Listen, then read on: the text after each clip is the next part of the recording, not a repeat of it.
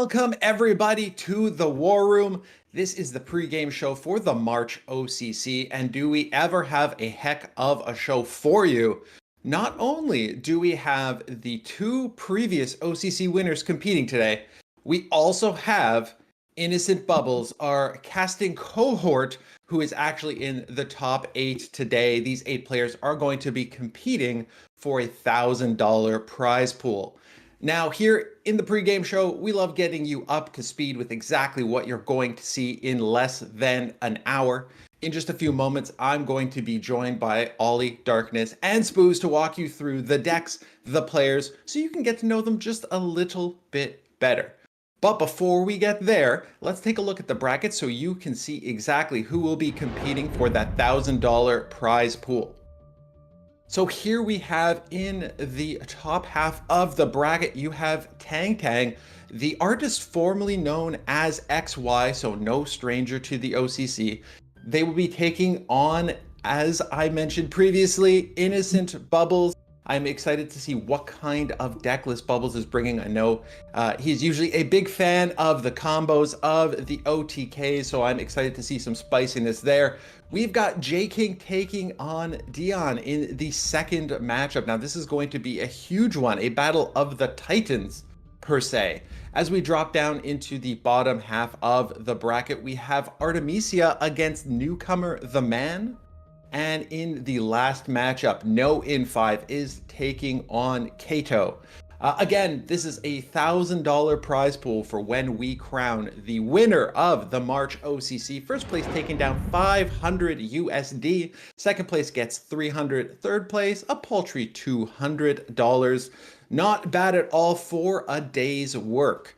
So let's get you introduced to the players. Let's get you introduced to the decks. Let's get you introduced to the three wonderful humans who will be joining me for this March OCC. Here we have them. Ollie, Darkness, Spooz. Ollie, how are you doing today? I'm doing fantastic. It's OCC day, right? That's always the best day of the month. Only rivaled by Cards Open Finals Day, whenever that falls within the same month. So, I'm more than excited. I've also, we've been taking a look at the decks, and each OCC that passes, man, we just keep getting more creative decks. We keep seeing the diversity go up. There is a commando deck today, like an unironic commando deck. There's also an unironic countermeasure deck. I'm gonna let you guess once which player is bringing both of these. Right? It's yeah, you know it. It's the crazy person Dion. So I'm more than excited. I mean, you say that, Ollie, but between Bubbles, Dion, I mean, we have newcomers. You never know. You never know what kind of spice we might see. Darkness, how are you feeling on this March OCC finale day? Well, I'm hyped to see this OCC pulling off. There are some very interesting matchups. Some very unique players are here today, like Jay King with his control, Rubble with some spice, No 5 with his aggro, and then more very strong tournament stacks are coming. Personally, I feel okay due to the fact I actually have COVID, but I'm vaccinated 3 times, so I'm actually fine. So yeah, let's get this thing rolling. Yeah, the Awesome, Rona ain't Darkness. got nothing on darkness. Spooz, do you share in the excitement that both Darkness and Ollie have coming into today with the variety we're going to be seeing deck-wise? Yeah, absolutely. And I think the most impressive part is that we have Christo, Darkness, Ollie, Spooz, and Bubbles on the show. How is that even possible? Yeah, I'm really rooting for Bubbles here today, and also interested to see Dion's decks and how they play out. I tried some of them, and I was not too successful, but yeah, that's probably because I'm not Dion. So really excited for today's shows. I think you hit the nail on the head there, Spooz. It's one thing to bring a deck list. It's another thing to be able to pilot it properly. So we're going to dive into that in just a second. You also made mention that, the four of us plus Bubbles are going to be on the show. We may also have a little surprise coming up during the actual cast of the OCC. You will have to tune in to find out exactly what I'm talking about. Now, Spooz, you talked about Bubbles. You talked about pulling for Bubbles. He will be in our first matchup today. So why don't we take a little dive into the Bubbles versus Tang Tang matchup? As I mentioned previously, Tang Tang, actually formerly known as XY, so no stranger to competing in some high-level events. So we've got the player cards loaded up for you. We've got the deck list loaded up for you. So let's take a look. Why don't we start with Tang Tang on the top of the bracket? So I believe we'll be diving into the player profile momentarily here. There we go. Yeah, right. We got it loaded up. Now, Ollie, I know you love looking at these. You love seeing the total number of matches. The win rate, though, 70% coming in first this season. Now, that's absolutely incredible. Yeah, I mean, it's going to be across the board. It's very rare that we see someone in the officer club that has, less than 60% win rate. 70% is obviously just absurd. Maintaining that over 8,000 matches is also just crazy. And, we keep talking about this. A 51% or a 55% win ratio is really good. That's going to get you to the top, in most games. But these players are showing that they're consistently beating the field and they're maintaining this win ratio. I also just like the fact that, his most played is Germany, but his favorite card is Monty. So, what's up with that? Why not playing more Monty? Why not more Britain? But I think this just gives us a nice little look into the resume of these players. You don't want to face Tang Tang. That's just for sure. He's I believe under the nickname XY, he did win a previous OCC, or at least place in the money. So this guy's tried, tested, proven himself over and over again. But he's not going to be facing any slouch. He's going to be facing a veteran in Bubbles.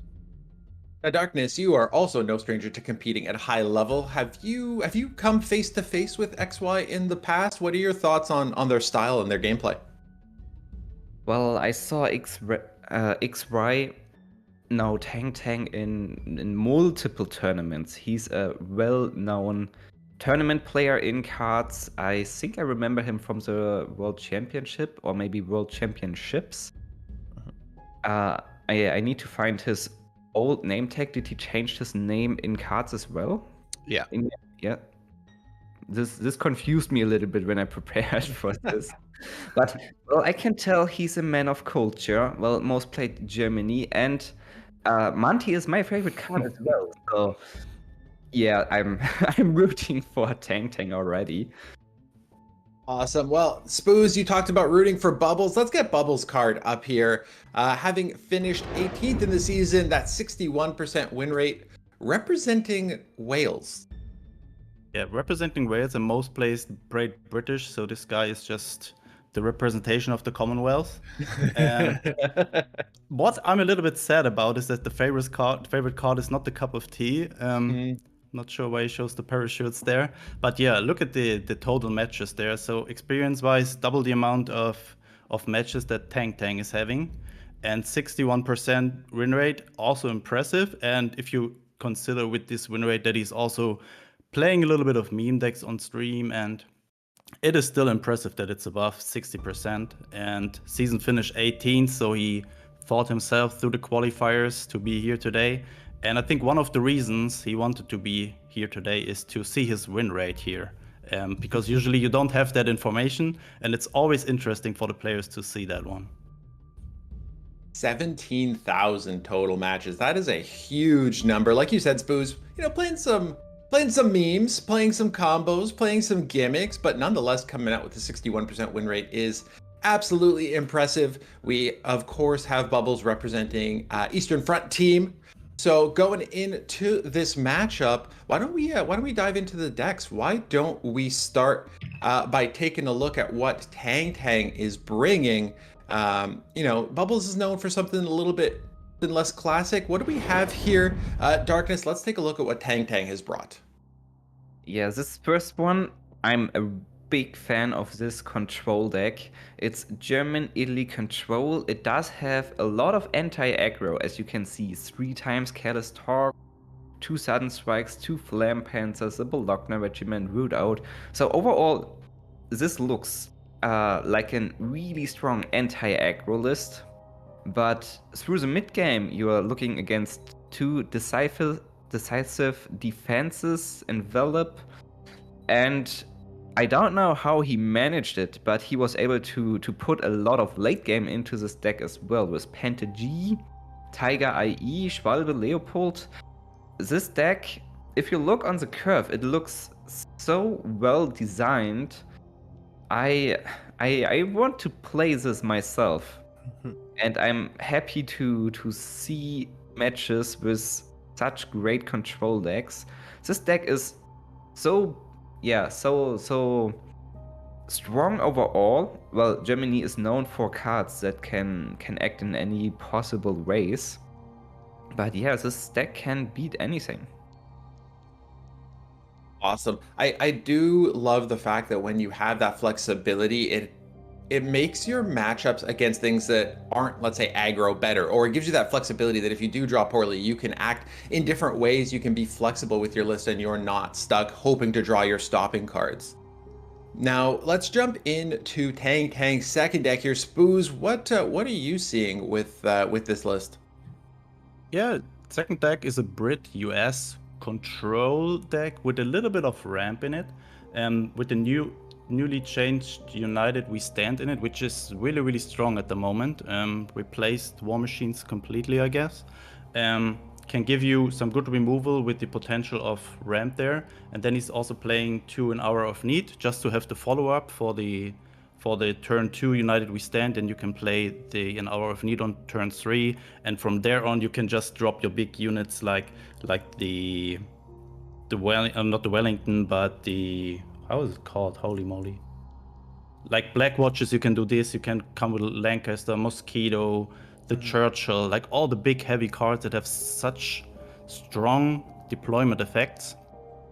And yeah, a lot of control. You have Monty, you have the second Paracy that was introduced with the latest expansion, a very strong British card. You can pincer any unit, and when both of these units or any of these units is dealing damage, the unit dies, which is a really strong effect.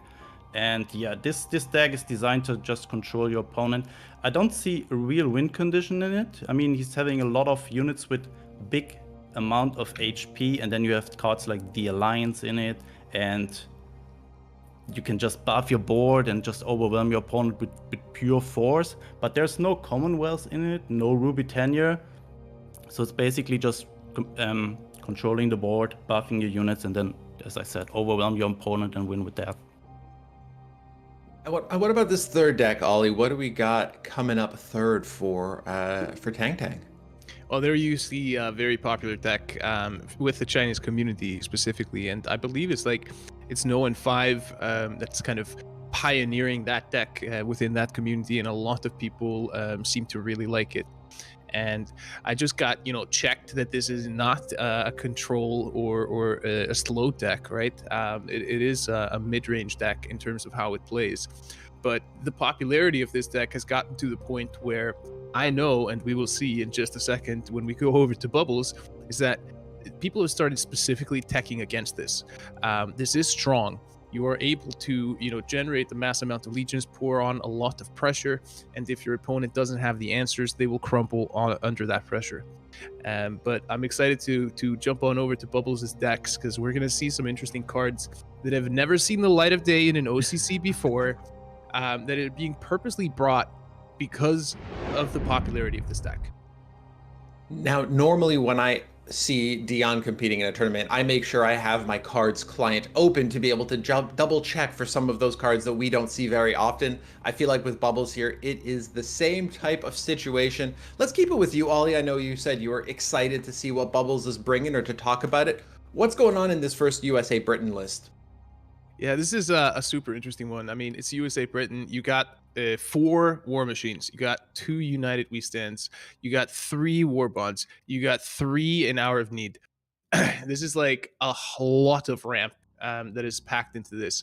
But then you're, supplementing that with all the value in the world. And this is just how we know US ramp is being played. You got the 101st Airborne, you got the Avengers, B-17s. He's also rocking the B-17F. And this has been an extremely kind of difficult card to deal with. It can't be targeted with orders. It's 6/6. It's a bomber, and it has heavy armor 1. The only downside of this card is when your opponent just drops an Orado and saves his HQ.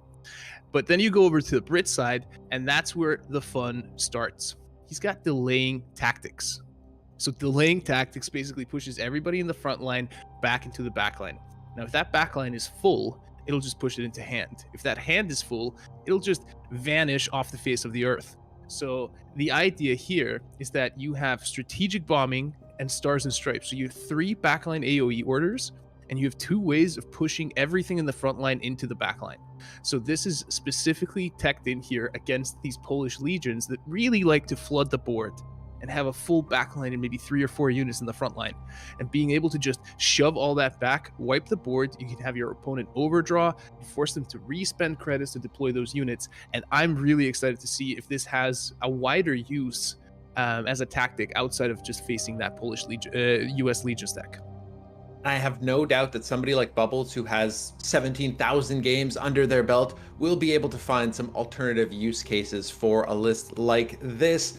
Darkness, we're flipping the ally and the main on this next list. We have got the Brit US deck. What do we see in here? Well, on the first look, it looks like Brit US ramp.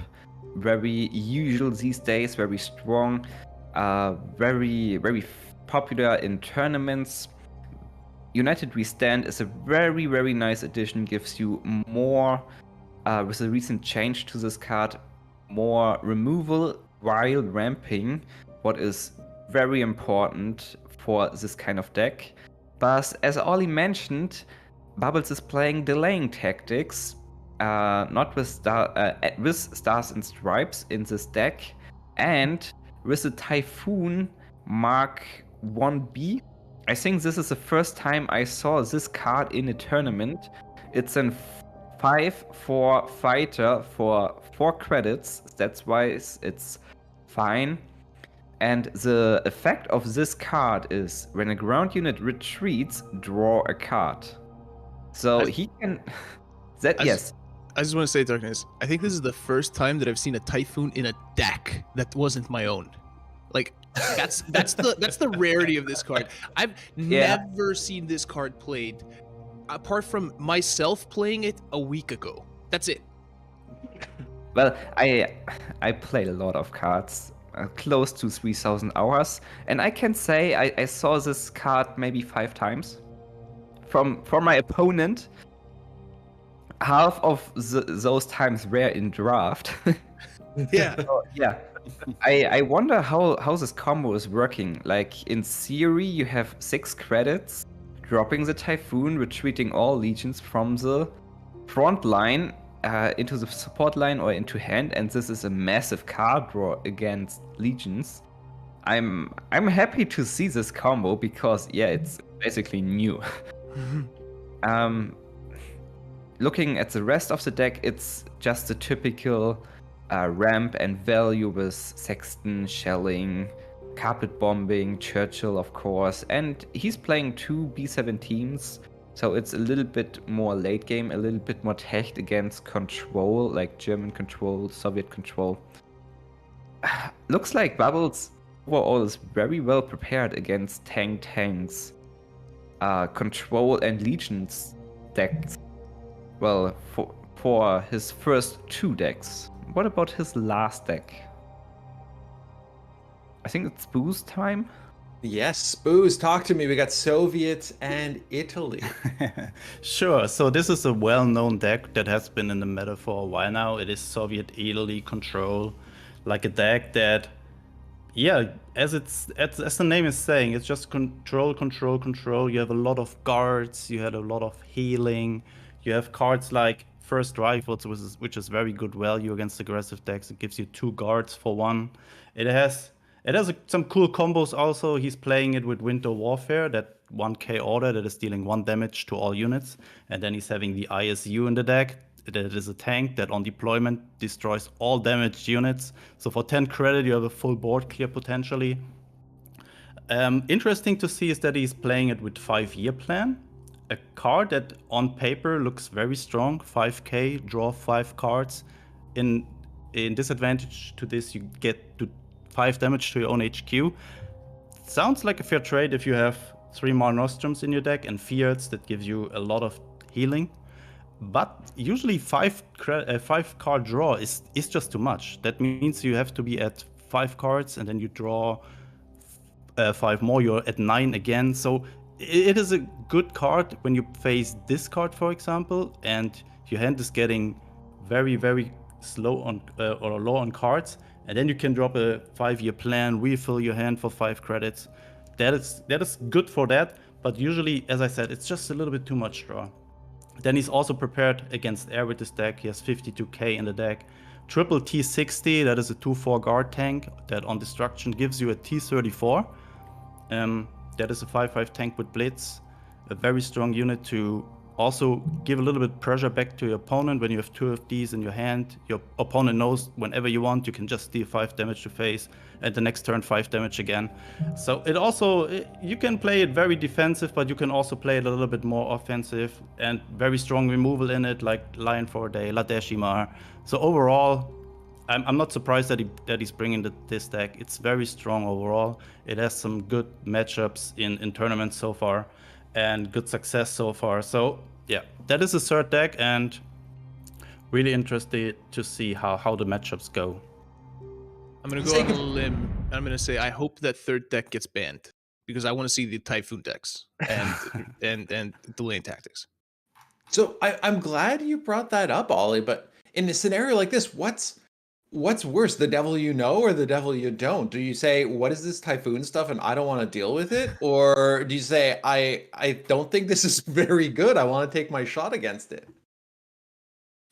I mean, I think given the fact that Tang is bringing USA Legions, I think he should ban 1 of the two decks, right? I mean, they're specifically teched against it, and I think it's pretty obvious. You look at the AOE that you have in those decks compared to the Soviet deck, right? In the Brit USA deck, he's got 2 carpet bombs and he's got 2 stars and stripes. In the USA Brit deck, he's got strategic bombing and he's got 2 stars and stripes. There's a lot of AOE in those decks. You don't want to face AOE as legions. So I think it's a given if you're tank that you ban one of those decks. Do you guys agree, Spooz Darkness? 100%.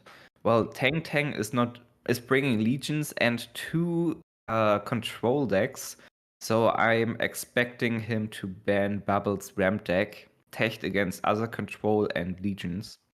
This would be an obvious choice for me. What do you think, Spooz? Yeah, completely agree with that. That ramp deck is really, really strong against Tank's lineup. I expect Bubbles to ban the German Italy from Tank, and I think Tank is also expecting this.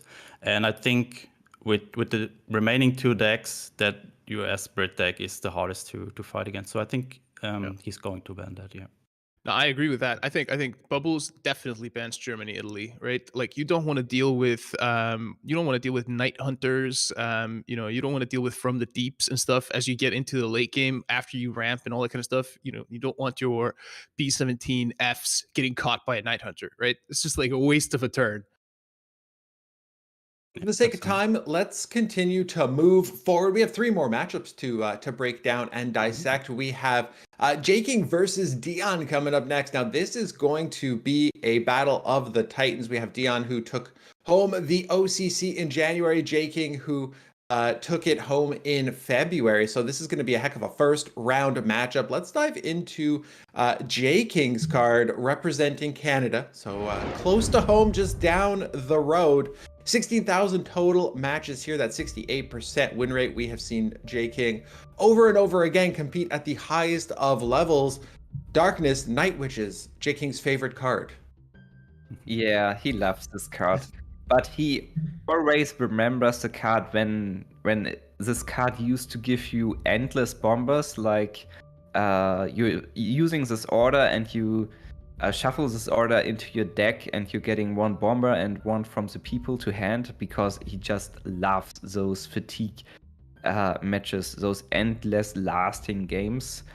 I think he thinks this card currently is strong, but he still demands to change Night Witches again to make it even stronger, or to give it back the endless factor.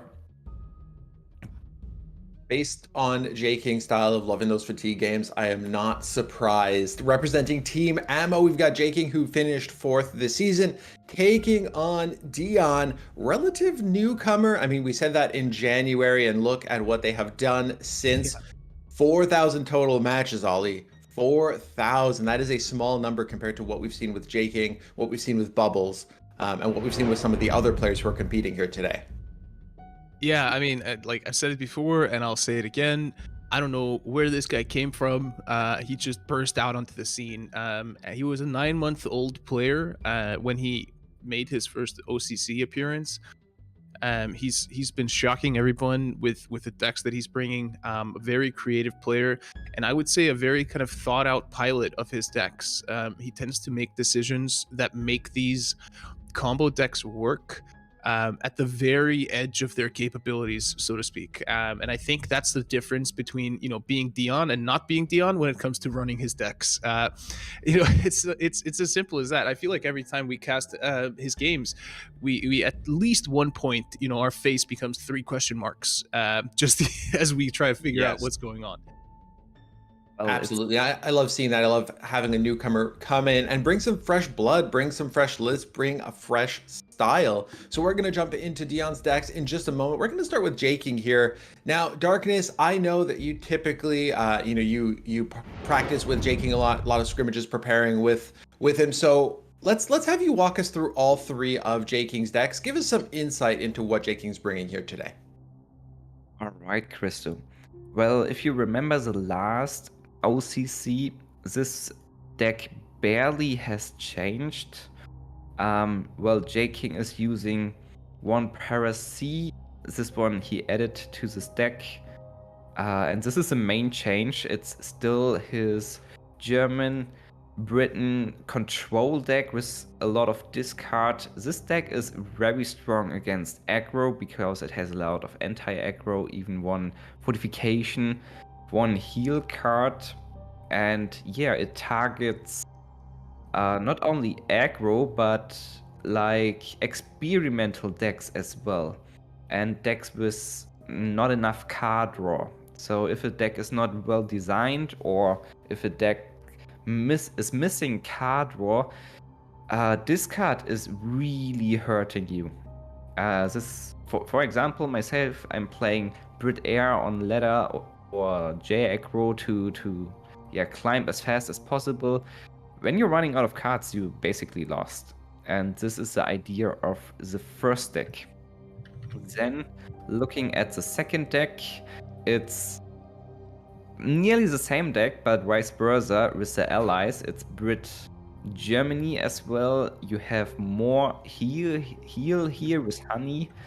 Jay King was able to add 2 second Paracy, an amazingly strong card from the last expansion. The pincer unit, it's a pincer unit, and this gives another unit the pincer effect.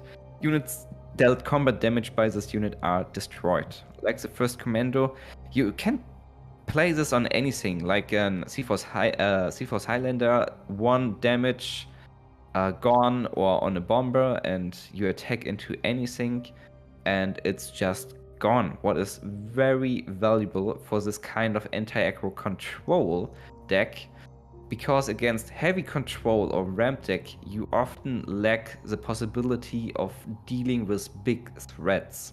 Like, what do you do against a Penta G or Tiger IE in the front line?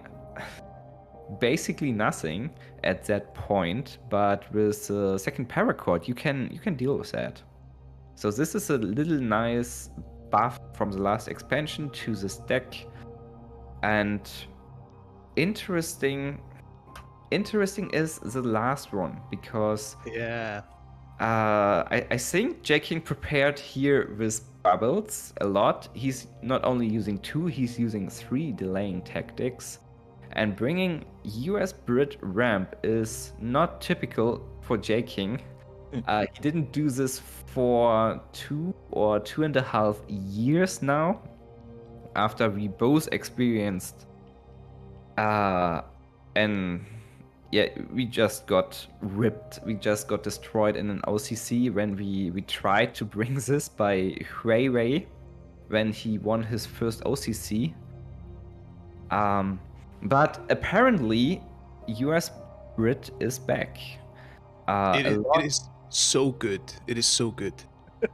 Yeah. Mainly after the United We Stand change, now it's an way to deal against early aggro, like in Cavalry Regiment or Panzer 35T. It's just killing anything with 1 or 2 damage, with 1 or 2 HP. And it ramps as well. So this card is very flexible and way better than the War Machine, while War Machine is in basically any ramp deck. So this is a great buff. In combination with delaying tactics and Stars and Stripes against Legion, now enough ramp to maybe make Quartermasters looking good. This would be cool, and this needs to be seen. And of course, a lot of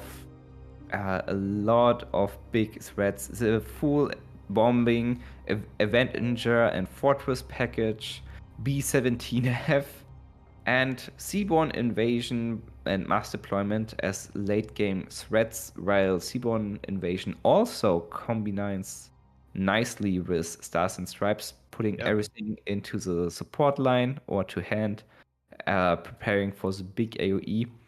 I really want to see this in action. I agree. So we've got Jay King bringing mostly typical Jay King type of things, and then we've got this ramp deck added on. But Spooz, walk me through the shenanigans that Dion has on deck for us today. Yeah, talking about Jay King bringing Jay King things, we just see Dion bringing Dion things. I'm a little bit sad here that Ollie cannot call us through the first deck, because he would love to see that. It is a Britain-Japan commando deck, but not just that. It is also a credit denial deck. So also has the target to destroy your opponent's credit count. Like look at this. He's only playing 2 Japanese cards, and this is the Southern Plan. The card that got introduced in, I think, the expansion before the last one. A card that gives you 1 extra credit slot and lets your opponent lose 1 credit slot. Very, very annoying if you can combine this, for example, with a turn 1 Observer Core, and then turn 2 you play Southern Plan. Very annoying for your opponent.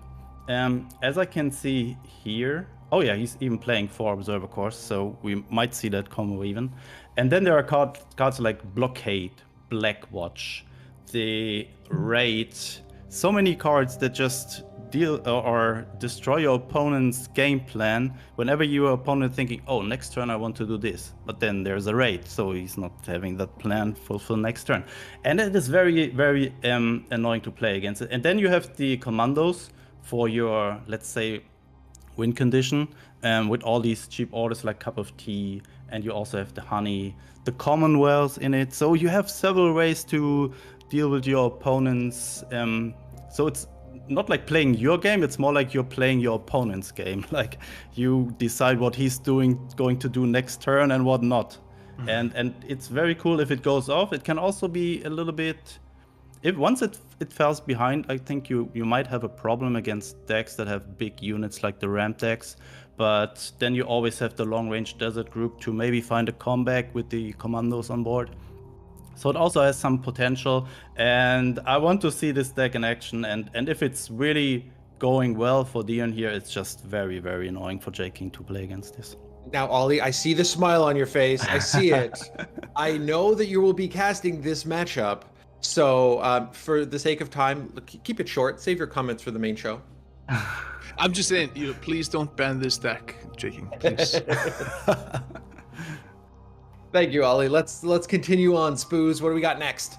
Exactly. Next one is a deck we know very well. We've seen this a lot in the last year and also in the beginning of this year. This is the Japan-Germany Feint Retreat deck. A very aggressive Japan deck. You have some very high aggressive 1-drops like the 15th Cavalry Regiment, you have the Bicycle Regiment, and then you also have Befehlswagen, that unit, once you move into the front line, it also gets deployed from your hand. So in the best case, you have like a 2-1 and a 2-2 in the front line on turn 1 there. That can be very hard to deal with for your opponent. And yeah, we saw this deck a lot, so let's not talk too much about it, and let's better jump into the third deck that Dion is bringing. A deck everybody was thinking when we first saw this, is he serious about this deck? Like, look at this. It is a German US. I don't know what to call it. I would call it a countermeasure deck, because it has the 87 Grenadiers in it. And then he has like Blumenvoss, Lurking Danger, Entrapment, Airstrike. Like all the countermeasures you can imagine. Night Hunters from the Deep, Missing, Careless Talk. So 90% of the deck is countermeasures. But then he also has like Second California in it, Patriotic Zeal, and then look at this card there at the bottom for Germany, Exploit the Gap. We're seeing Exploit the Gap in an OCC. Who would have ever thought this? And then you also have Uncle Sam. Triple Uncle Sam. So I played a Leopold printer deck where you just have Leopold and the rest is removal, and you wait for your Leopold to draw and then you copy it, and you can just destroy your opponent with all these Leopolds that you can deploy, because he can never develop a board there. And I think we might see something like this. I'm not sure. So we all have not been sure how it's working. If you get a 0 credit Leopold with the Exploit the Gap and then reprint it with the Uncle Sam, I have the opinion it will be a 10 credit, but it would be insane if it would be 0 credits. That would be the most insane thing I've seen in a while. But I'm not sure how good this deck is, honestly. Countermeasures usually are good when you play in ladder and your opponent is not expecting them. But 87 Grenadiers is a big tell that you might play countermeasures. Yes. So Yeah, I think Jay King has some ways to play around it, but also you need to develop a board at some point, right? And with all these countermeasures, every unit that you deploy is probably just getting killed. But I have a feeling, we are not at this point yet, but I have a feeling that Jay King might ban this deck because it can be very annoying for him to deal with this. Knowing countermeasures are coming is one thing. Being able to play around all the countermeasures is a whole different thing. All of you were losing your mind as Spooz was walking you through that list. What's going on? What's going through your head? When the 87th Grenadiers came out the first time, I made a countermeasure deck that was all about like creating massive 87th Grenadier guards and Grenadiers, and it worked sometimes, right? And when it worked, it would be like, you know, a 45 unit or something crazy like that, right? But then there was those games where, you know, all of a sudden they would just get like a sudden strike on my 25 unit and it's just gone. So I want to see this work. But at the same time, I kind of don't, because I really don't want to be running into this deck on ladder. Because you're going to be like, oh, he's playing Germany. Oh, it's going to be German aggro or Germany control. Great. And then you just go, okay, careless talk. Oh, he just played a Grenadiers. Oh my God. And you get stopped, right? So mixed feelings on this one. Yeah, I want to mention one thing. The biggest weakness of this variant with the 87 Grenadiers is that you don't have Britain as ally. You can't have evasive action and you can't have secret operatives. So there's so much, your opponent can just play United We Stand on it and it's dead. And you cannot really protect it. And I think that might be the weakness. But maybe second California and then you get the exploit the gap on a big Tiger 1E can also win you the game with a Patriotic Zeal, maybe. So I'm interested to see how Dion plays it. I mean, I'm pretty sure he has a match plan, and I'm excited to see if it goes out. Second California, that gets the Patriotic Seal. So it becomes 12-6 and only goes -2, -1 whenever it takes damage. That's going to block the front line for like days. Sounds nasty, yeah. Yeah. Well, Mark Theus, our producer, is in my ear saying we got to move on. So the next matchup we've got is Artemisia against the man. So what we're gonna do, because we can dive into the cards once we the player cards once we get to the actual event. So Darkness, in 2 minutes or less, can you walk us through Artemisia's lists, please? Yeah. Are we seeing it right now? There it is. There it is. There it is. Okay, Artemisia, they are usually in the OCC a very well-known tournament player. Looking at his first deck, it's Germany, Italy. It's in control deck. It's very similar to the one I already explained. It has 3 Careless Talk, Sudden Strike, Decisive Descents, but it's very strong in the late game with Penta G, Tiger IE, Leopold, and Schwalbe. So we already saw this deck. The Chinese player are preparing against or with themselves to beat Jay King and Bubbles here as well. The second deck of Artemisia, it's an ramp deck. It looks similar to the ramp deck we already saw, but the big difference is 2 times the alliance. So the idea here is to play like honeys. He's even running 2 albacores, playing ramp, so building up units. Next deck. Yeah. We don't see the correct deck. Yeah. There we go. Oh, we didn't saw it. So again, this is an Brit US ramp deck, having some early units with honey, albacore, Piracy, and some ramp. And on top of this, you're playing in the mid game the alliance, and everything is +2/+2. With the lot of stats British units have, like C4's Highlander and Blackwatch, this can be so crucial and so hard to break through. Nearly impossible for aggro decks after this combination pops off onto 2, better 3 units. This looks like a very strong version of Brit US Ramp. It doesn't have B-17s or the Avengers for the late game, so the power spike is more towards the mid game here.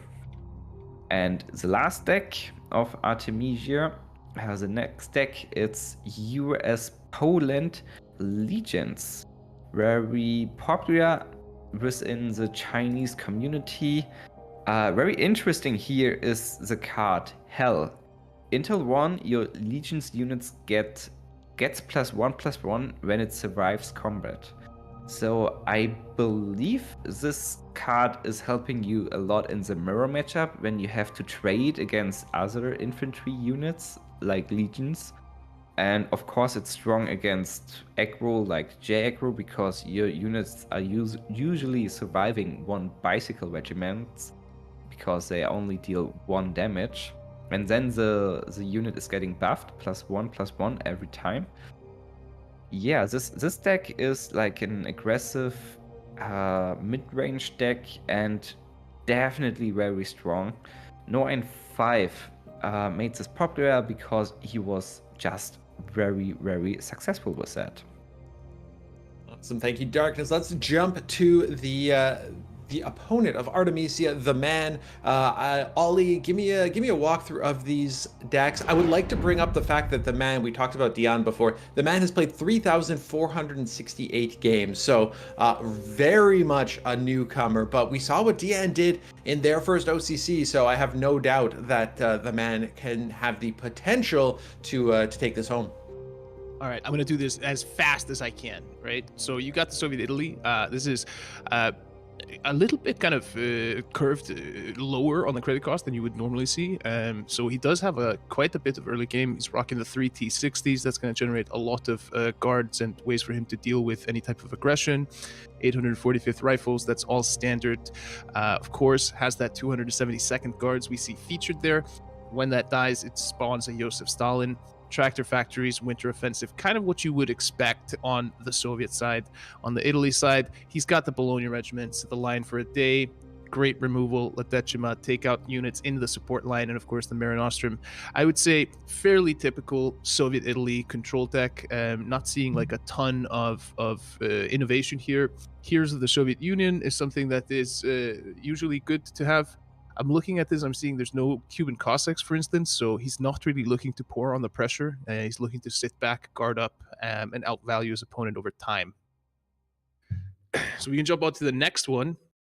In the next one, you got the Germany-Italy deck, another control-heavy deck. So it looks like we have a player here that really wants to control things. And I would say, you know, as a newcomer into the OCC, the man is doing a really different entry to Dion, who showed up with like baby combo for his first one. He's bringing really solid, really thought-out decks. And a big card I want to highlight here is the JU88G6. This is one of my absolutely, worst cards to play against. I feel like it can punish you so hard by just trading against the right units. And basically, when you kill a unit with this fighter, you get a copy of it to your hand. So if you're able to steal the kind of clutch units from your opponent, and especially in the matchups that we're seeing today with a lot of, big bombers and so on being dropped on the US side, that could be the game changer. And then we go on into the final deck, and there you got the USA Poland Legions deck. And this is something we're seeing as a recurring deck being brought by the Chinese players in this tournament, because this is an extremely popular deck within that community, pioneered by No15, who is basically the most successful Chinese tournament player at the moment. So a lot of people want to be doing what he's doing, and they're all going to be bringing kind of their own unique flair when it comes to piloting this deck. So I'm extremely excited to see 3 different versions of this deck being played, or like how it is being played today. Speaking of No15, we've got No15 versus Kato in our final matchup of the day. Let us continue on a breakneck speed here. We'll have Spooz walk us through No15's list in just a second, but if you are looking for more in-depth analysis, we will of course be breaking the decks down and seeing them in action in just a few moments when the OCC kicks off. In the meantime, Spooz, tell me about what No15 is bringing today. Yeah, first deck of Known 5, and Known 5 usually known for playing very aggressive decks, very fast decks, and so is this US Poland Legions deck. We saw it a lot, so very popular in the Chinese community at the moment. I think each of them is bringing a deck that has this style. I think Dion is not bringing, but the other guys are bringing a deck like this, like very, very strong. You have cards like Catalina, the Skytrain, the Red Devils, also 32nd Infantry. You spam all those cheap units in the early game, and then you have several ways to go to. You can just play a We Can Do It on them, give them all +3 health so they stick on board, or you have the potential to play a Unity of Strengths, an order that is giving a unit +1/+1 for each infantry unit on board. So you can play it very, very aggressive, but with cards like Underground State and Tano Regiment, you can also play it a little bit more mid-range style. And it's very versatile, and I'm pretty sure no one knows how to pilot this deck and might be very successful with it. Then the next deck, a German US Fast Heinz deck without Fast Heinz. So the deck archetype was usually played around the card Fast Heinz, a card that gave all German tank units +2/+1. It was changed to give all tanks unit in the front line, all German tank units in the front line +2/+1. That was not strong enough, so it disappeared, was replaced by stuff like, I don't know, there's not even, stuff like We Can Do It, for example. It is way more likely that your units survive removal from your opponent, like a carpet bombing, when you give them +3 health. So a deck that is very, very aggressive. He's playing it with 3 Blitzkrieg. So potentially you can die on turn 4, turn 5 if you're not finding early guards or removal for the tanks. And a lot of them have 3 health. So stuff like United We Stand is not really killing a Panzer II there. So it can be very, very frightening, especially if your opponent is finding a Greif early on. That is a tank that is reducing the operation cost of all your tanks by 1, and a lot of these tanks only have 1 operation cost.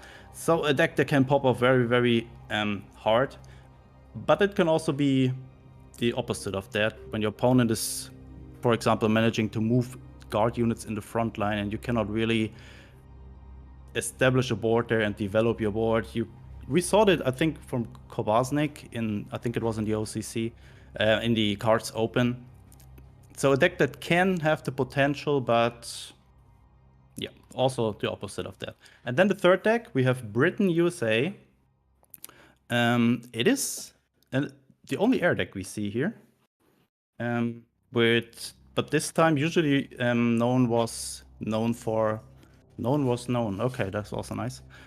For playing it with Japan ally. He switched to USA now with cards like Greyhound. Also United We Stand. He's having the P-38 Lightning in it. And yeah, I'm excited to see how his Brit decks developed into this direction. Also the second Paracy is in it, a card that is good to get rid of annoying stuff from an opponent. And he's also playing with 4 close air supports, a card that was recently nerfed. And maybe we should say it got changed, because it can also have some good synergies now when you have, like, it was used to buff 1 unit into a very, very big one. Now you can give more units smaller buffs, so it's harder for your opponent to make the choice which one to remove. So there's also an advantage in the change there, and we will see how good Brit Air still is after this change. Yeah, that's it. All right, so thank you so much, Spooz. Ollie, I've been seeing you sipping on that Pepsi Max. We are open to sponsorship, but also there's probably a whole heck of a lot of caffeine in there. So let's have you walk us through the finalists from Cato here before we get to the main event. Of course. Let me bring them up here on my side so I can read them properly. Cato, he's interesting guy. He's the only one bringing France. So I'm, I this is France resistance, right? Japan resistance. We've seen this has been around for a while. There are Imperial decrees. It's all about going to fatigue. Let's not waste too much time on this one. I think, people can see it. They know what it is. This isn't a familiar archetype. I don't see any huge changes to this. So let's bring on to the next deck here. There we go. All right, there we go. Now we got the Germany-Italy, and this one, again, I'm seeing a lot of countermeasures coming out of the Chinese players here. There's, lurking danger to draw them. There's the envelop. There's 3 careless talks. He's got wolf packs, root outs, a lot of different ways to deal with this aggression. And then you look over on the Italy side, and you see some interesting stuff that we don't see all that often. Decisive defense and the Semovente da 75-18. And I've been playing a lot of ladder recently, and I've been struggling against the Semovente if it's played in a on turn 3 and then allowed to kind of sit on the field for a while. So it's going to be an interesting way to see how this plays out. A slightly different take on the Germany-Italy value deck with maybe a little bit more aggression and mid-game damage. And then we swap on over into the third deck here, and that is the Soviet-Italy. And again, this by nature, it kind of plays in a control-y way, right? You have ways to heal, you have a lot of different guards, but he's also done things like put the T-28 in there, which is a pincer unit, and when either the T-28 or the card pincer dies, it gets put on the top of your deck. So he has possibly the ability to recycle some of these cards, and I'm specifically looking at the T-60s there, because the T-60s are an extremely good card to replicate, because it does not only give you a 2/4 guard unit, but when that gets killed, it gives you a 5/5 blitz unit that you can blitz out from hand and deal with any big threats in the front line. So going to be interesting to see his decks perform here. It's his first time in the OCC as well. So again, solid decks for a newcomer, and let's see how he can pilot them. Awesome. Thank you, Ollie. Darkness, anything you want to add about this last matchup? I think Megumi Kato is really well prepared against Noine 5. Noine 5 is really strong, usually sitting at the top of the ladder, always playing his comfort decks like Heinz, US Poland, and Brit Air. And Kato just took advantage of that knowledge, The Japan Franks resistance deck is really, really strong against ground unit based decks like US Poland and like the Heinz, the German tank deck. Well, it's pretty bad against air usually, but he can ban one deck, so he should be fine. The German control deck as well is really targeting those infantry decks with root out the enemy, with Bologna Regiment, with Flam Panzer, with Sudden Strikes. And so does Soviet Control. He has a ton of units. He has like a big, solid defense line and saying, "What's up, 9-5? I ban your air and your infantry has to run against my brick wall. Come get me." Yeah. So I'm really looking forward to see who's winning here. I would personally bet on Megumin Kato, just from the preparation. But of course, 9-5 can win against basically any deck he's facing with his crazy control, with his crazy aggro decks. Because when those aggro decks are popping off and he has the right combination, it blows out everything. So this is the last matchup in a nutshell. I think that that's a great point, because you have this scenario where you have a relative newcomer against somebody who has proven that they are a high caliber player, but they play in the same community. So there is an opportunity for them to prepare for each other and to have some kind of visibility into the strategy. I appreciate the breakdown by all three of you wonderful humans. We are going to get into the main event in just a moment. Darkness will be joining me on the host desk. We're going to have Ollie and Spooz casting the first matchup of Bubbles against Tang Tang. You do not want to miss it. You do not want to miss who will be taking home the $500 grand prize and the title of the March OCC champion coming up in just a moment.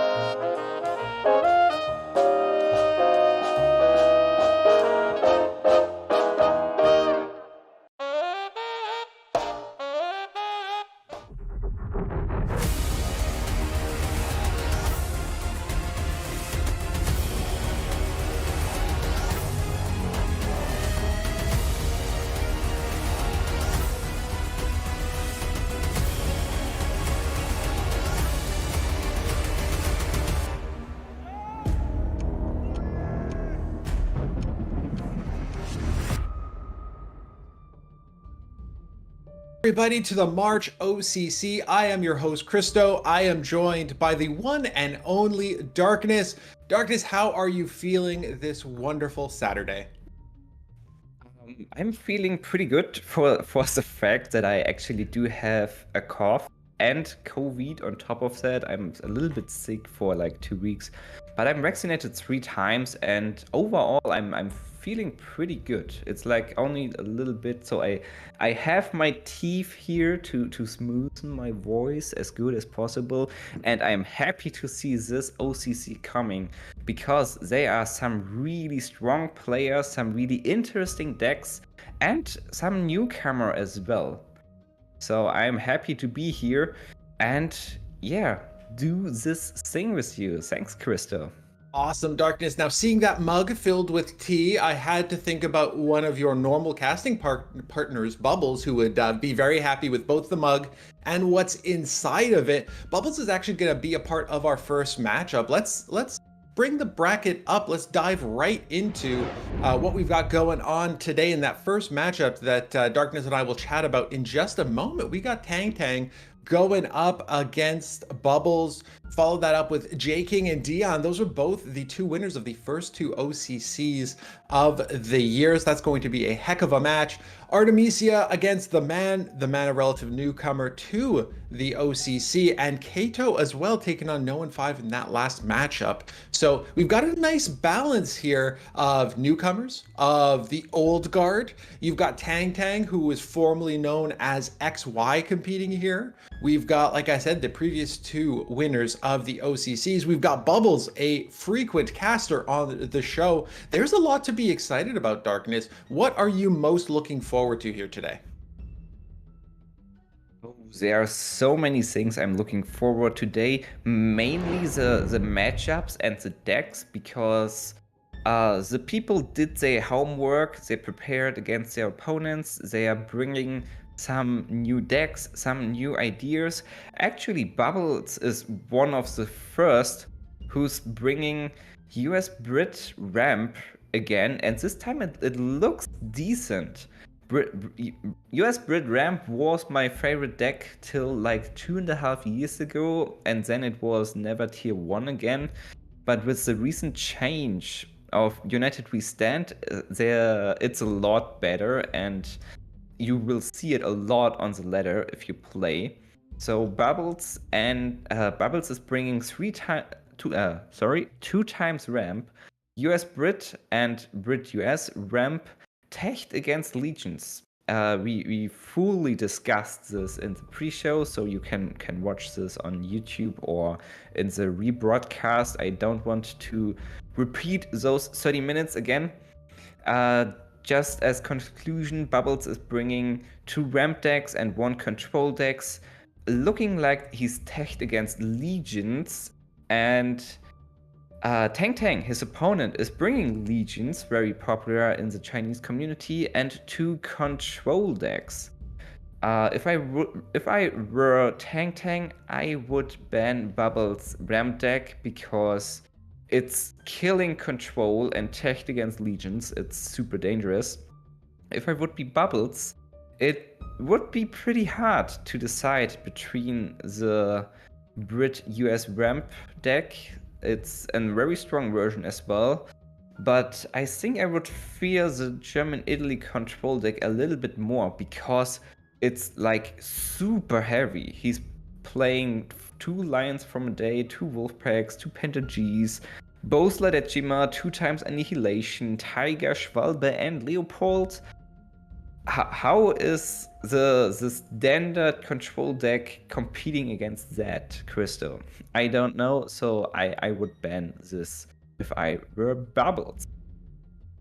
I think that's a perfect breakdown of the list of the opponents here, because you've got, Bubbles, who is often somebody who talks about bringing some fun lists, some different things that we don't normally see. And when you come to an OCC, you're sort of expecting that typical, hey, I've got control, or I've got aggro, or maybe a Brit Arrow or a ramp here and there. But Bubbles is going to try and throw their opponent off through all of this. Now, speaking of bans, I do believe the bans are in. I think Spooz and all your standing by and are ready to break down exactly what that's going to look like in our first matchup here of the March OCC, where the players are competing for $1,000 prize pool and the title of the March OCC champion.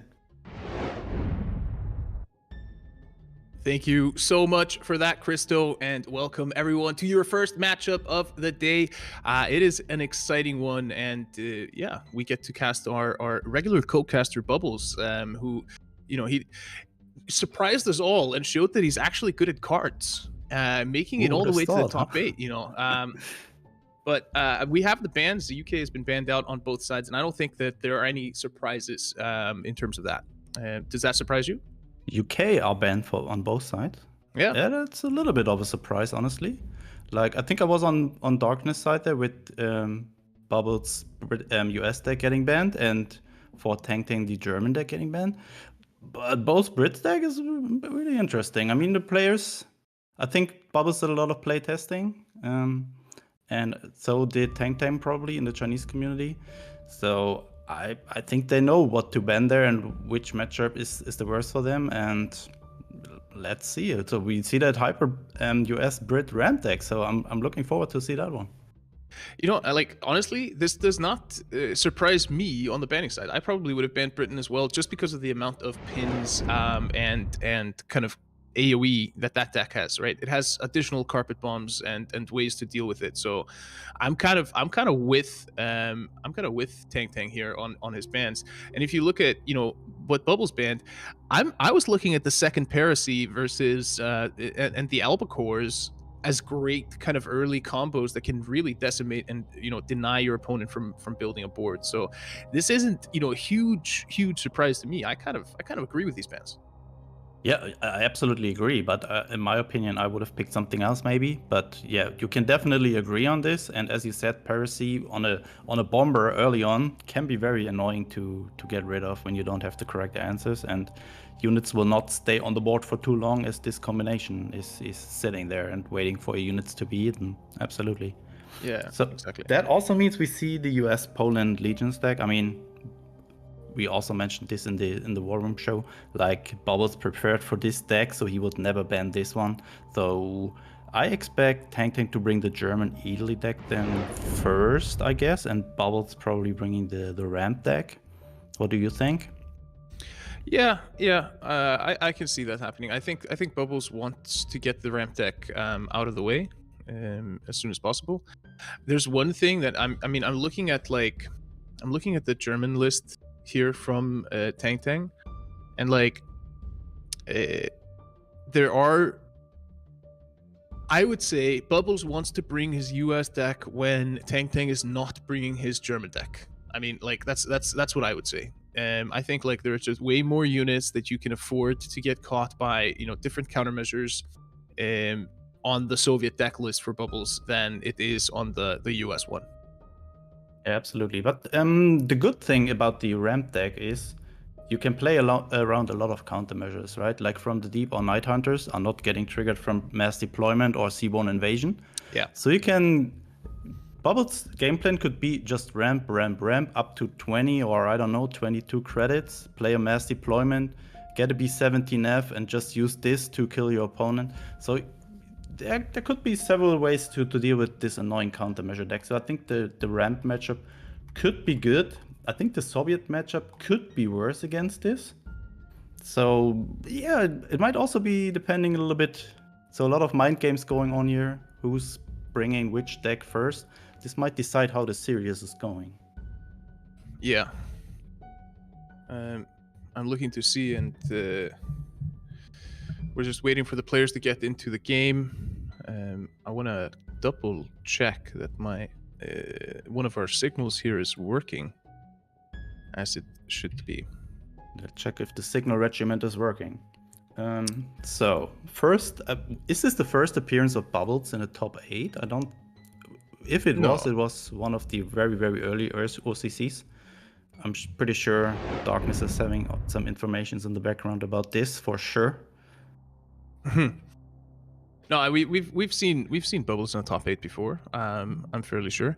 I think if we're talking about like advantages versus disadvantages, I mean Bubbles went through the play-ins here, and I feel like we've been seeing fairly regularly the players that come in through the play-ins make it at least out of the quarterfinals and into the semis, and I think it's just one of those things that you just have a slight advantage in terms of having experienced the tournament meta that month, that close to the OCC.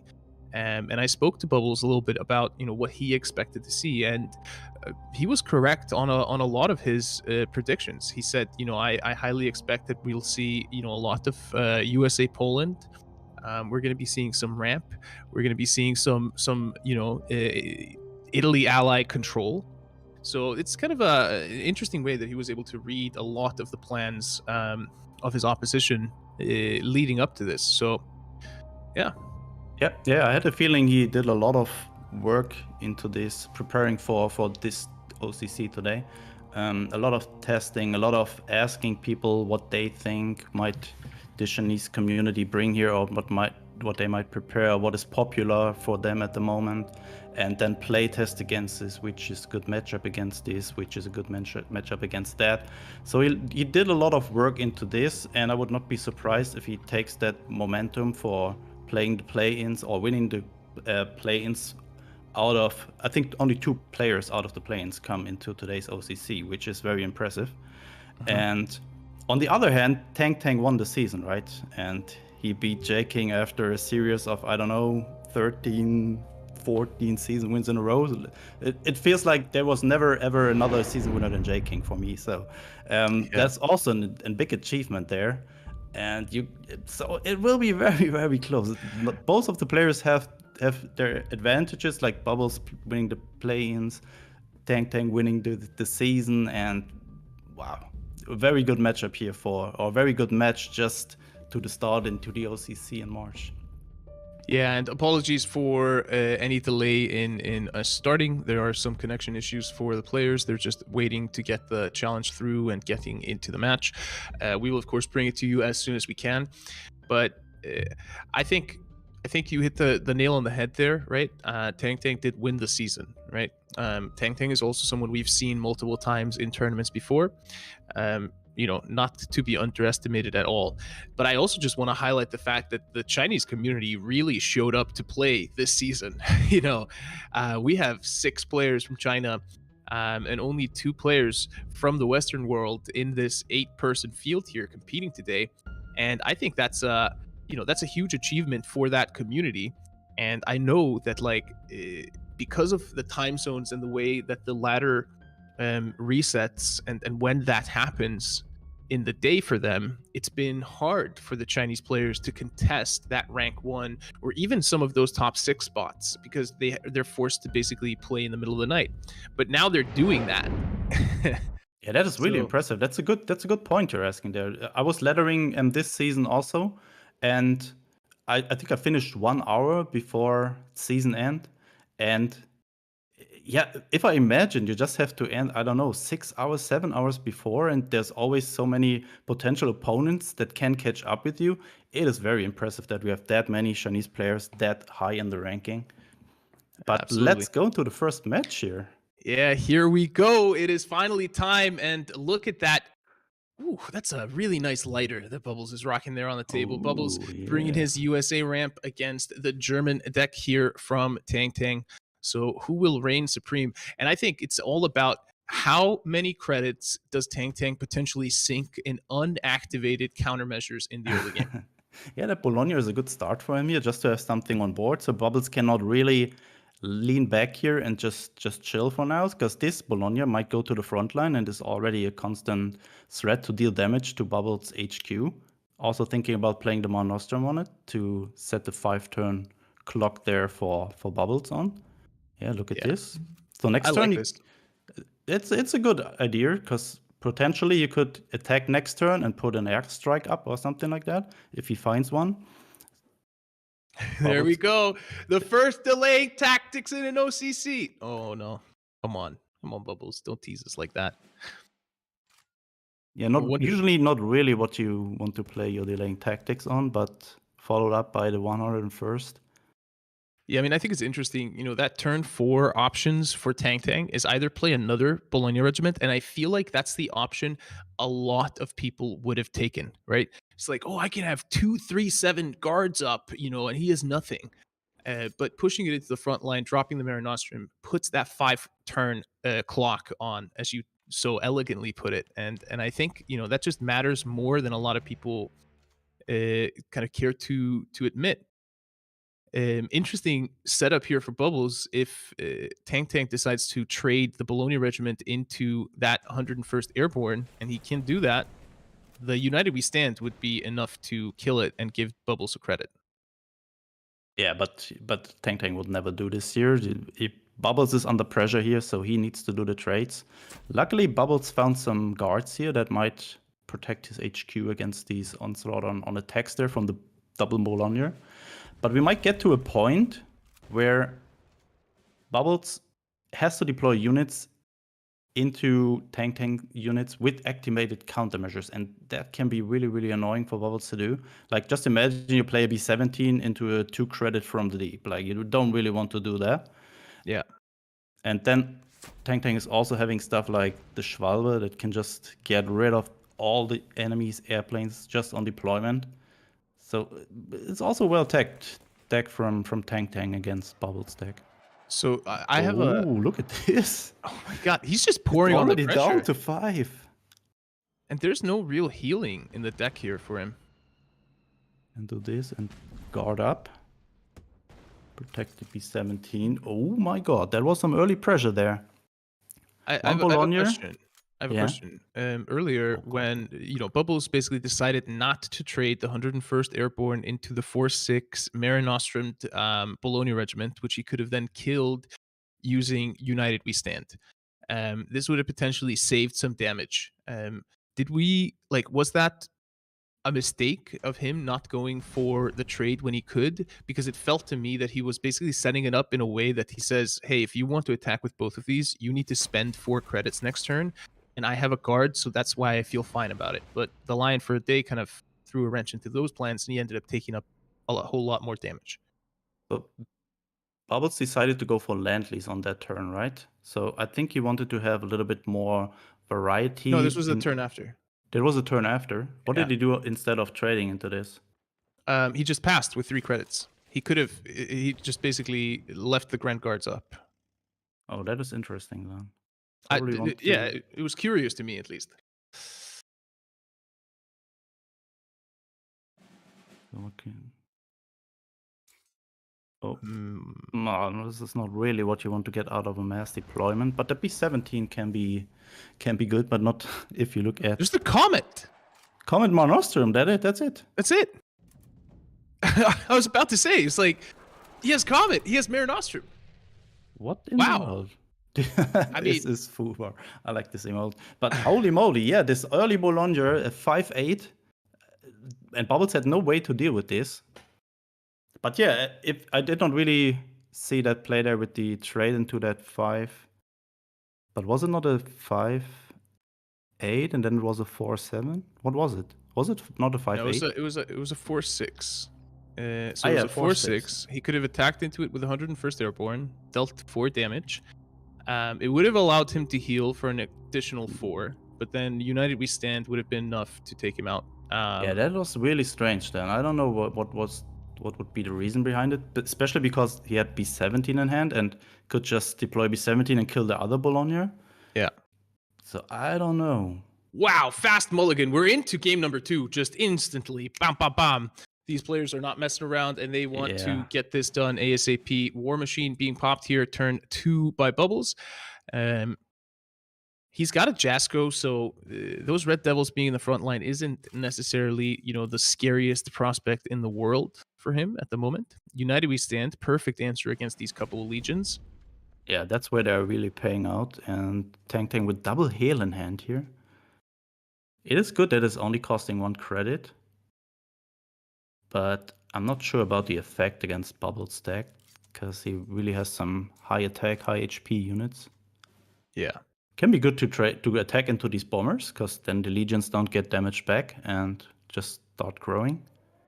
Yeah, I really like the, you just pull out the strat bombing here, deny a credit, only going to be 4 credits here for Tang Tang, and he's already kind of running out of cards. And we see that he's not necessarily packing like the best cards in his hand right now to funnel the ongoing onslaught. I'm not sure if I would have not liked to see the buff on the Red Devils.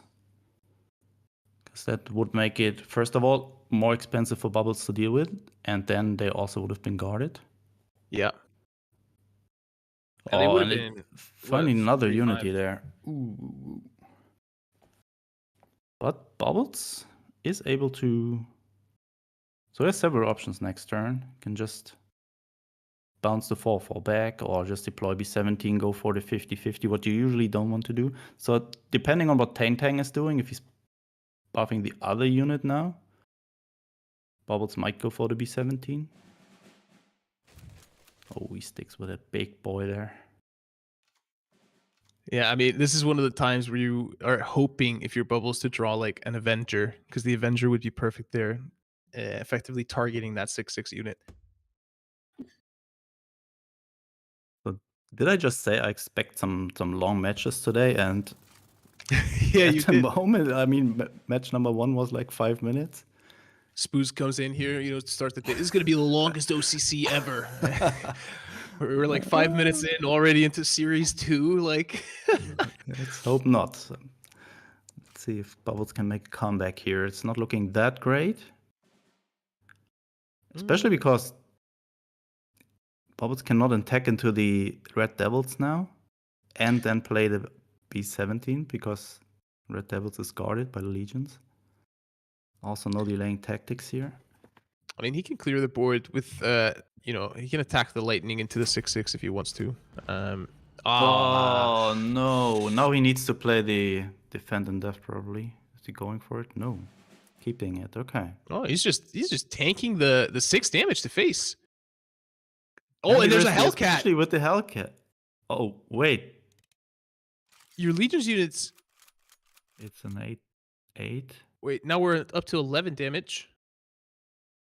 Underground state. I cannot attack with the Hellcat this turn. So, but Bubbles not having any healing so far. So he really needs. He can save himself by himself one turn here with the defend and death, but not be defend and death. How is it called? That 0 credit, that 3 credit research. Yeah, depth charges. Death charges, something other, Yes. another card with death. So depth charges would give his HQ smokescreen. But look at this, just having the damage get pushed. God. 8 damage. He's down to 4. Delaying tactics. That means he can just get rid of that 9/9 unit if he wants to, and then he can drop the stars and stripes, and that's going to almost clear the backline as well. Any errant units will be dealt with the carpet bomb on following turns. So that Hellcat sitting there and waiting. So yeah, I'm that's the big thing. pretty sure Bubbles is not going to play the death. You can do this and then move it to the front line maybe. The lightning to the front line, or play the death charges. He has to play the depth charges. Moving the lightning to the front line would not be enough. Keep in mind, though, the Hellcat will only do 3 damage. That's a good point, yeah, because of the Jesco, and Tang Tang not really having any answer for that. Wow, Bubbles is going for the win. Whoa, balls of saying- steel here. Yeah, maybe he wants to go for penicillin. Heal for Probably, 6. yeah, you might be right. He needs cards and the healing out of this. His problem is honestly, that if Tang Tang decides to go for the Hellcat here, Bubbles is having carpet bombing, get rid of all of this stuff, and then it should be. The game might change into his favor here, depending on what he's able to find on top of his deck here. But that is an intense series. Tang Tang looking if there's any way to find lethal here. he has no There's way. no way. No. Not yet, at least. But he is not far away at all, Spooz. He is very close. It is the difference of that Ooh. Jasco. And I like this. Do you? Is there not a second Stars and Stripes possible? There is a second Stars and Stripe possible, but I mean, even then, I think you just want to pour out units until. I mean, I think his hope is that either the Catalina or the Sherman stays alive through a carpet bomb, because there's only one unit on field to trade into. And with that, he would be able to sneak that, final damage through. Bubbles forced to trade into the Sherman, having the Lightning block the Catalina on the following turn. His only other option would be, to get like a high altitude bombing plus a super fortress from the research, which is not going to help him at all. Yeah, no, you don't do that. That was a smart move. That protects against the Hellcat at least. Because that Catalina is not able to kill that Jesco. Yep. But on the other hand, wait, if Tank would have found the underground state here, that would have been lethal with the Hellcat. But yeah, you cannot play around everything here, right? So you had to do it. But now it might lose. He might lose his Jesco in next turn. Oh wait, it's even this turn. I did not see the United We Stand. Oh man, Mr. Bubbles. That was a short appearance, unfortunately. Yeah, 2-0 there by Tank. Unbelievable. That was really a fast series. That first match was, I don't know, did not even start. And then it was already over. And this one also was very unfortunate. I think he had a good matchup, but somehow the luck was not on his side today. Man. I feel like Tank, he recognized exactly what he needed to do in that first game, right? Yeah. It's like, I think if he deploys the second Bologna regiment on turn 4 and leaves one credit unspent and takes that route in terms of developing instead of applying pressure, I think he picks a line that loses him the game in the long run. It's just the fact that Bubbles was immediately forced to expend the delaying tactics to defend against that first Bologna regiment, then to have to use another one, and then any attempt that he made to kind of generate additional value for himself, like not trading the 101st Airborne into the Bologna regiment, trying instead to get Tank to pay the credits to take that fight, it didn't play out. Tank had the correct answer. He was able to circumvent that situation Bubbles was trying to lead him into and find the damage to the HQ. So, excellent play. Nothing to take away there. No typhoons. Yeah, that is the most sad part about this. We did just saw it in the deck list, but actually still not in play, any Typhoon in any OCC. But yeah, also well played, as you mentioned, from Tank. He knew exactly what he was up against and how to play it. And that Mare Nostrum on that Bologna there, giving him a 4-attack unit in the front line, putting up a lot of pressure for Bubbles, and could manage to win that game. All right, well, we're going to throw it over to Christo and Darkness. We're waiting for you on the desk. They're going to do a quick recap of this series and introduce the next one. And there might even be a little surprise.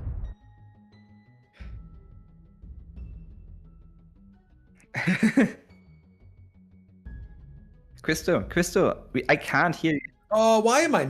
Gosh, I'm an amateur hour over here. I talk about how excited I am, and then I just talk to a wall for a bit. But yeah, OCC appearance of Bubbles a little bit short-lived here, unfortunately. Now, Ollie and Spooz were talking before the matchup about Bubbles' history in the OCC, and I think you mentioned you are fairly familiar with what Bubbles has done in the past. Yeah, of course.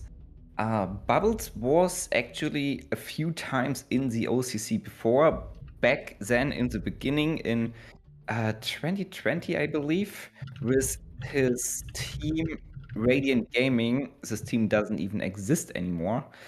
But he showed some nice performance in the OCC in the Officer Club Tournament 4. He qualified and he reached the OCC place 5 till 8, and then a few months later in the Officer Club Tournament 7, he reached the final and he lost against Ray. But this was his first time winning some money. He got second place and won $300. The months after he did this again, he reached the final. He lost against Ari Big Ben, team member of Team Ammo, and another $300. So this makes Bubble the second most successful cards esportler in this tournament, and he's out by XY. I still got confused with XY's last recent change of his name, so I couldn't look his up. But there was another OCC Bubbles participated in. It was the Officer Club Championship 10, and he got 4th place. So I'm glad to see Bubbles back in action. Sadly, this didn't work out. But yeah, I have some points to talk over this as well. And I want to start right from the beginning, because you did mention, you talked about the bans, then you saw the bans come through and you were a little bit surprised. Walk me through that. Yeah, first I expected Tang to buff the US ramp deck because it looks quite strong against Control and Legions. But Legions is so well designed, it can win against anything, and we just saw that even tech decks can't guarantee a win chance above 60%. And so I see what Tang did here. He chose the Ray of Aggression. He banned Bubble's Brit deck. Very understandable, because it has a most pin, more delay, more HP overall, and the longer the games go, the higher is the win chance for Bubbles. And Tang just played very efficient and rushed and everything into the HQ of Bubbles. That was played brilliant by Tang. He used Legions because they're designed to play like that, and he used the very heavy German-Italy control deck. We talked in the pre-show about this one, because it's very, very flexible, and you saw that. He played this deck very aggressive. You may remember the World Championship, where the same happened. The control, German-Italy control against Jay King's aggro deck, just out aggro the aggro. It's definitely possible with the flexibility of German. So Tang did a very great job. However, I still don't understand why Bubbles didn't ban the German deck just because of this scenario. Without the German deck being banned, or if Bubbles would have been able to play his ramp deck against the Brit US control version of the ramp deck, I think Bubbles' odds would have been massively increased, because looking at the threats, looking at the play style, US is collecting HP and slowing the game, but Ramp is just getting to the top of the game, preparing the very big threats. That would have been a different story. I think we heard Spooz and Ollie talk about it, and you're bringing it up here, right? The ability to go fast, put pressure, and Bubbles had no real way to heal. Despite being able to slow down the game a little bit, it was going to be an uphill battle from the early stages. I do think that, and to your point around the bans, might be some content coming to the War Room YouTube channel, maybe breaking down that choice that Bubbles made and what could have gone differently if he took another direction there. I think to your point, hearing that would be really interesting. So we've got the first series in the books. We have Tang defeating Bubbles 2-0. We do have an update from one of our non-featured quarterfinal games, No in 5, defeating Kato, the relative newcomer here, going down to the stalwart of the OCC, No in 5. We are going to have Jay King versus Dion coming up next. Again, two huge titans of this year's OCC esports competition thus far. Darkness, how are you feeling about this matchup? Who do you think has the edge here? This matchup will be super interesting. It's, I think, the third time Jay King is facing Dion. The last time Jay King won, the time before Dion won, and he won the final of the January OCC. So Dion is very close behind Bubbles tournament-wise. He has 500 bucks won, makes him the third most successful competitor here. Jay King, of course, he's the world champion. He won multiple tournaments, and he's definitely the most successful cards tournament player overall. Also member of Team Ammo, representant here today. So just experience-wise, I do believe Jay King is in a better performance. If you look at the previous tournaments and if the number of the games played, Dion is very new, and you saw his performance the last time when he was in the bronze match, and he lost 0-3 because his crazy countermeasure, his crazy decks, his crazy combos just didn't work. He's playing random stuff. Sometimes it works, sometimes it does not. So there's a big surprise factor here, and I'm expecting this as well, as long Jay King is not banning the German countermeasure deck. Yes, we talked about this in the pre-show. Dion is bringing one commando deck with credit denial, very interesting, overall solid deck. J aggro, good old J aggro, everybody loves or hates it or both. There's a German phrase for that, Hassliebe. Translated, it's hate love. If you hate something but love it as well, yes, there's a word in that for German. And the third deck is confusing. It's a countermeasure deck with California, with Uncle Sam, with Exploit the Gap. Looking at Jay King's deck list, he's bringing 2 times control, discard, and 1 times ramp. Actually, I do believe this is a deck he will fear the most. It just doesn't have the early aggression Jay King's decks are tagged against, and it has a lot of threats in the late game with the second California, Leopold, Tiger, and repeat that or clone that with Uncle Sam. I would expect Jay King to ban the German deck because it has the most threats, and Jay King should be able to do good, to withstand long enough in the early game against J aggro, like his German and Brit decks are specifically tagged against that. This is why I expect Dion to ban one of those, the Brit or the German deck. And looking at the previous tournaments, most Chinese players tend to ban the German deck in this lineup.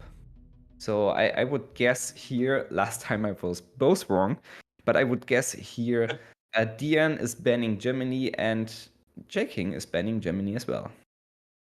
All right, Darkness, we are moments away from seeing the bans. I will definitely be asking you about that when we come back around, but we have a little surprise for you, casting this next matchup where we see if and who is going to break that tie. As Darkness, you mentioned, it's been 1-1 in the previous OCC, so let's see who's going to take this third series.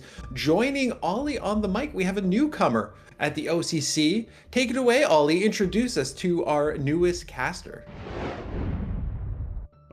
Yes, hello everybody. Well, it's not a newcomer to the OCC or tournament scene in general, but he is new as a part of our casting team. Welcome, Vinny. Hi, Ollie. Thanks for having me today. We're going to have Dion versus Jay King. A bit of a grudge match, maybe. Have they gone up against each other every single OCC since Dion started playing? Like, almost. Yes. I think so. I think last OCC, Dion got knocked into the third place match by someone else, though. So, but they've been going But head they've to head. been in OC. They've been in each OCC since he started playing. So two very fearsome players. Absolutely. And I mean, they're also kind of very different in terms of their styles, right? Jay King, of course, being what we can say archetypical cards player, plays a lot of control, a lot of value decks, really understands that part of it. And then Dion coming just way off of left field. Yeah, then Dion brings 87 Grenadier. Yes, and it get through. Jay King banned Jagro. We get to see both commandos, and we get to see. I am so happy. I'm so happy. There you go. There we see the bans. Sorry, people didn't see it out there, but Jay King has his USA deck banned. Dion has his Japan deck banned. That means we get to see both of my favorite decks in this tournament in terms of what I want to see played. When you look at these bans, do you agree with them, or do you feel like Jay King should have maybe looked at banning something else? Jagro being the devil, these two other decks being kind of wonky. I think both players knew what the other player was going to do. So actually, it could have paid off to, 3D or 4D rock, paper, scissors each other, I guess. Jay King wanted to ban Jagro because if he didn't, his US was never going to beat that. I think his US was probably going to maybe struggle, but Dion knew that Jay King was going to ban Jagro, so he banned US. And Jay King's bringing a pretty similar US that we saw Bubbles have. And these US, and I've played against Jay King in OCC, or maybe it was in an OCC, but when he plays US ramp, and he plays this deck really greedy with no heal, just like how Bubbles was doing. And you cannot get away with that against Jagro. There's no way. Yeah. So actually, this kind of works out for Jay King, right? He gets his deck banned out that he doesn't want to face Jagger with. Jagger gets, removed, so that matchup just kind of gets negated. Yeah, so it should be a fair fight. This 87 Grenadier deck obviously is just the absolute craziest black sheep we've seen in a while. Shout out to Dion, always bringing something unseen to every OCC. So, like Spooz was saying, if Uncle Sam makes 0k Leopold off Exploit the Gap, I don't know, how do you win? That's crazy. Yeah, no, I mean, that's a good question. I'm also just looking at, Do you know? I don't know. I've You never. don't know, yeah. You know what? There's probably like 2 people in the world that have tested this properly, right? And like Dion is likely one person. We need scouts. We need scouts or we need Dion. They're probably the only people who know. Maybe Viapator. It's like the three. Where is Viapator? They said we've never seen Viapator and Dion in the same room, so. Exactly. I think Viapator only comes back for world championships. He's just like, let me roll in and win this quickly. But you know what? I'm excited to see the British German kind of handlock draw denial deck from Jay King go up against the German countermeasure deck for Dion, because I think, or even the commando one, because both players are basically just going to be fighting to brick each other's hands. Yeah, and neither deck necessarily needs to play out their units early, so I imagine we'll just see Dion hold on to stuff to eat up the discards. How much draw is he playing in that deck? He's got 2 mobilizations, right? Yeah, I think you can bring up the list. So in what deck then? In Dion's German deck. I wasn't here when you guys were doing the. Yeah, he's got two mobilizations. Okay, so he's got that. Anything else for draw? No. Enemy spotted. Enemy spotted and lurking danger. So enemy spot. Why is he playing enemy spotted? Okay, all right. I don't know. I guess playing a countermeasure that can buff his unit. Sorry. No, enemy spotted is the countermeasure. I was thinking of enemy sighted, right? Isn't that the 5k kill a 3k draw a card? Yeah. Okay, that makes sense. Enemy this spotted is the countermeasure, the drawing countermeasure. Yeah, that makes sense. He's got 2 airstrikes, 1 envelop. He's got Both Night Hunters, got From the Deep, got both missing. And he's got 4 Careless Talks. This is what 4, 6, 7, 8, 9, 10, 11, 12, 13. He's running 13 countermeasures on the German side and then 1 on the US side. So 14 countermeasures in the deck. Okay, and here we go. Yeah, we are live with game number 1 between Jay King and Dion, and it's going to be Britain versus Britain. So Dion's hand credit manipulation commandos taking on the Brit Germany deck from Jay King. Yeah, I actually think I might prefer to be Dion in this matchup because the fog of war. What are you gonna do? Fog of war commando, so he gets 2 commandos. That's always been the major weakness of commandos, right? Is that you only have so many before you run out. Yeah. So if Dion never plays anything other than these commandos and these other tanks to help you draw, I think he's pretty happy. Wow, he just played that commando straight up.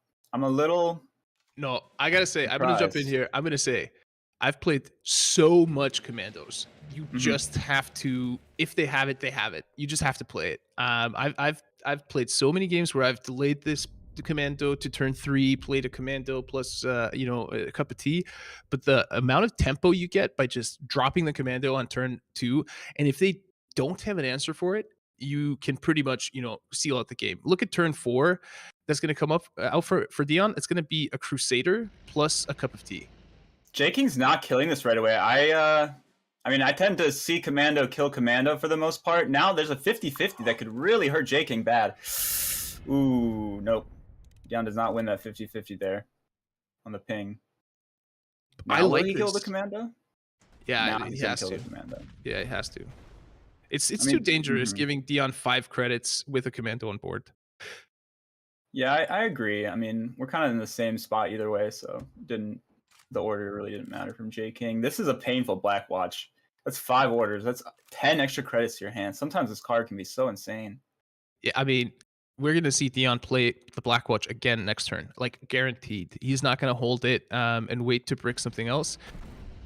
It's gonna be wow. He's paraseeing. I mean, you're never really gonna get to parasee anything too much in this matchup because a lot of it's just smokescreen. But I'm a little surprised to see it come down for just a Black Watch. so an alternative win condition that I've found works a lot of the times in these commando decks when you're running Black Watches with them is if you get that Black Watch into the front line and then you get like synthetic rubber. Research, yeah. Yeah, and all of a sudden you just deal 10 damage or 20 damage with that Fury unit in the front line. So maybe that's what Jay King was thinking about. Are you drawn here on Dion? Are you going Crusader, Radar, I'm Cup of Tea, going, or what are you doing? I'm going Crusader, Commando, Cup of Tea every day of the week. And then an Absorber Core, that's perfect off the top for him. It really is. That's literally the best draw. Ooh, Shelling's pretty darn good too. And Jay King's orders are so expensive that Dion's not afraid of a carpet or anything, even next turn. Exactly. It would Or even probably a have potential to. root out. Yeah, it would have to come off the top of the deck for Jay King. Of course, I mean Dion can't know how many orders he hits. He hit, but I mean he added 20 credits. No, 10 credits. Yeah. No, 20 credits. 2 times 5 times 2, right? So 20 credits to the hand of Jay King there by those 2 Black Watches. Indeed, 20 credits. That's crazy. You got a body on top of that. And I think you have a pretty good idea if you're Dion that you hit a lot of orders because Jay King's deck is just a lot of orders. It's more than half of it is orders, so he feels really safe now. Yeah, Well, I wouldn't want to be Jay King, I don't think, at this point. You need to get some lucky discards later on, I think. Yeah, and I mean his problem here as well is that he's not able to get rid of that Crusader, right? He tries to take it down. He wants to get rid of that Crusader because this is the key for Dion to basically cycle through his deck. What are you throwing away here? This is a really hard choice. No, I throw the Convoy every single day. You can draw 2 cards just by 3 cards just by doing the first stage of research. So he's not worried about draws at all. I feel so. It's all about keeping that Crusader alive. Well, he went for a Radar, so he's wanted to draw. He's not going for that alternate synthetic rubber condition. Dude, he's losing some big pings here. Oh no, he hit the Sexton. Jay King is mad. You saw that reaction.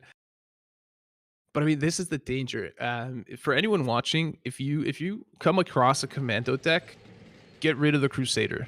Getting rid of the Crusader is sometimes even more important than getting rid of the commandos.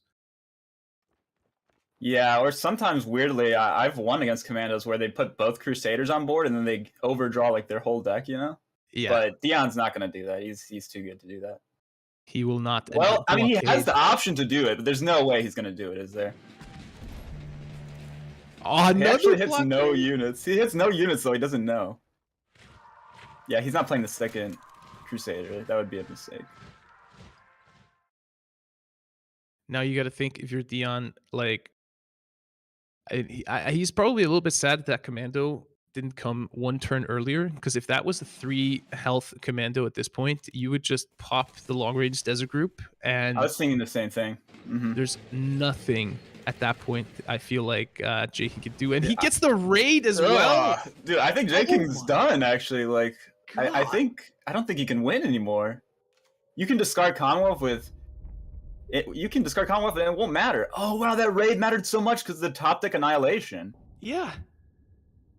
Oh, that's the worst discard for Jay King too. It's over. It's kind of over. He's not playing Royal Britannia, is he?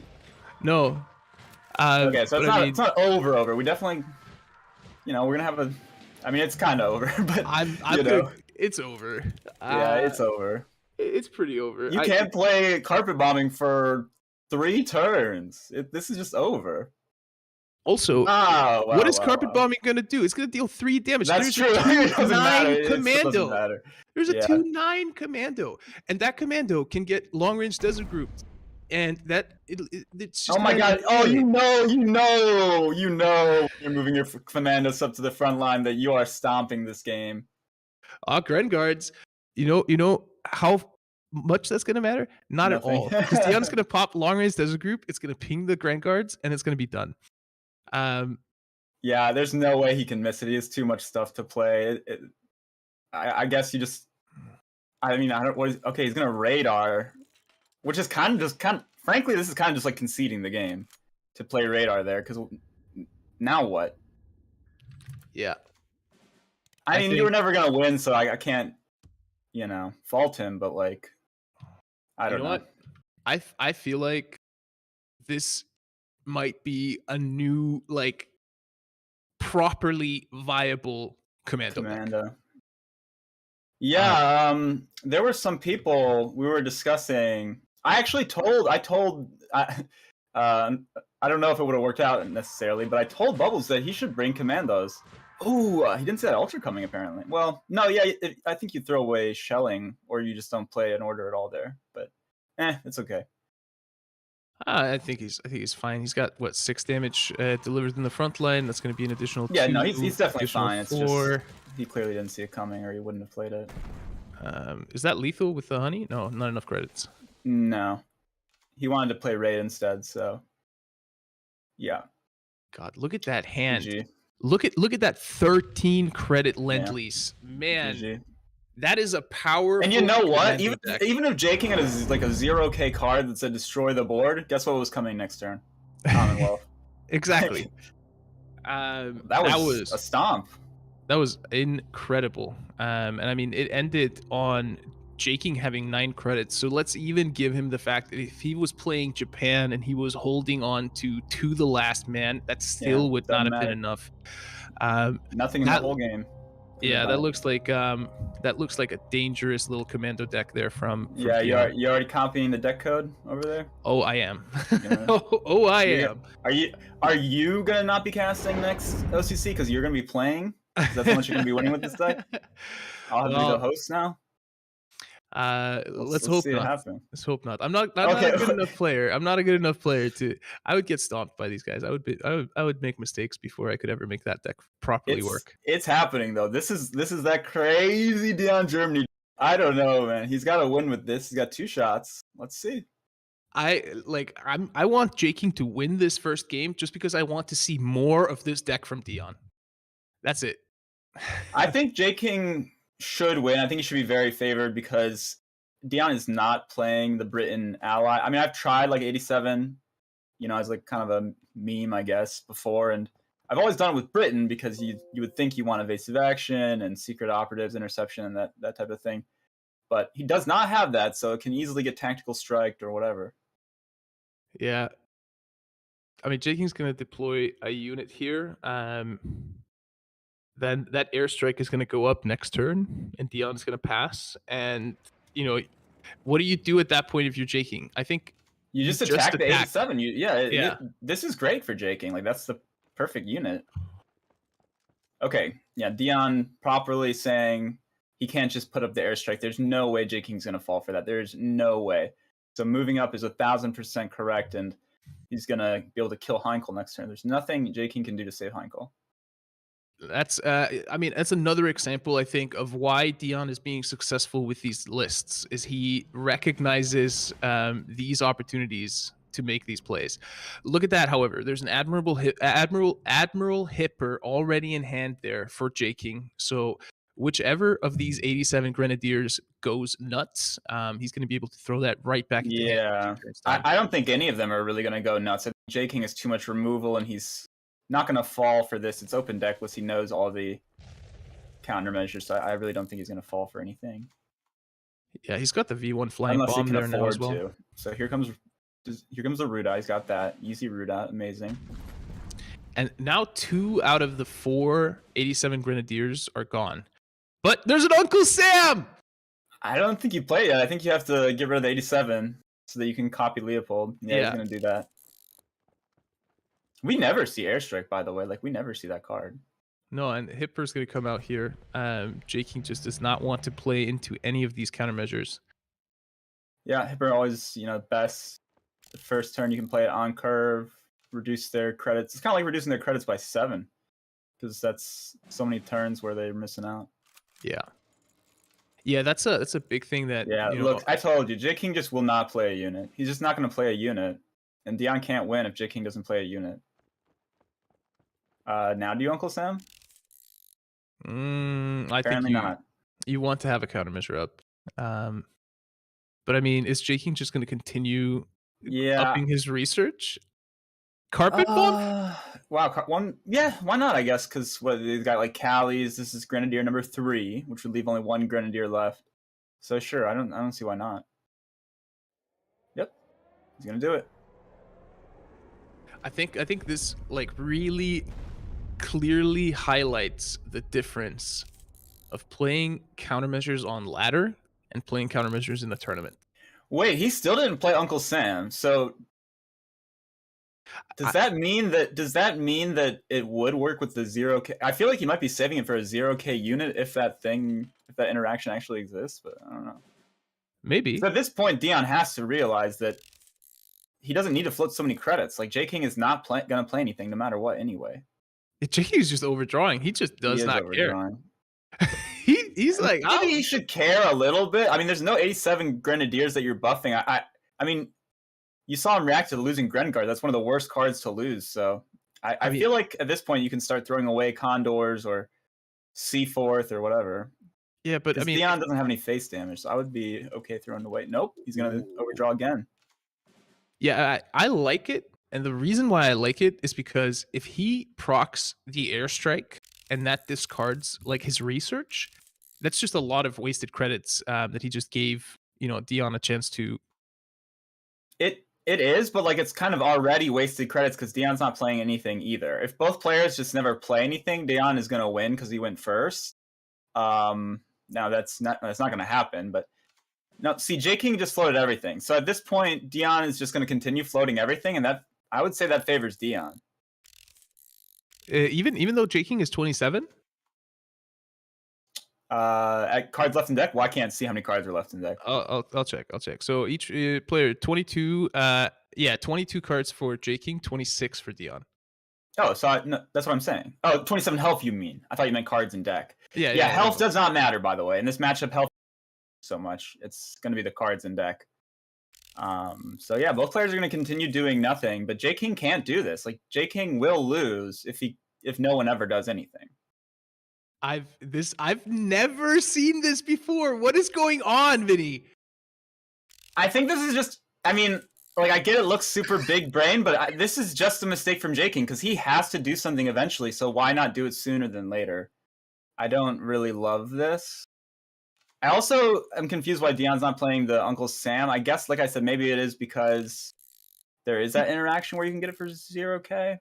But I mean, he's just gonna overdraw it, whatever card he's trying to draw at this point, right? So no, I know, but like you're gonna use the 4K, and those are the best units you can get in the deck. So yeah, but I mean, he's gonna overdraw, exploit the gap. He doesn't have a yeah, chance. yeah. Oh, that's what you Get mean. it. Yeah, yeah. Yeah, Which is until- why he should just play Uncle Sam straight up. I think. Yeah, I really don't understand why Jay King is doing this, because he can't win if this goes on forever. He has way too few cards in deck compared to Dion. maybe Dion. To be fair, Jay King is which great for Dion, but like Jay King, I mean, when is he gonna start doing something? He needs to start doing something. Jay King is getting amazing overdraws though. He's just discarding all his removal. He's not losing any more units now. This has to be the most past turns we've ever seen in OCC ever, or just ever. Period. Good discards again from Jay King. Jay King is outbid braining himself here. He can't do this forever because he can't draw his comet because his hand is full. No, he has his comet. He has his comet. Oh, he does have his comet. Yeah, he's never gonna be able. He's never gonna be able to deploy either way, it. yeah, he can't play it because he knows it's gonna instantly die. Well, yeah, I mean, because he's got 3 destructions up, so like he could do something like Condor into the comet, but Condor will die, and then Comet would die too, or would get bounced or something. He would have to do Condor, Comet. No, it still is getting bounced or dying because, and this is something that. Do you understand how it works? Because the order that you put your countermeasures up doesn't seem to be how it works sometimes. It feels kind of random. Do you know how it works? So if he activates Airstrike first, will Airstrike go off first? I'm not 100% on that. It feels random. It's definitely not consistent when I've done it before. So either way, even if he plays everything, Comet is still dying or at the least getting bounced. Yeah. So for anyone wanting to take a look at today's decks, !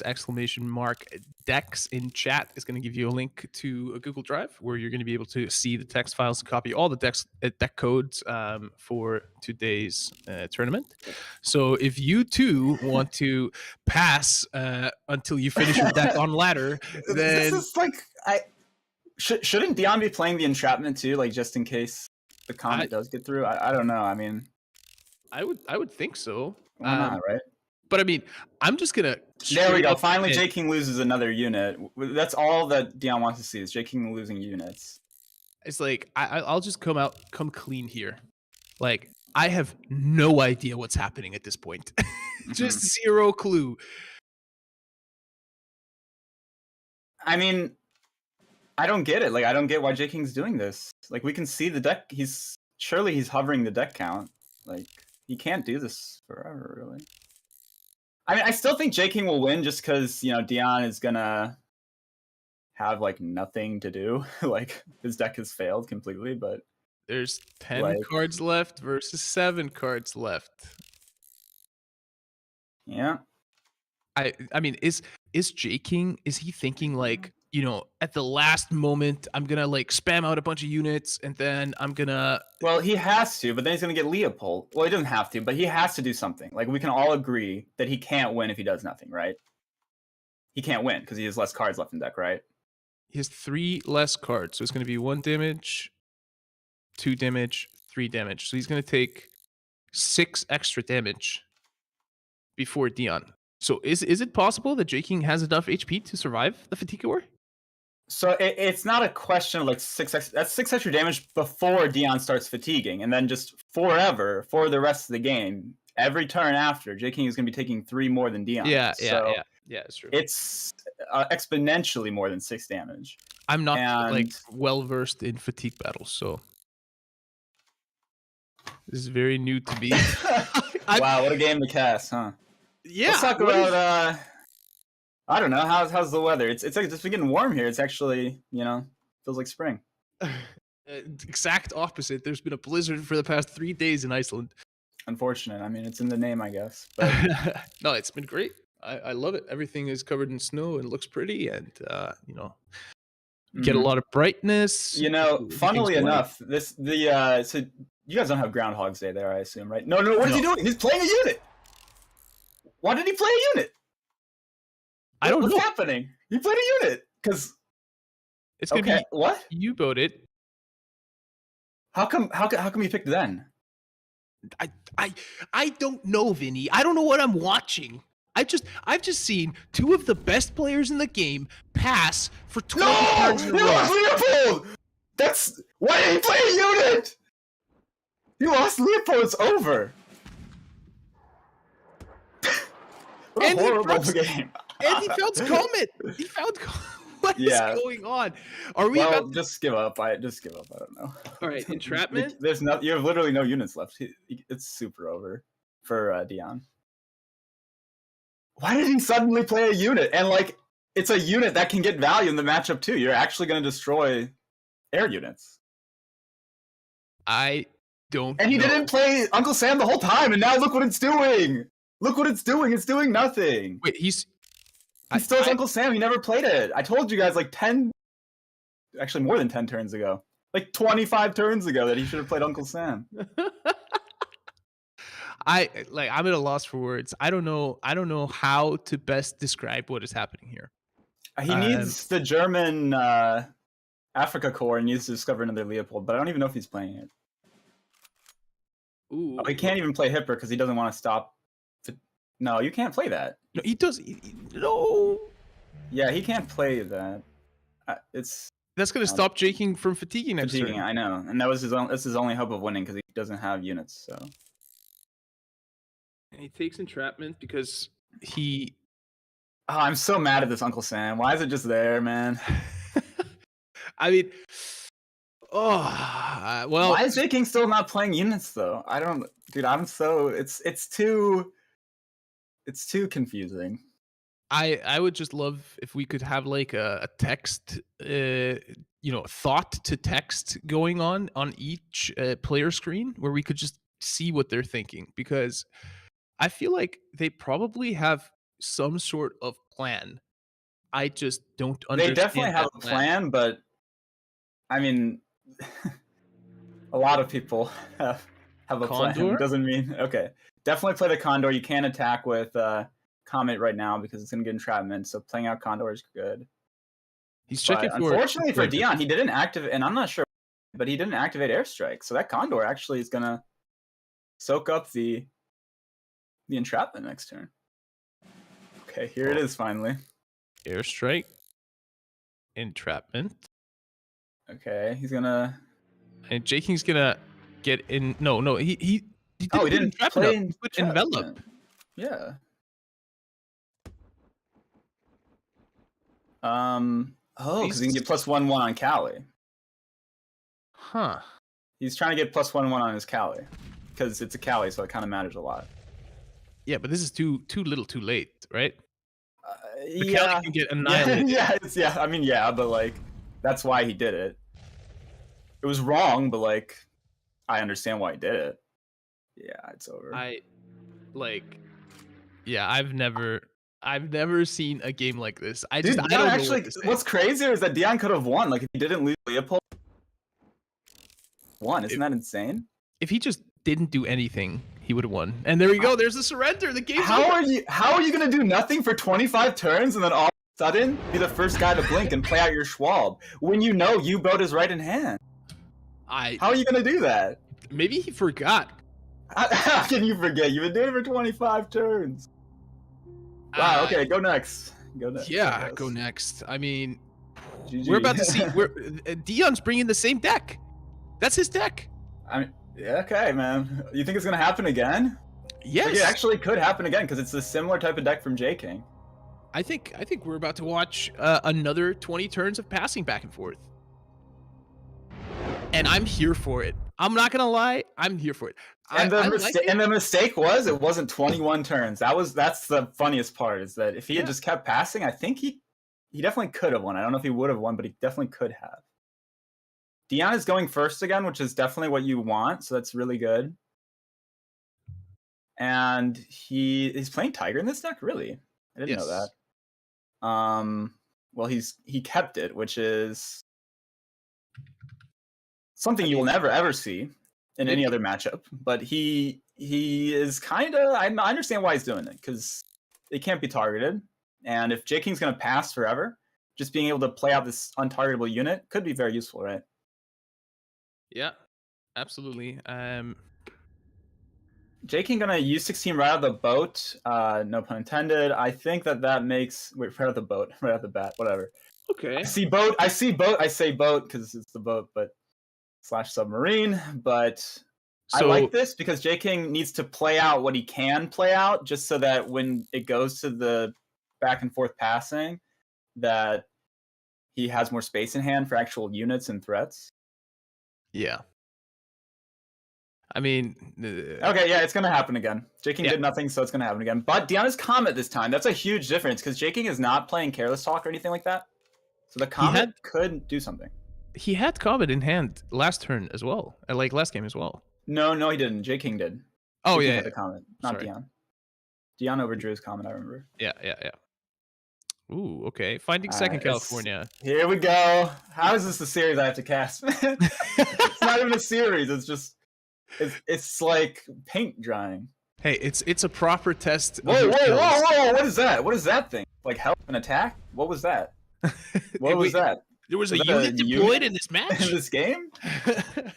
What the? I'm looking. I'm intently. I'm curious.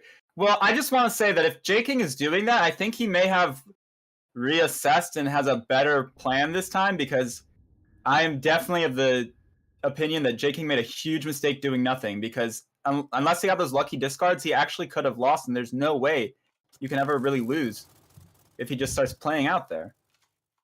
I'm not saying walk into countermeasures, especially not when the 87s were alive, but he's playing. Jay King is playing stuff, so I think he's slightly adjusted his game plan. Okay. Now the Uncle Sam arrives. Will we see it used this time? Not for a very long time, because Dion has Comet, so like anytime he can hit face, he's probably gonna just prefer to do Comet. Jay King's gonna play stuff again. I think this is great. Jay King has clearly made a huge adjustment from last match to this match. He's actually playing stuff this time, which which sounds almost sarcastic, but if you saw last game, you know it's not. Actually, playing stuff is very rare.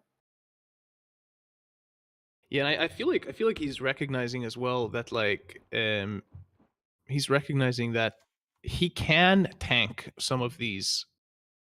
Oh, look at that second Paracy. Well, it doesn't kill Callie. Callie doesn't take damage. Oh yeah, no, it just goes debuffs down. Itself. Yeah. That's true.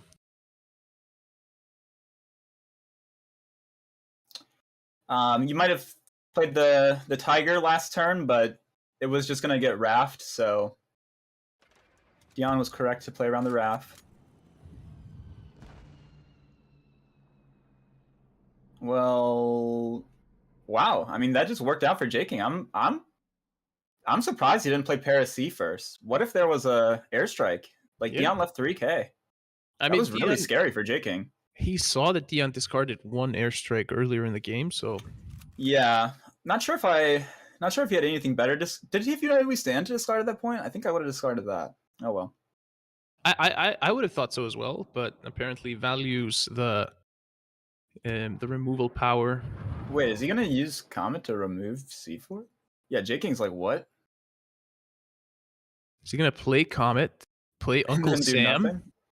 Oh, copy the Tiger? That would be sick. Wait, if that happened. No, he attack. He's not gonna do it. Yeah, he just trades it in. That felt really weak. That felt like a really weak turn. Yeah. Like having a guard in this matchup is not useful at all. You're not trying to go face like forever.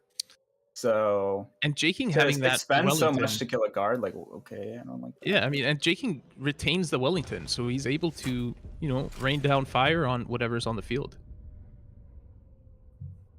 Yeah.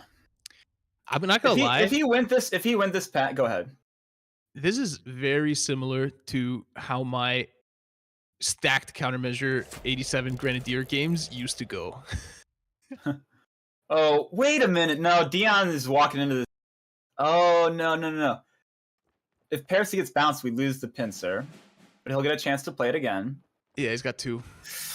Wow. Yeah, this is over. Okay, thank goodness Jay King made this adjustment. All you have to do is play stuff, and you will win. Like, yeah.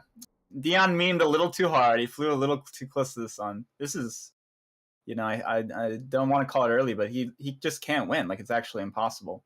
Even with Leopold, it's just going to be Wellington, Paracy, and Leopold is just dead. even if you have 3 Leopolds with Uncle Sam, which you won't, by the way, because you can't play Leopold and copy it in the same turn. So Yeah. I respect Dion's memeing so much, but if he could stop memeing, I think he could win. I think he could win. Well, he was kind of memeing when he did win that one.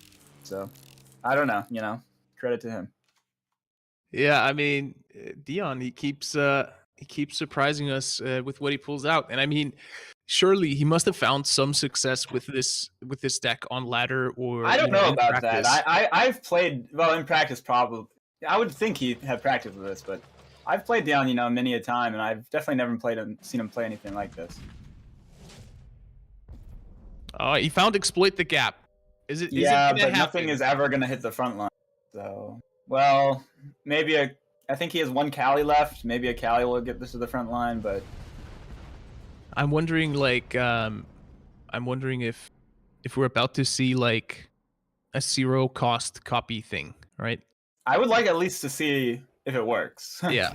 But we're never gonna get to see it. Well, we might get to see it. Like I said, if you go and get exactly Cali soon, too late, because now there's gonna be a Grand Guards in the front line, unless Jay King plays around missing. Well, Parasy is gonna go first, and then Grand Guard will go. So Jay King will get Grand Guard into the front line. Wolfpack. What does it discard? 1 Uncle Sam. Okay. Horrible hit there, but I mean everything in Dion's hand was bad at this point, so. Everybody, I'm watching Twitch chat reacting to the previous game right now, and everybody's just like, the best comment so far is that that match was an actual phony war. It was an actual phony war, you're right. It didn't do anything, it just passed the entire game. Absolutely bizarre match. The most passing of all time. Is this true? 30 turns, yeah. He didn't even activate missing. Okay. Well, looks like it wouldn't have mattered. There he goes.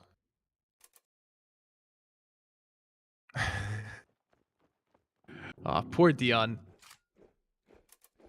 All his best laid plans turned to dust. What crazy? I mean, some of it was unluck.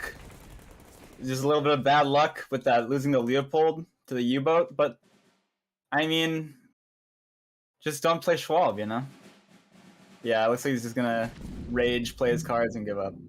Whoa. Which is fine. There's nothing you can do. It's fine.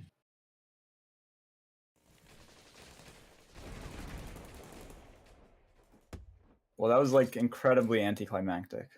Yes. Well, I mean, also apparently some construction started right below me, so I have to mute in between casting. But that 87 Grenadier is not going to do anything to save Dion from his fate. Jay King is going to end this game with 2 attacks to the HQ, and Jay King advances past Dion. Wow. 2-1. If only he could have played Commandos twice, he would have obliterated. But that's not the format.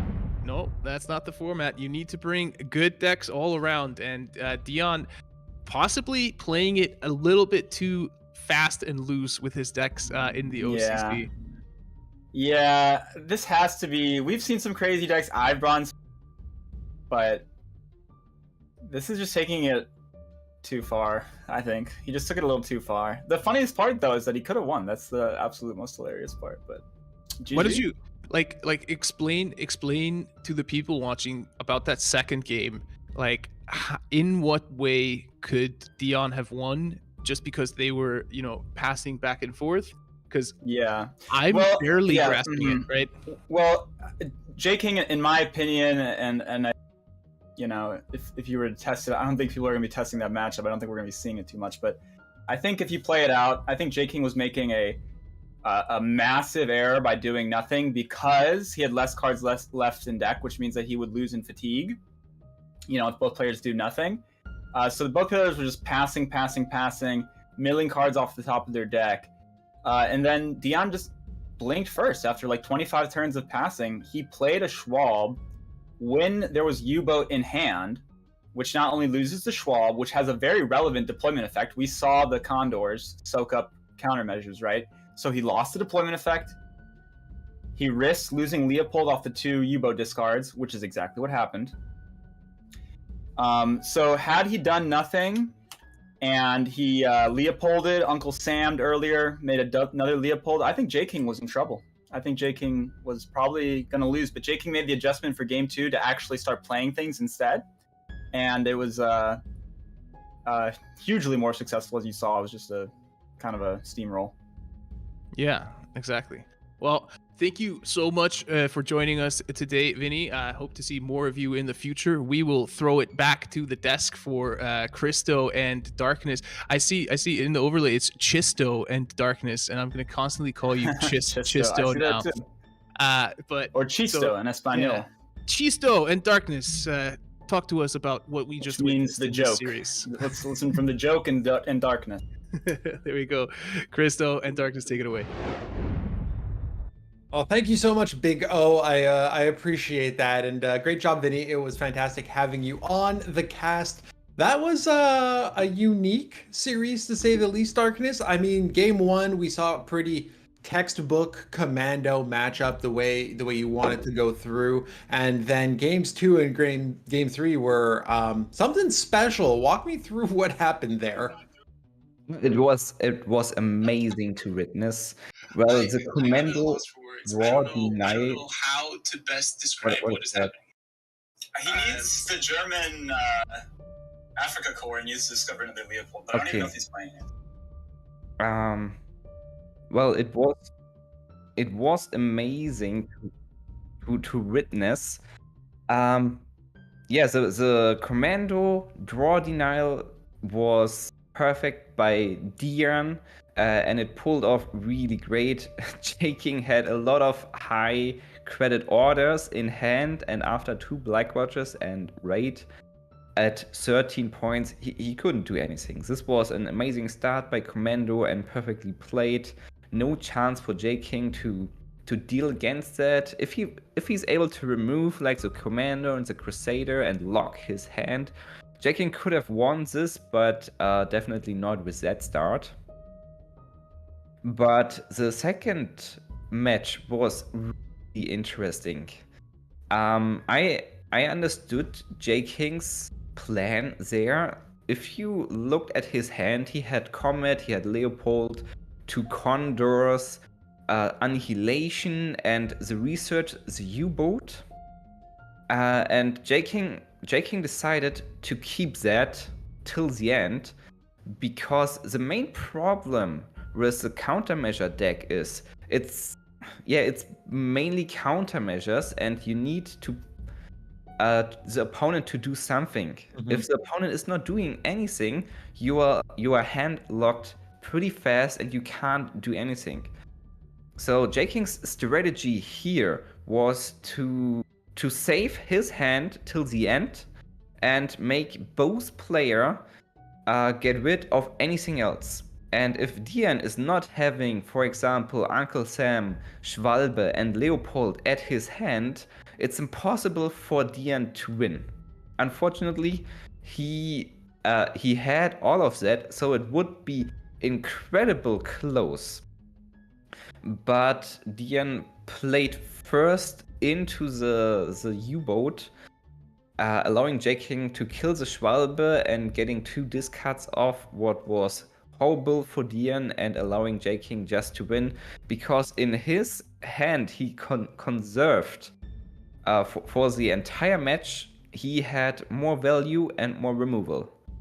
So by not allowing Dion to draw more and to get like the California duplications or Leopold duplications with Uncle Sam, by locking Dion's hand and not allowing Dion to get his value, Jay King rated with his own hand value till the end to defeat Dion.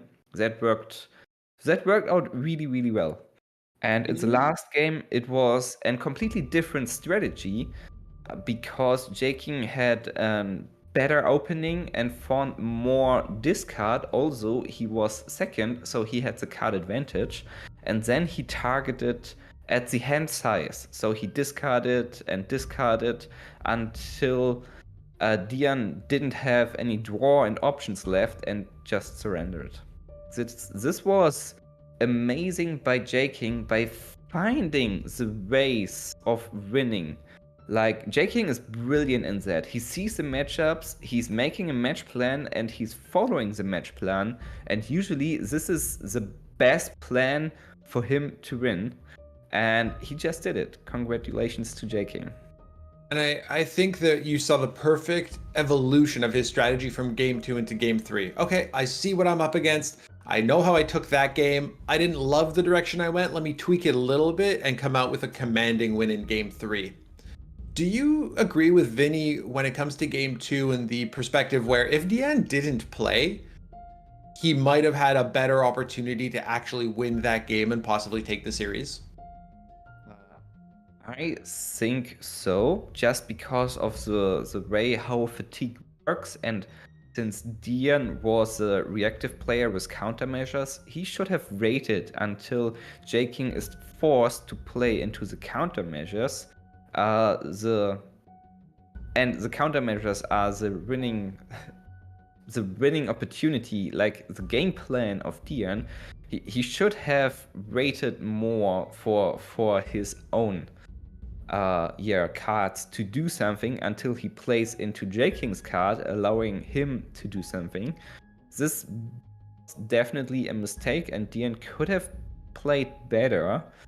But I don't think Dion noted everything. Like, if he would have counted all the cards, he would have known Jay King had 2 condors left, and this is a scenario where you definitely want to keep Schwalbe to use the deployment effect. What Dion was using, I think, was to play Schwalbe because it seemed to be the worst card and was blocking the Uncle Sam from being highly effective. Mm-hmm. Not knowing that there are air units left in Jay King's hand next to the Comet who stick on the field, and looking for not overdrawing the rest of his cards. I believe there was another California regiment, for example, also much stronger in this matchup, in this scenario. So there was definitely an idea behind Dion's Schwalbe drop, but I agree with Winnie, this was not a very good drop. And I think to your point, that's something you have to keep in mind, right? Where players are overdrawing and losing cards, it's still important to keep track of what could possibly be in their hand and what may come out, or what may be kind of a lose condition in that scenario where if Dion just kind of held pat, it would have turned out okay. Regardless, Jay King does move on, does go into the semifinals. We have a full bracket. Our semis are determined. Let's bring that up quickly and take a look at what we're going to see in just a little bit. So we had seen Tang win in that first series, defeating Bubbles 2-0. Going to go head-to-head in the first semifinal against Jay King and Dion. Sorry, the second semifinal. We're actually going to be showing you the bottom one first, where we have the man who has played only 3,400 games, defeating Artemisia, who's no stranger to the OCC 2-1. On the final matchup, you have No Win 5 going over Kato 2-0. So we're going to have No Win 5 taking on the man in that bottom semifinal, which we're actually going to show you first in just a few moments. But we are going to take a quick break before we get into the semifinals here in the March OCC.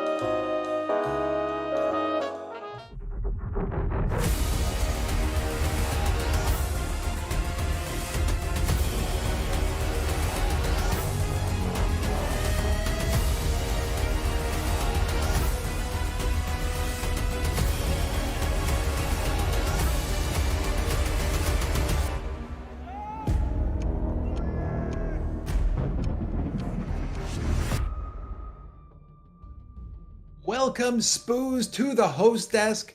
We are into the semifinals of the March OCC. We've seen a little bit of everything so far. What's been kind of your highlight in these quarterfinal matchups?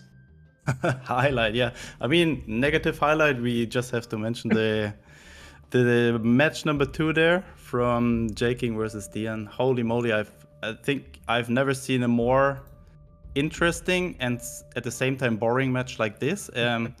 So I really wanted to know what were both players thinking, but looking at Jay King's face during the game, I was really thinking he knew exactly what was going on. He had a match plan. He knew exactly at which point he would pop off there.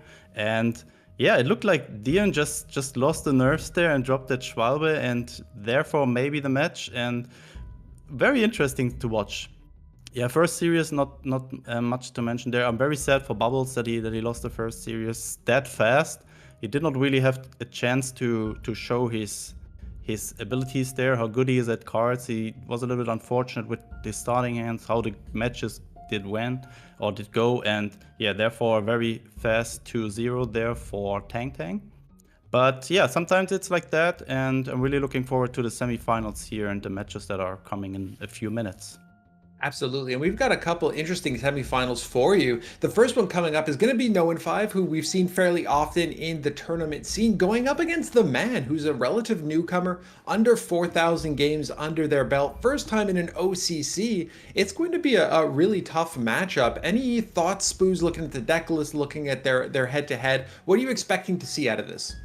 Yeah, it's hard to say. I mean, I think matchup-wise, the Man is probably having the advantage here because he's bringing a lot of control decks that are good against No. 5's aggressive decks, like the Brit US Air deck and the US Poland Fast Heinz deck without Fast Heinz.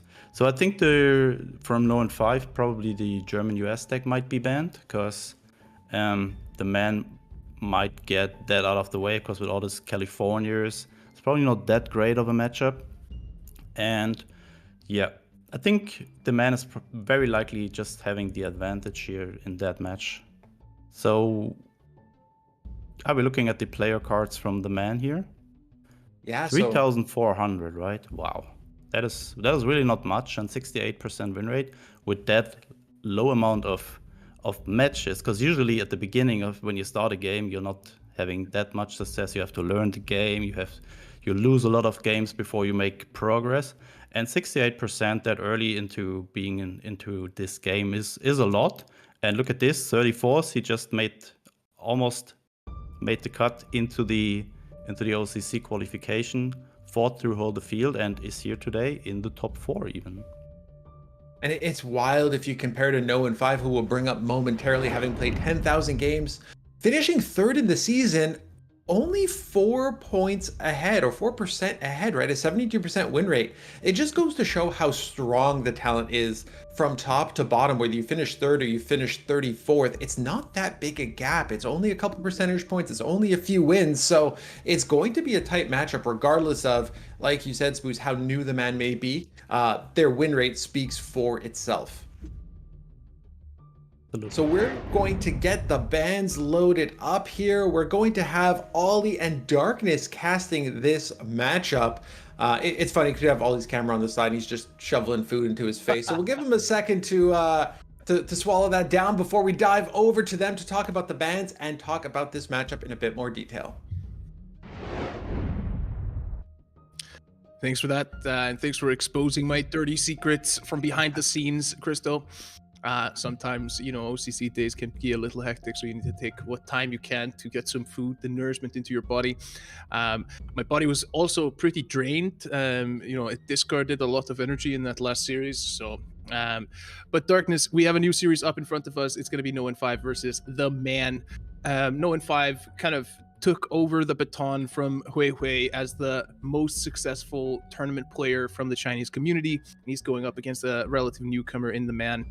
How do you see this one going, and what do you expect we'll see in this matchup?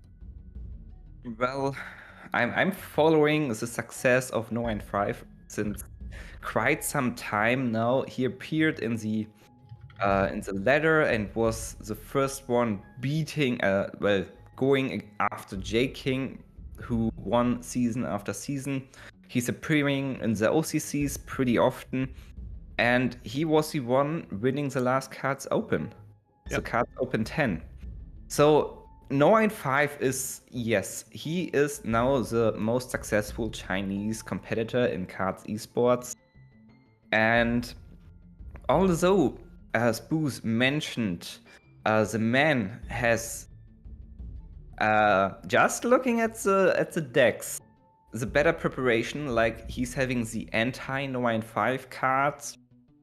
Yes, of course you can counter No95 because he's a known player and he's used to play his 3, maybe 4 archetypes. Mm-hmm. You can't really counter No95.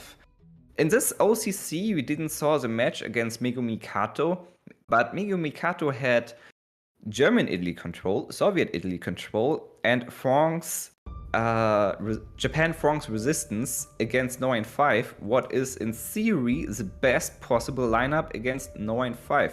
Yeah. No95 made it and is now facing the man who has a slightly less teched matchup against No95. And I painfully remember the final against No95 from the Cards Open. I got second, but I just not got second. I got humiliated in the final. I had 3 anti-aggro decks. No95 had 3 aggro decks, but he blew me out and destroyed me completely. So even if you're trying to tech against No95, he's such a good pilot, as you can see in his player profile. His win rate got up. He got another percent point. He's over 72%. That's the highest one competitive cards esportler ever had. This man is a beast, a warrior, and just by playing control decks against his decks, I don't think you are able to beat him. You need to be better than just having an advantage. Yeah. You need to be a warrior yourself. Yeah, well, we're about to find out if the man has what it takes to take down the man, No95. Let's take a look at the bans. They have been delivered to us here, so... Yeah, finally I guessed right. after not having the right bans, No95 Brit Air got banned, what is not surprising. This Brit Air deck is amazingly strong against Soviet Italy control and Germany Italy control.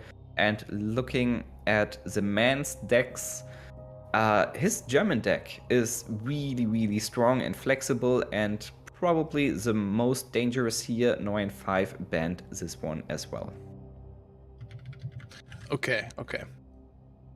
Well, it looks like there was some miscommunication at some point, and the players had started their match. Of course, one of the problems that we sometimes encounter during OCCs is the fact that Discord is not available without a VPN from the Chinese community. So we're going to be jumping on into the action into what will be game number 2, I believe, here. The man beat No95 in game number 1, sorry. So the score should be 1-0 in favor of the man, and that was a USA-Poland mirror matchup. But there we go. We see the matches going on. We'll catch the rest of this series, and apologies for the mix-up there. But looking at the board state now, No95 bringing his non-Fast Heinz German tank deck against the Soviet Italy control deck there from the man. In this matchup, Darkness, who do you see as having the advantage? Deck-wise, definitely the man. With all of the Bologna regiments, and he's able to have both of those huge guards early on. It's an amazing barricade against the German tanks, who usually don't have that many HP. So you need to trade 2 or 3 into them, or using buffs like Blitzkrieg to be able to defeat the Bologna regiment. Well, of course, No95 has opportunities to play around, sending them back with the Jagdbomber. works usually very well. Not only getting rid of the guard on the field, it also slows down the man because he has to deploy this again with another 3 credits, maybe 4 if 9-5 is now killing the first one. But overall, the man has a lot of guards, a lot of heal with Mare Nostrum, and if 9-5 does not find enough burst early on, this can be over real soon. Well, I love this pursuit play here by 9-5. By retreating the guard, he's able to get all of his tanks in the front line. Of course, the man has 2 guards, but 9-5 does has 2 Blitzkriegs. Yeah. This is looking. Yeah, I mean, those 2 Blitzkriegs are going to count. And because he had the Panzer 3F out on the field as well, that Befelswagen had Blitz, meaning that it could attack last turn. Greyhound on top. Double Blitzkrieg on 5 German tanks. 1 tank is enough to kill the Bologna regiment, and the rest is just destroying the HQ. 25 damage. Well, I can tell everyone watching, ladies and gentlemen, we came in at the right time because we just saw an explosive finish. Wow. Yeah, 9-5 just got even. 1-1 with the man. He won with the German Heinz deck, maybe the hardest matchup for 9-5, but with the perfect opportunities and the perfect match plan. First, slowing the man down, retreating the guards, preparing for the double Blitzkrieg. This was brilliant, executed with a brilliant top deck in the second or third last turn. Well played by 9-5 here. This is why those aggro decks are super dangerous. You can attack against them, but they have so many potential, so much power potential. If you don't control the board, 9-5 is able to blow you up. Yeah, I mean, you just cannot let that German tank deck get any type of real estate on the board because, you know, once we saw those Blitzkriegs being added, we saw the fast Heinz buffs and kind of more permanent buffs being dropped from the deck. It just became slightly different the way you need to play against it. I mean, it used to be important to get rid of, you know, most tanks in the old version, but now it's important to get rid of all tanks. Yeah. All right, 507th. That's absolutely right. So, well, turn 3, having the Bologna regiment available is really nice. But you can see for turn 4, 9-5 does has Underground State. This card sends back an opponent unit, creating a legion on the field and has intel. This card is so strong. It's very hard to play against it. The man is not playing Mare Nostrum and trade just because of the opportunity. 9-5 could use the Underground State to remove the Bologna regiment and the Mare Nostrum buff. Yeah. Yeah, it's a smart play. Definitely shows that he has presence of mind in terms of what's available on the board. But from the people, it's going to be able to take out that PIR if we want to get rid of that, which it looks like the man wants to do, dropping another Polycarpov or 2, and yeah, he's fine with that one being traded out, no problem. The man is fine with that. Now we do see the Underground State. I'd like to note, United We Stand not only killed the bomber who was threatening those little infantry guys in the front line, but also gave 9-5 1 credit advantage.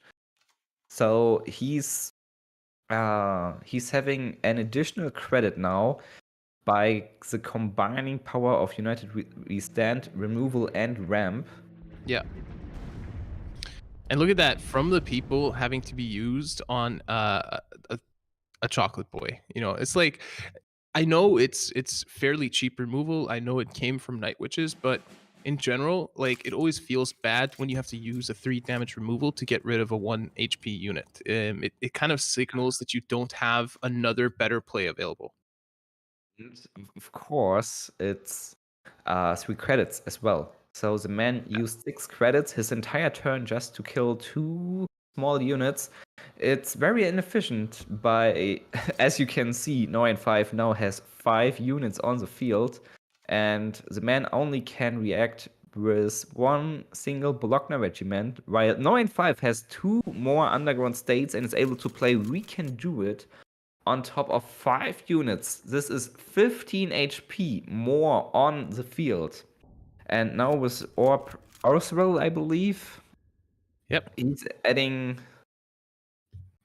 more intel and more buffs to the legions and more credits to Lion for a day this time. It's not looking good for the man. He's able to kill the nasty Catalina, what is very important, but the damage is already done. There are a lot of units on the field, and with this medical battalion, this unit allows 9-5 to trade really, really efficient.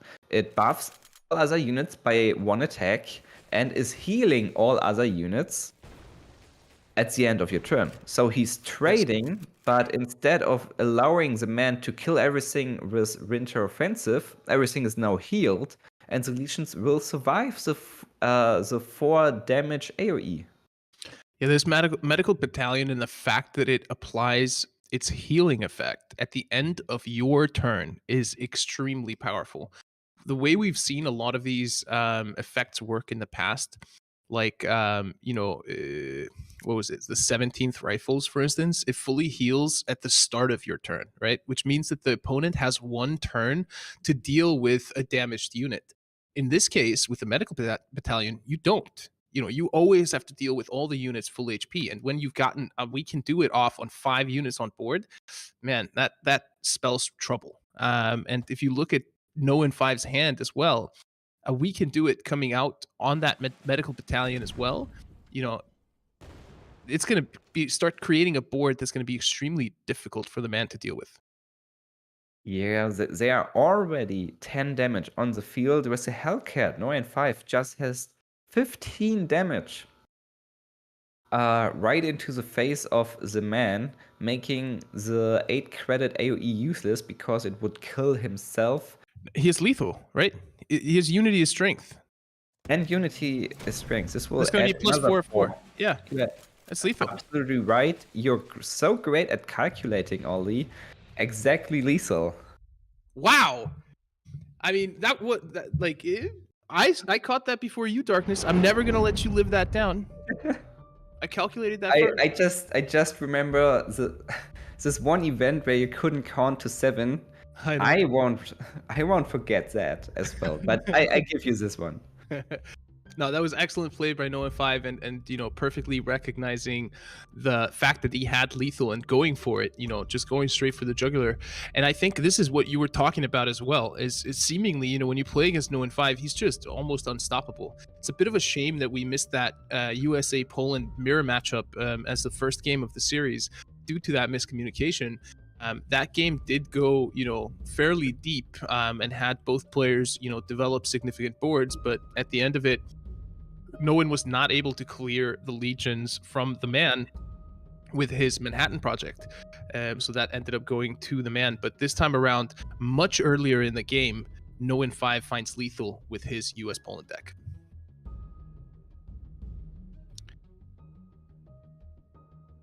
All right. Yeah. So with that series is over. It didn't take long. Spooz continues to be wrong about this becoming the longest OCC ever. But let's throw it over to the host desk where Spooz and Christo will wrap this one up for us. Ollie, I wasn't calling you out for your food. I was just jealous because it looked delicious, and see how important it is to nourish the body and the mind. You actually figured out the lethal before Darkness did. So fantastic job. to both of you, and fantastic job to Known5, who has qualified for the finals of the March OCC. Now, Spooz, we did miss that first matchup, but we saw the Blitzkrieg end the second game. We saw Legions just being too much in the third game. What are your thoughts on that series? Honestly, in the second match, or in our first match, that was actually the second match, I was taking a short restroom break, and I came back and I just saw, how are there already 2 games over? So I missed 2 complete games there, unfortunately. But yeah, that third one just demonstrated how good Known5 is, and how aware he is of how he needs to place several matchups, and just such a good player and well-deserved finalist here today. And yeah, we will see who's his opponent in the finals here. Is it Tang Tang or Jay King 7?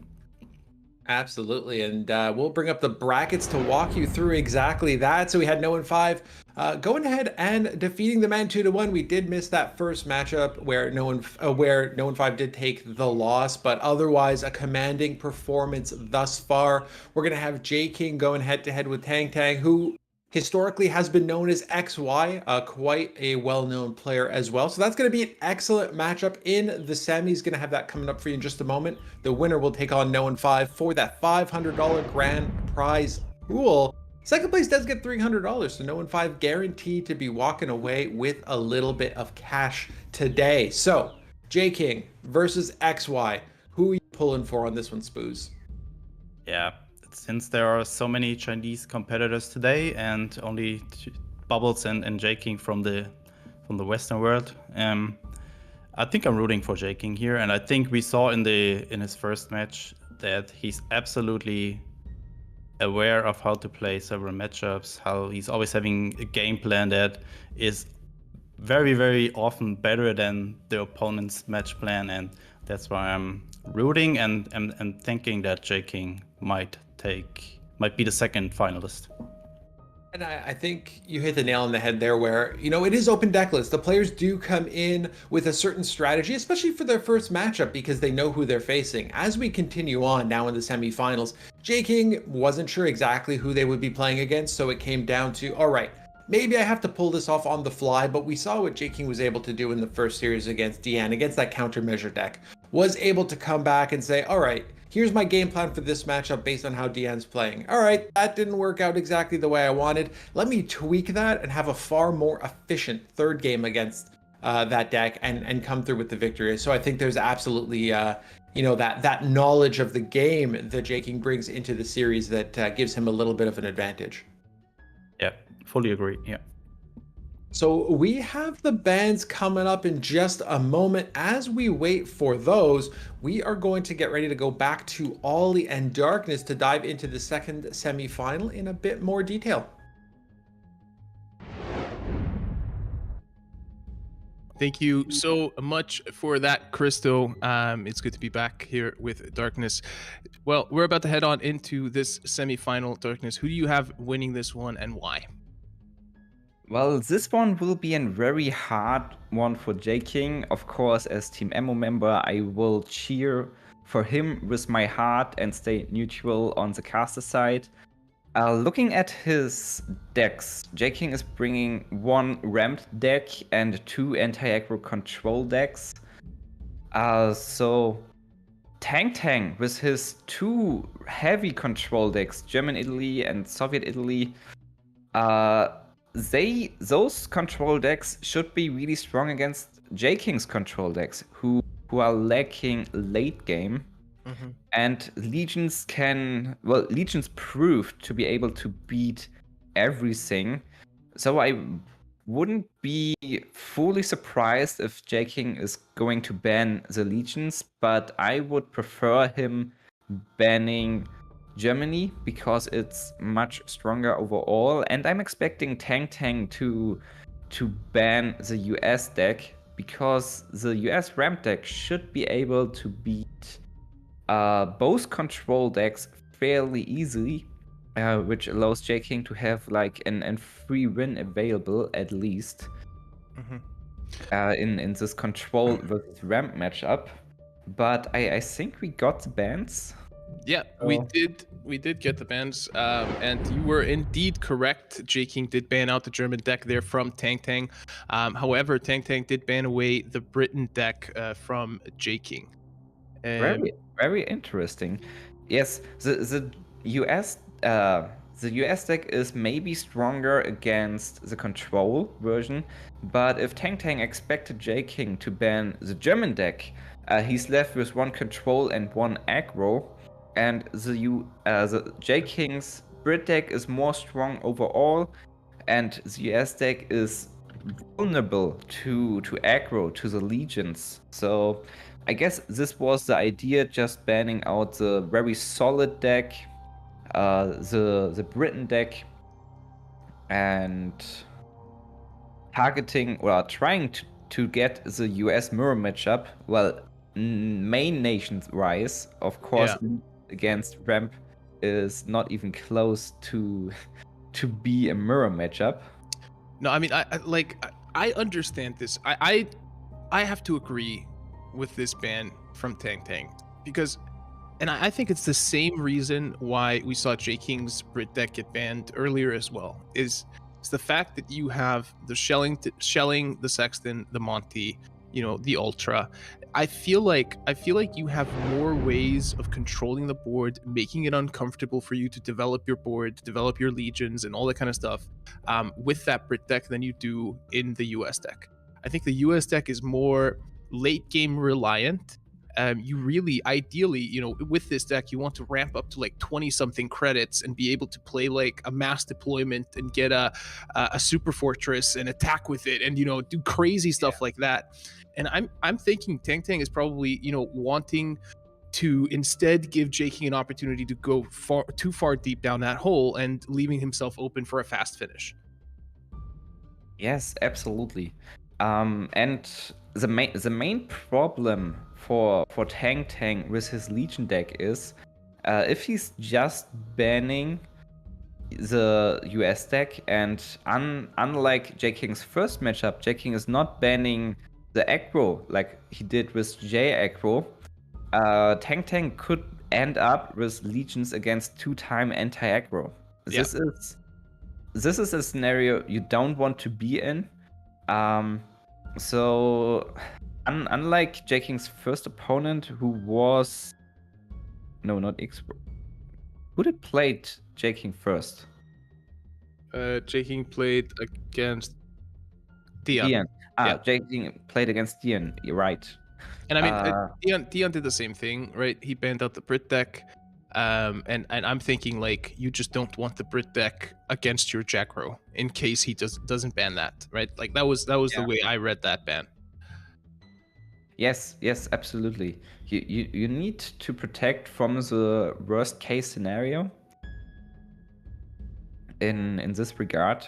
So it's not surprising. Of course, sometimes people are gambling, like what is my best case scenario? Is he spending this? Or you're getting into those endless circles of minds. If I'm banning this, or if I assume my opponent is banning my Brit deck, is this getting assumed by my opponent, or is he thinking even one step more that I'm being prepared for him being prepared to ban my Brit deck? It's getting crazy sometimes. The minutes before you need to ban, at least my head is always stuck with all of those thoughts. Yeah. And it's like that. It's like that episode of Friends where they're like, they don't know that we know that they know that we know that we know that they know. You go back and forth, and you can outplay yourself in the ban phase really easily, I would say. Yes.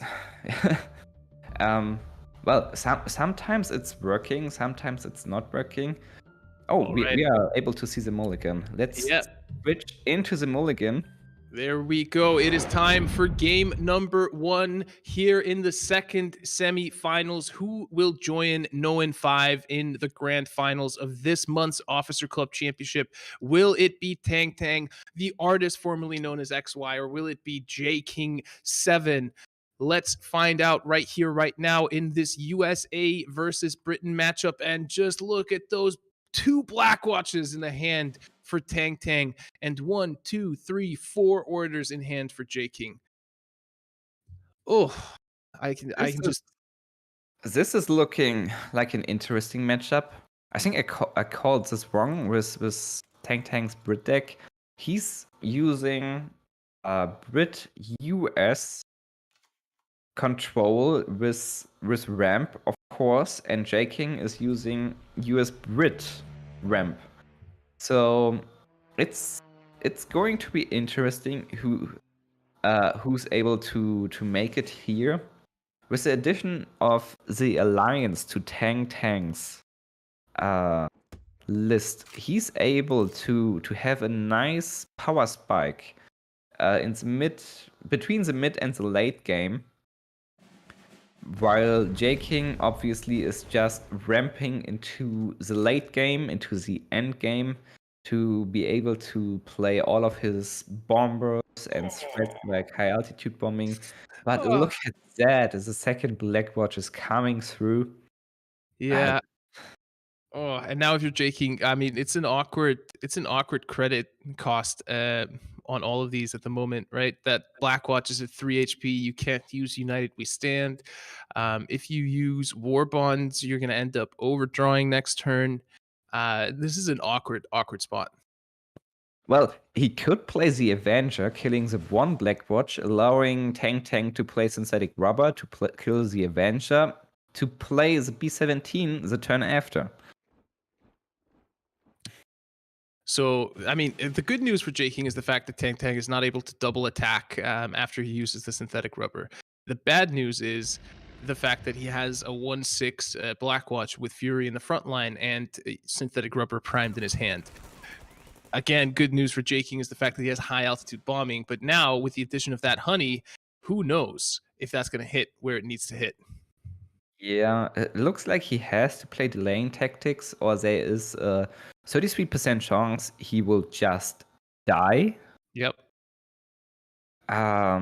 So this is not looking very well. He could drop some guards, but Churchill Havre will counterplay that. Yeah, I mean, he definitely needs to play delaying tactics. Unfortunately for him as well, discarded his second or overdrew his second delaying tactics there this turn. So yeah, don't you worry. He does have 3 of those, so there's another. And he's playing Seaborn Invasion, so there's another retreat mechanic. Overall, he could be fine for now. Tang Tang, looking at the Havre, I mean, it's looking really nice. Just pushing back, getting another big threat on the field. Jay King does not has a lot of options to counter that. The high altitude bombing is more like an RNG play. If he's able to get the Havre and the 1/6 Black Watch or not, but this looks like the only way for Jay King to deal now. He needs to kill.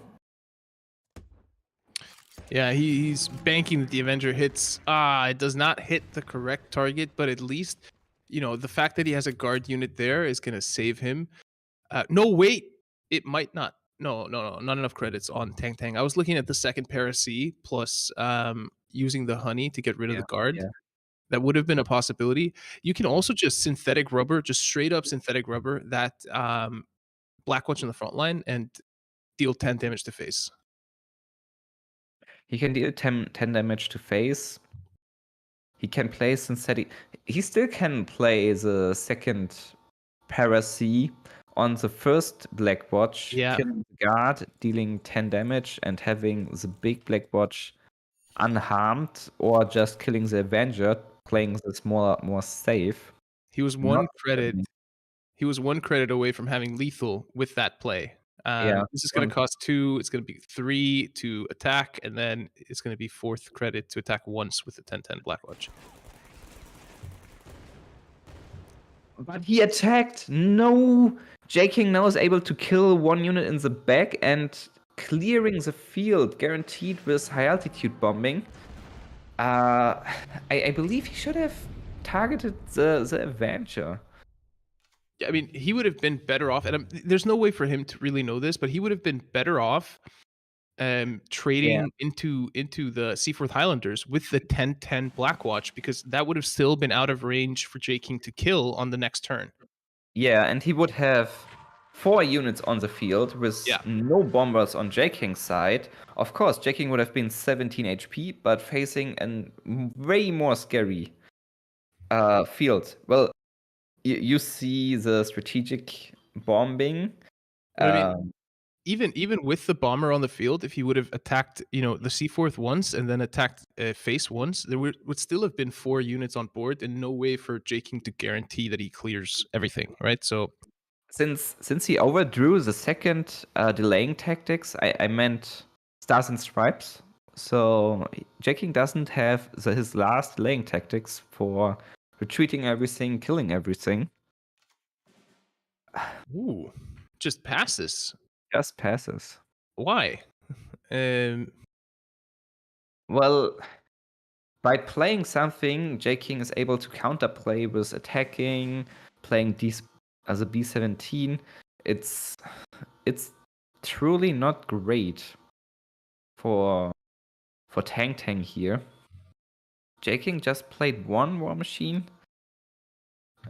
I mean, he needs to start attacking the HQ. He's very under pressure, HP wise, but maybe he should use the 9 credits war bonds, getting this out of his hand, getting more credits, getting more cards. I don't fully agree with the War Machine play. He could have dealt 4 damage. Could have been a little bit more solid play here, but just ramping is usually good for the ramp player. He has his 14 credits. What is Tang waiting for at the moment? I mean, is he waiting for the ability to drop like a Wellington and a couple of other units and an alliance to try and create a backline that Jay King is unable to deal with, that gives him lethal on the following turn? Or what is it that we're seeing Tang wait for here? I don't know what he's waiting for. He does has a great opportunity, dropping Wellington, Honey, the Alliance, attacking and pinning the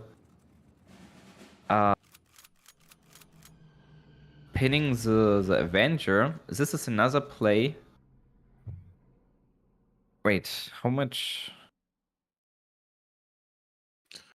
This is not looking good for Jay King. No, I mean, he has to hope that his B17 will hit the Wellington. Yeah, he has a 50% chance of hitting the Wellington, and he has to go for that. Where does it go? It hits the right target. He hits the Wellington. Stays alive. Fight another day. Saxon is looking crucial.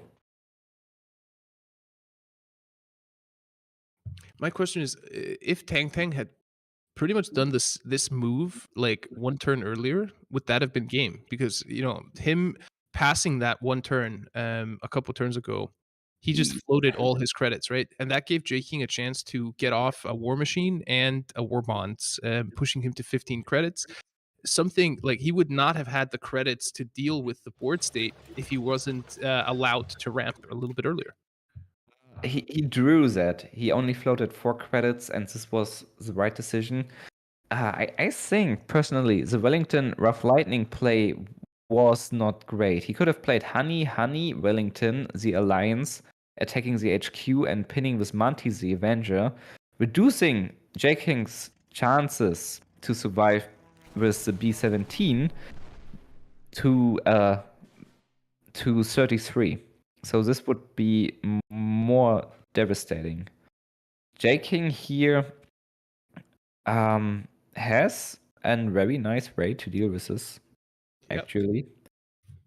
There's a couple of ways. He needs to check for Ultra, and now he's playing Stars and Stripes, killing 2 of 3 units, and with United Restand, he's killing the Sexton. This was really nice, while only 2 HP. This Wellington! Oh my god! Found the Wellington out of the deck. Oh. There we go. That's going to be game. Jay King goes down 0-1 against Tang Tang here. I was going to ask you, Darkness, that last turn, Jay King opted to use a 6-credit United We Stand to take out the last remaining unit, the Sexton there. Yeah.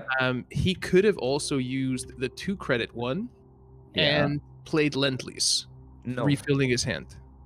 He had 8 credits left, so he ended up with 2. He floated 2 credits at the end, and he paid 6 for. So he would have had exactly enough credits, I think. No, he had 8 credits left, and Lend-Lease is 7, and United Restand is 2. So this is 9.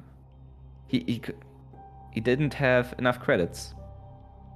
He was 1 credit short for this play because he played the War Machine in the beginning to play around Ultra. Okay. I gotcha. I must have misread it then. But I mean, in the case that he chose to do that over the other thing, is there any world where you don't want to get the Lend-Lease off there to refill your hand if you are able to? Well, if you're able to do, you want to play the card draw first. Like, if Jay King didn't have to check for Ultra by Tang Tang not floating 3 credits, he would have played the Lend-Lease first to make sure he does. He's able to find the best solution for this play, because 2 HP is not a lot, and there could be another way to deal with that. Maybe finding the US military research, but sadly his deck does not contain heal, unless you're going for penicillin. So this is what Vinny commented on earlier as well, right? He said that the way that Jay King plays the US ramp decks is really greedy, that doesn't pack any heals. And we might be seeing, not having any heals starting to matter. But now, okay, next game that Tang Tang is going to be bringing his USA Poland Legions deck, right? Do you bring your US deck again, or do you swap over to Germany? Well, you need to win with both decks. So it doesn't matter what deck you're going to bring first, because just looking at the decks, you have to win twice from Jay King's perspective. It's more like an psychological reason why you're bringing US first or why you're bringing German first. If you're not 100% confident in your decks, and you probably are not, because you just lost a match. What is matchup wise even maybe a little bit favorite for you. In this scenario, I would play now Germany first. So I have the advantage of the decks. I'm playing the anti-aggro deck, he's playing the aggro deck. I have way more confidence in myself when I know my deck is favorite in this matchup. To boost myself up, to get into the focus, to not make any more mistakes. But if you're like really strong-minded, you can play US first. It's like, whatever, I play my best. I play Jay King is doing that. Yep. Jay King is playing his US deck. It's like, fuck it. This is my least favorite matchup, but I'm going to beat your ass anyway. And after that, he has the confidence of just winning and the confidence of having the deck advantage in the last match, sending huge pressure onto Tang as last nail into the coffin. Well, let's see how that plays out. Oh, he finds the United We Stand off the top there. Do you pop the War Machine or do you United We Stand here? I feel like you take the opportunity to get a credit and a unit off the board, right? I think I would play United We Stand. HP matters. HP matters a lot in this.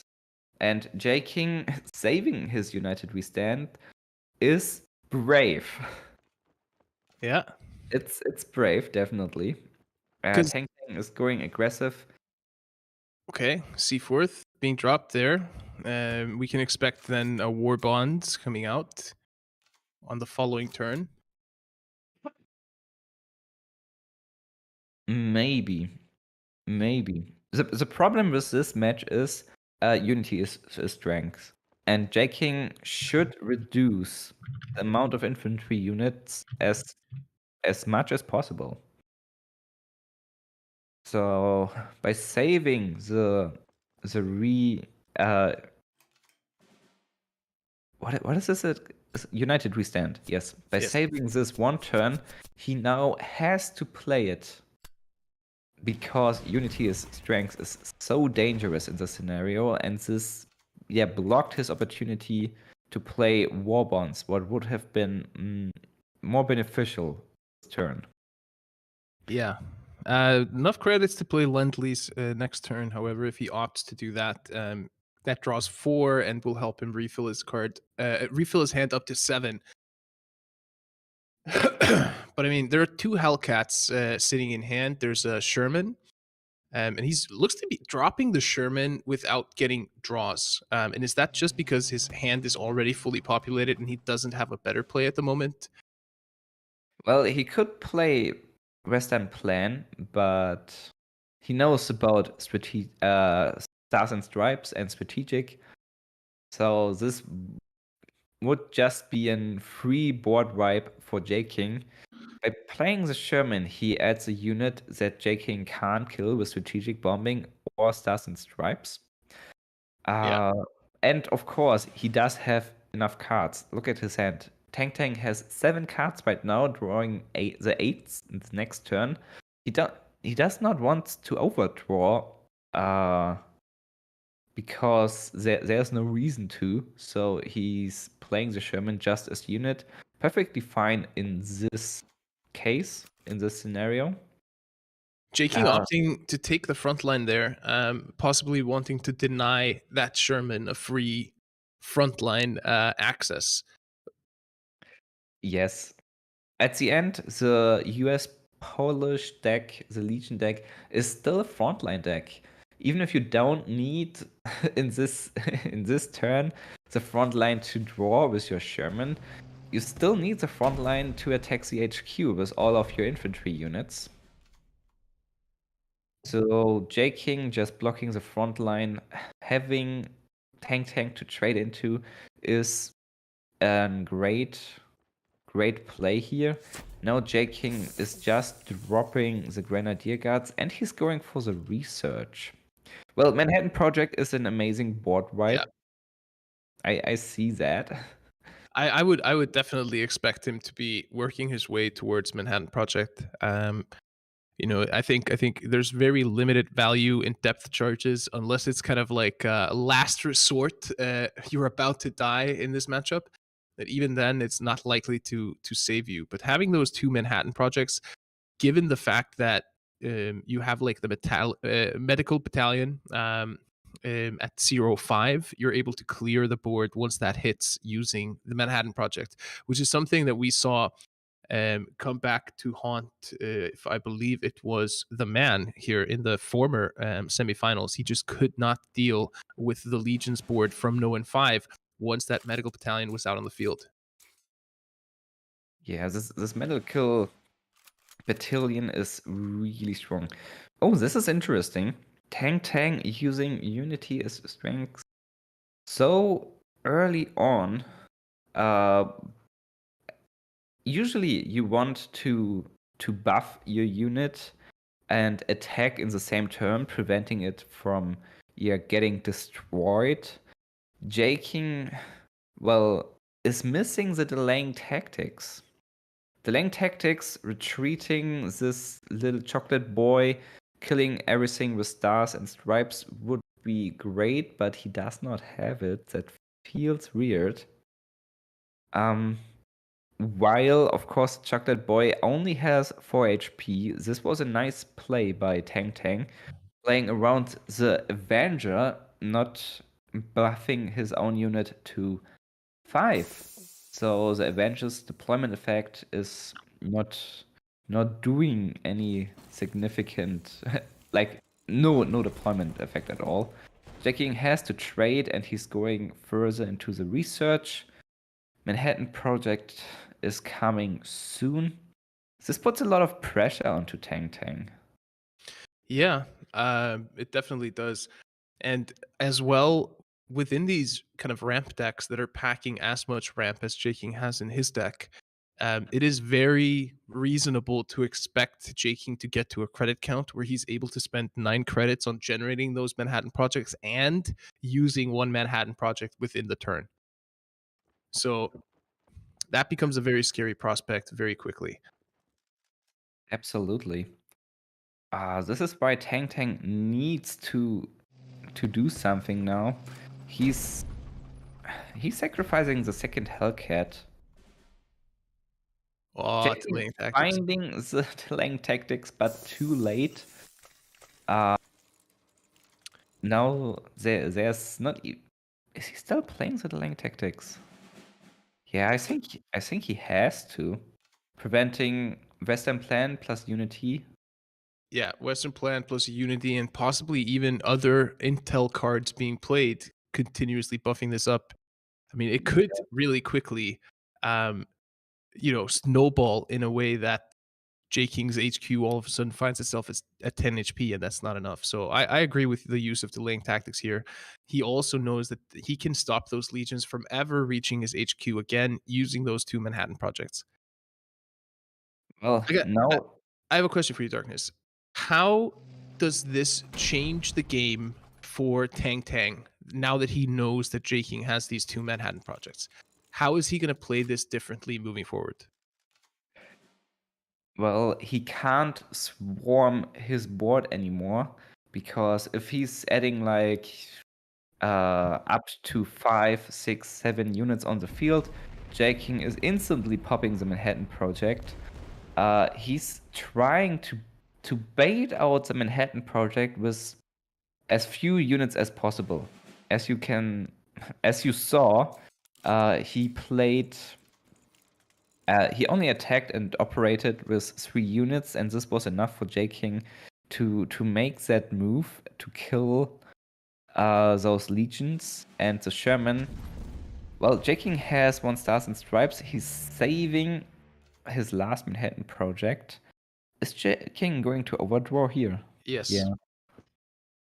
Well, but he refilled his hand, what feels really nice for Jay King, finally having more options available. Because Tang is also going for research and close to the Manhattan Project. This is an brutal match between two top players. This is definitely going to be a mid game, if we can call it a mid game. I mean, we're already at 12 and 10 credits, but this is kind of a mid game in when both of these guys are ramping to some extent, or pushing the pace. So to get out of this mid game with an advantage is going to take a lot of effort on behalf of both of these players, I believe. You can't really make a lot of mistakes now, and I think the quartermasters for Jay King might come in clutch, because the fact that he is able to start cycling through his deck, finding that ramp, getting himself to like 15, 17, 19 credits, the sooner the better, because that's going to allow him to much more effectively deal with whatever Tang throws out on the field. Losing the rough lightning here hurts a little bit, but not enough. The Avenger feels really nice. The Tano regiment has to die. It's a mass this unit is able to deploy or to add a lot of legions. Anytime you play an intel card, you're getting an additional legions and a card draw to your hand. Why would he go for strategic bombing over the Avenger here?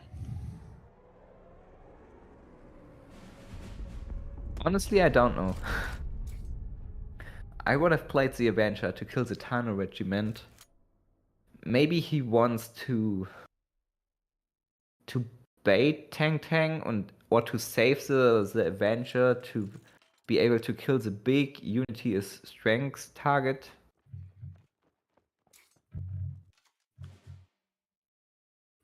Oh, he's ramping up so that he can get the B-17F out and blitz it. That's exactly 13 credits. So maybe he's been planning around that. That's also definitely going to be a target that draws out a Manhattan project from the side of Tang.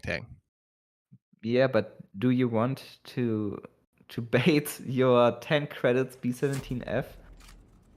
I mean, it puts him so low. Wait. Is he running a super fortress? Tang has Yeah, Manhattan project now, and so we can do it because it's almost lethal. Yeah. Jay King was playing just aggressive towards lethal.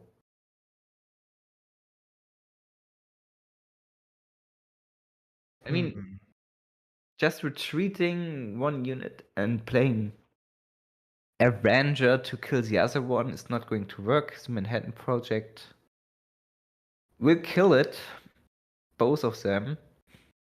Maybe Jay King could just play the rough lightning, but it's not very efficient. Maybe enough to beat the Manhattan project, but this will put him down to 6 as well.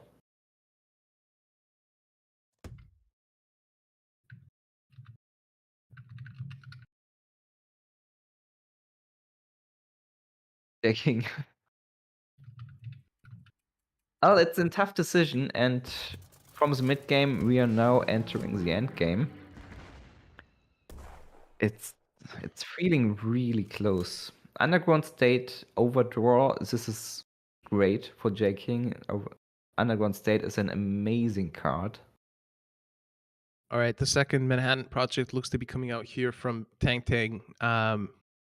I don't see a world where he can afford to leave any of these units up. No way.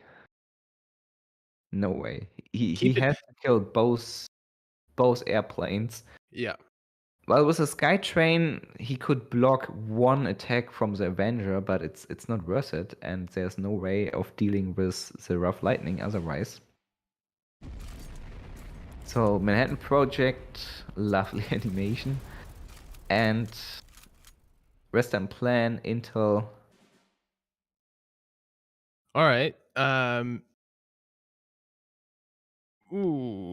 Jay King has Lend-Lease, so he's probably banking on that. That's why he's Stars and Stripes. That's why he feels comfortable using Lend-Lease here. Yeah. Just looking at the hand of Jay King, he would have played Stars and Stripes anyways, but he's looking for more cards first. Yeah. But he makes his play very calm.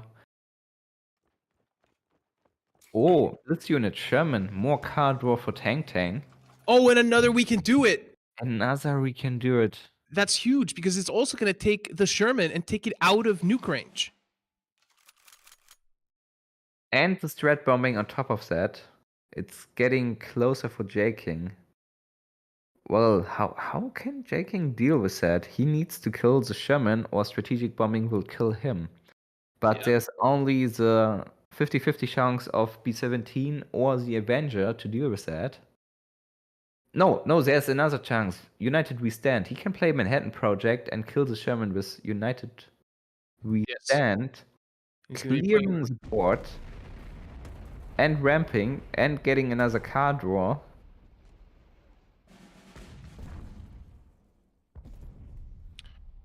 And It's- I believe Tang Tang has used all his blitz units that are actually able to reach across the entire field, right? The second Yeah. California can take the front line, but there are no Hellcats remaining for him. So The delaying tactics will buy a lot of time for Jay King. yes, He has strategic bombing in his deck as well. With the airborne and strategic bombing, he could have lethal by top deck. So this is a possibility. no, he already used strategic bombing.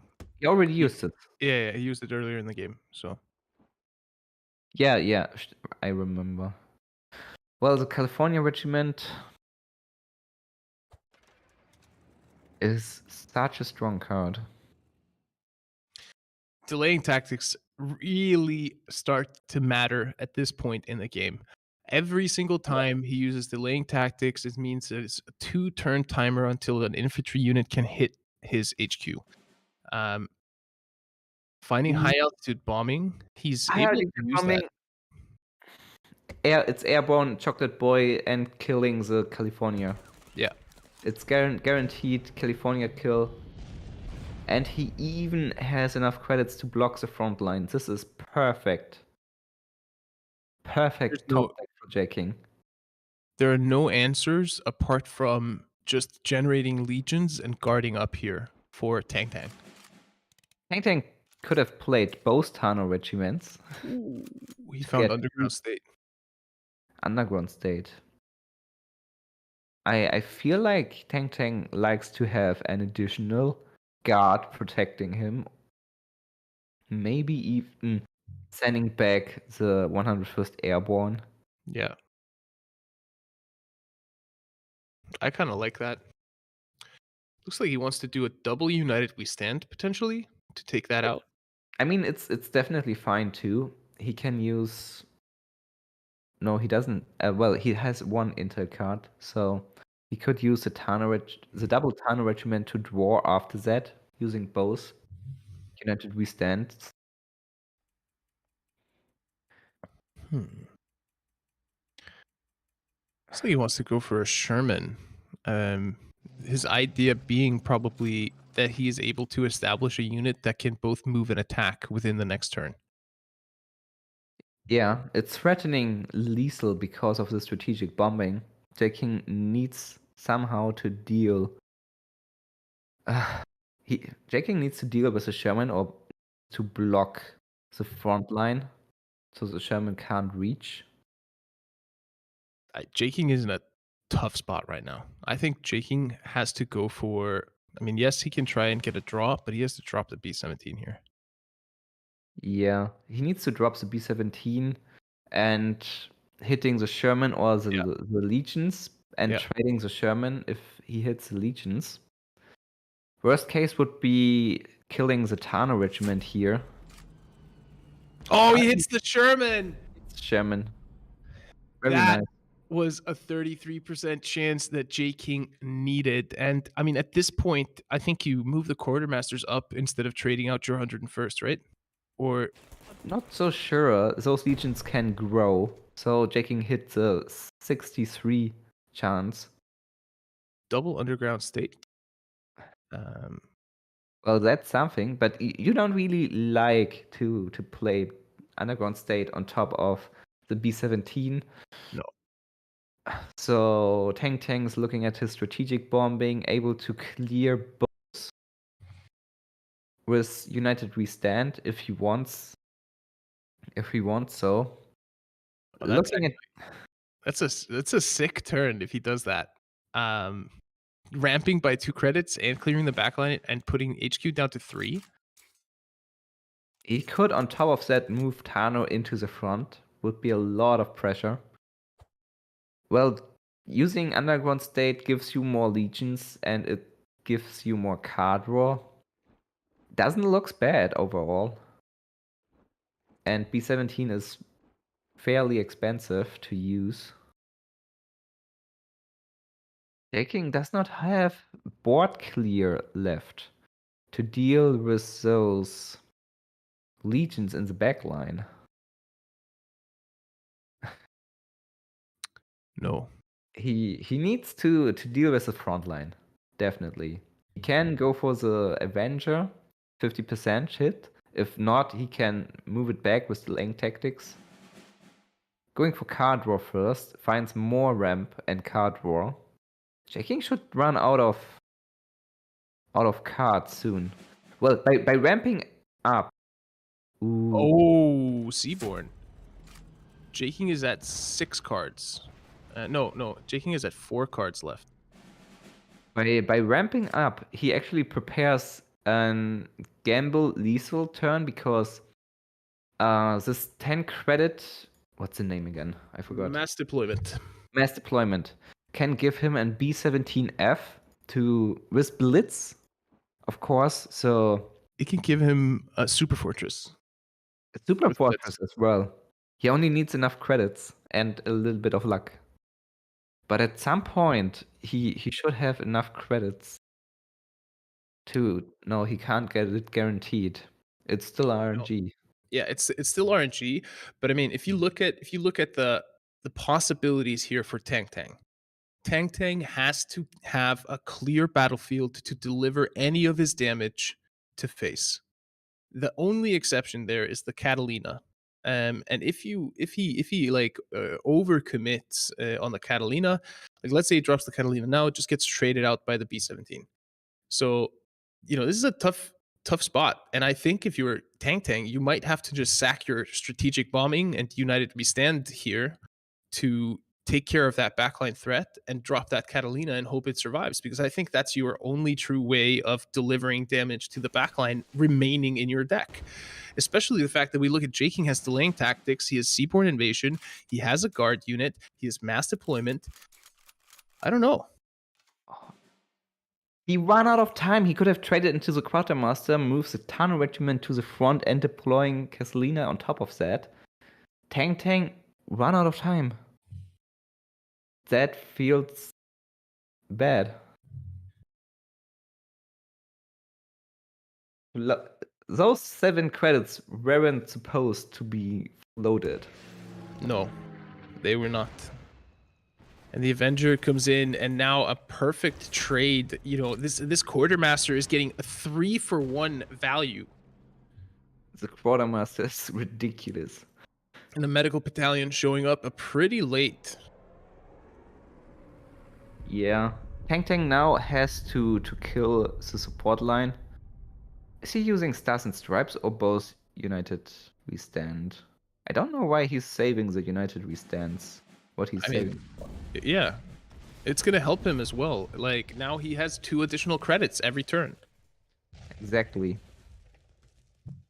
Jay King is so low on cards. He has like 2 left. It's mass deployment time. Yeah, hoping.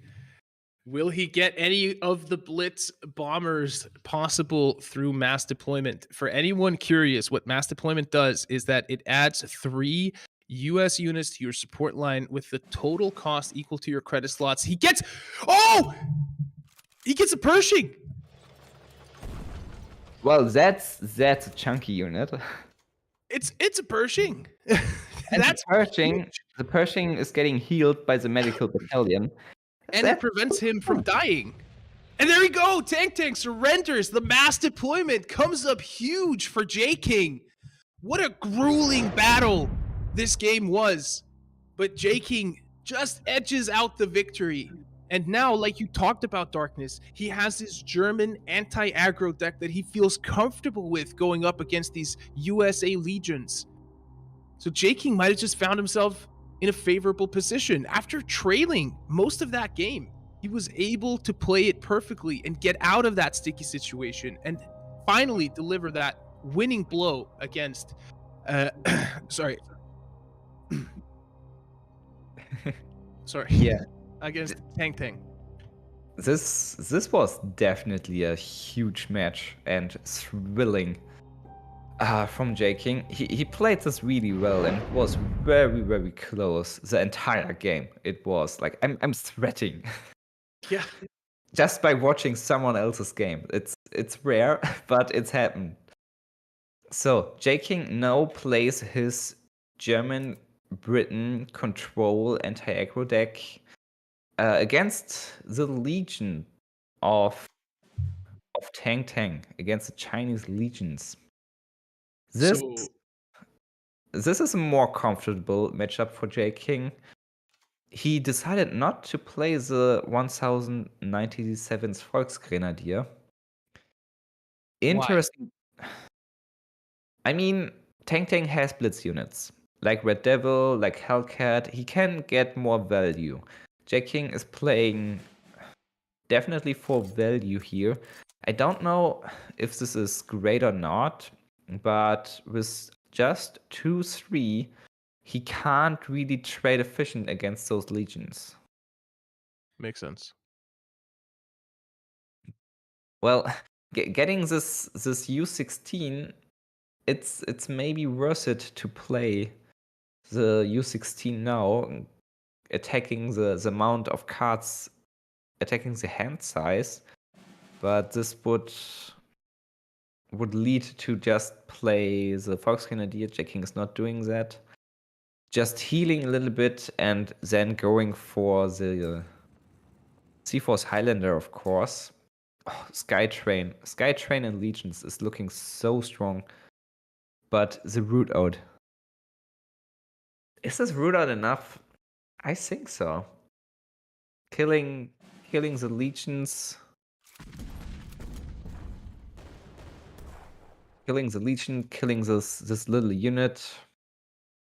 Looks definitely nice. Controlling the board, Medical Battalion is being dropped and a Jesko added. Jesko is not doing a lot in this matchup, but it's an infantry unit. It's another buff for unity strength.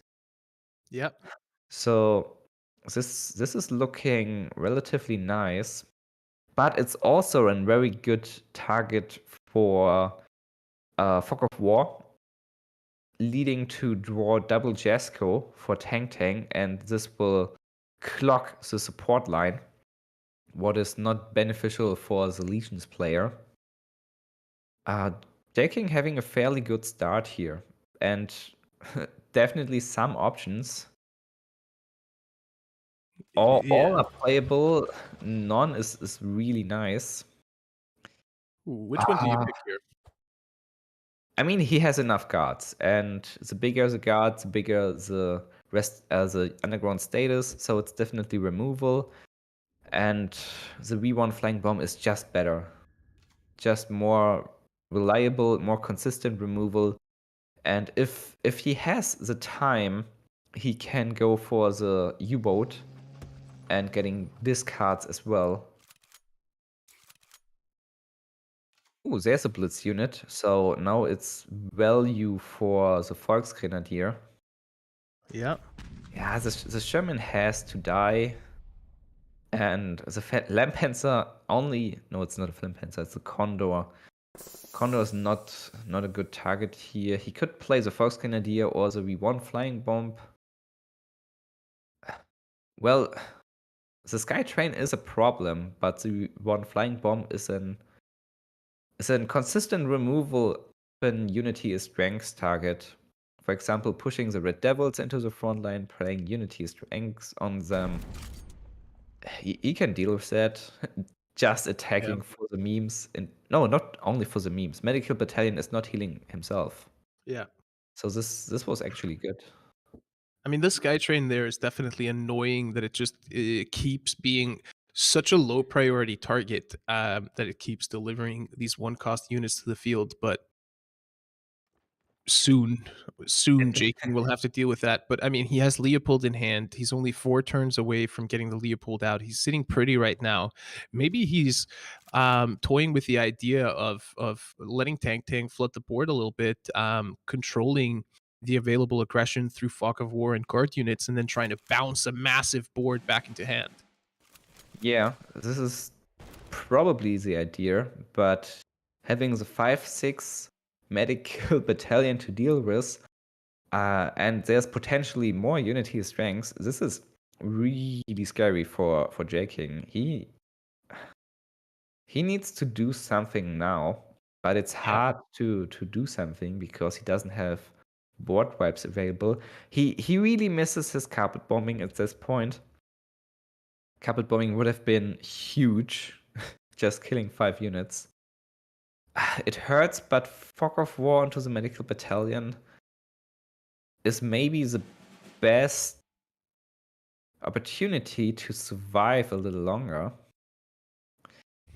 Is he going for the V1 flying bomb, or is he greedier? It's a good question. I mean, there's also the option of using the tactical strike. Yeah, You the don't- Sky Train. Yeah, you don't want to deploy the Condor because that's probably just going to get dealt with. But now there's going to be 2 medical battalions being drawn here from Tang back to back. And we'll yet to see if that's going to be a major problem here for Jay King. But now he is 3 turns away from that Leopold turn. So has to continue to deal with this board pressure from Tang. Isn't the most pressure you can give right now if your Tang is just throwing the second Cali into the front line? More like Sherman and going for Unity strengths.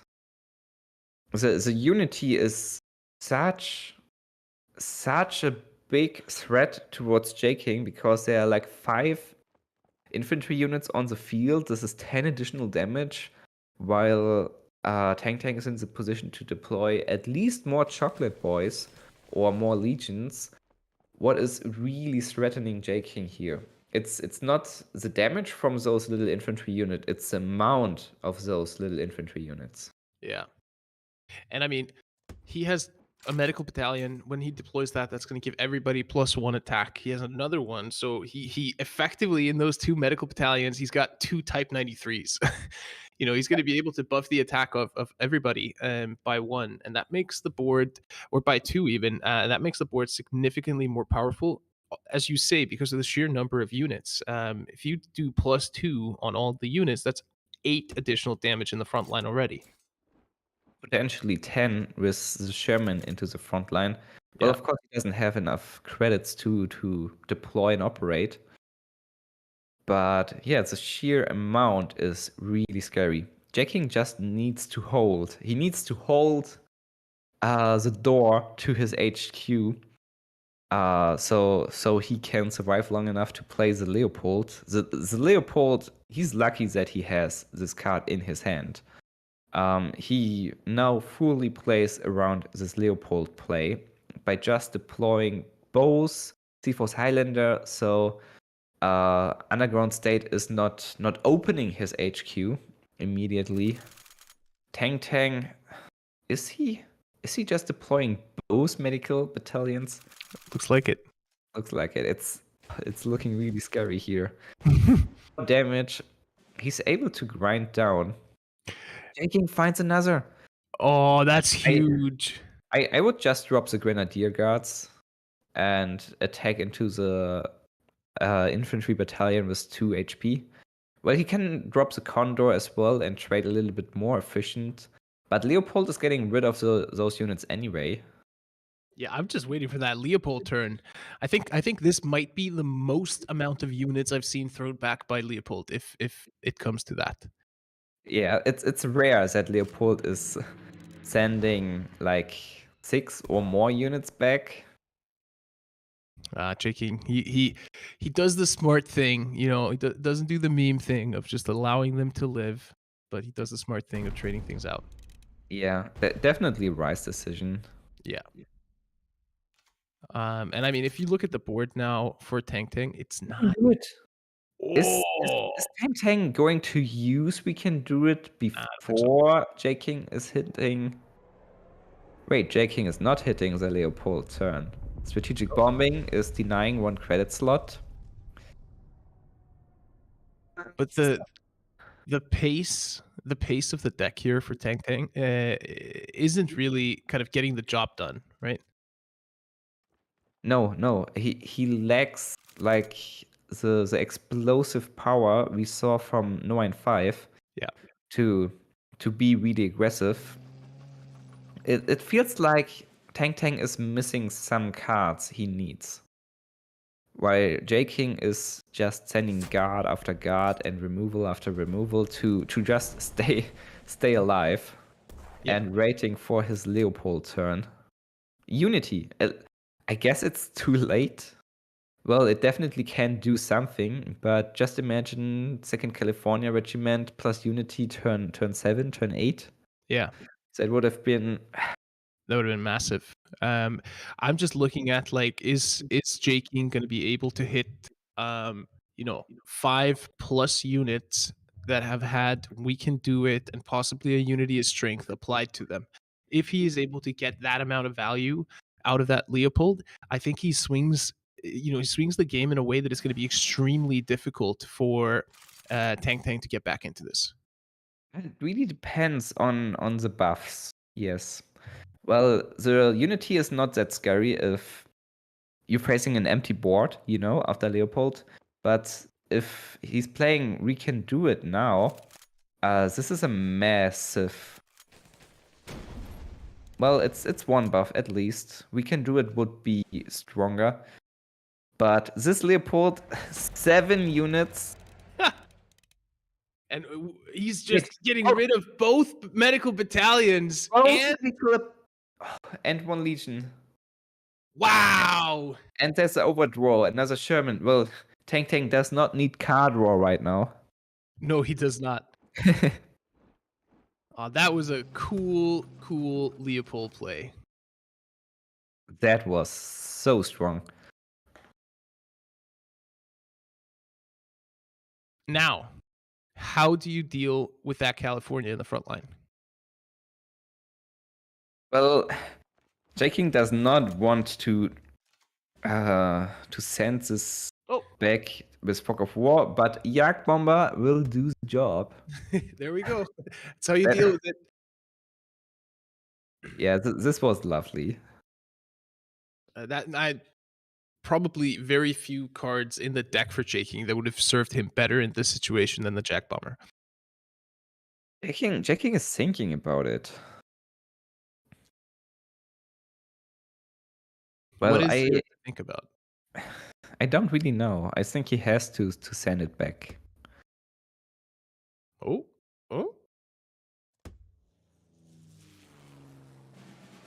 Oh, he's gonna have him overdraw. He's gonna have him overdraw. But overdraw 1. The second one, he's getting back to hand, but it's delayed. He has more time now to deal with this California Regiment, and from all units, the second California Regiment is the most scary one. Yep, and Tang is not able to blitz it into the front line and draw again with the Sherman. Well, he can do. There it is. It's back. Naship, not what he was looking for. And a tricky spot because it costs him 5 credits to operate his units. He'll get 2 of them back, for sure. But if he wants to use Lend-Lease here...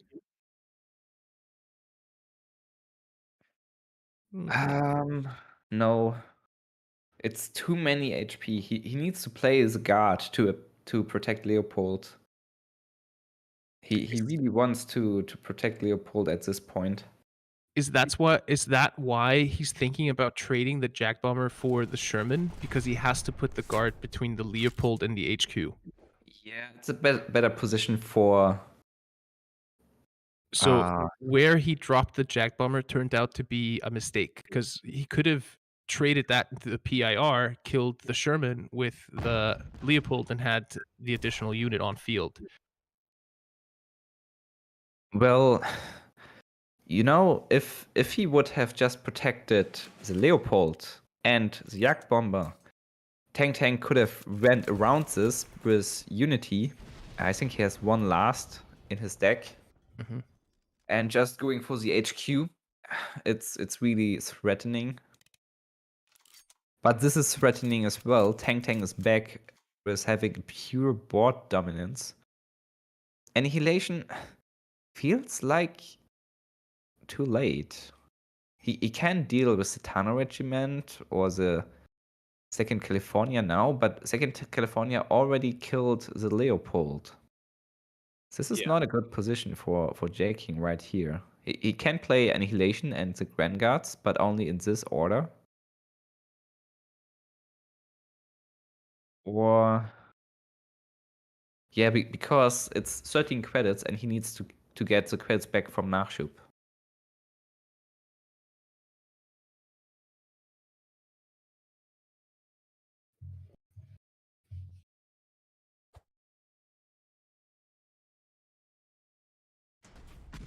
Yeah, he's killing the Second California, getting rid of another small card. But maybe Land Lease is more important to finally find a carpet bombing. Both of Find them. two. Finding two. And he does have enough credits with Nachschub to use both. Yeah, but look at that damage coming through. The Karis can come out as well. That's an intel card. That's going to buff everything up. That means that he's going to have to use both of the carpet bombs. But he didn't use We Can Do It. Tang didn't use Can Do It. He does not. So Jay King can play carpet bombing, getting credits back, using another carpet bombing, killing everything but the Tano regiment. Wow. That's the first time I've seen back-to-back carpet bombings within the same turn in a non-ramp deck. Yeah, that's true. Oh, and Tang must be kicking himself right now, not playing that We Can Do It. Yeah, it's so. But so sad.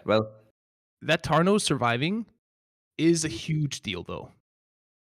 Yeah, it's another front unit in the front line, and Red Devils, of course, he can now play an intel card, getting more card roll, getting more legions, and now hopefully playing We Can Do It. Yeah, he has to play We Can Do It. Yeah. So with Leopold gone, both carpets gone, what can Jay King find to get him out of this situation? I don't know if Comet straight into Tano is an option here. I mean, Jay King needs to trade. Needs to get into this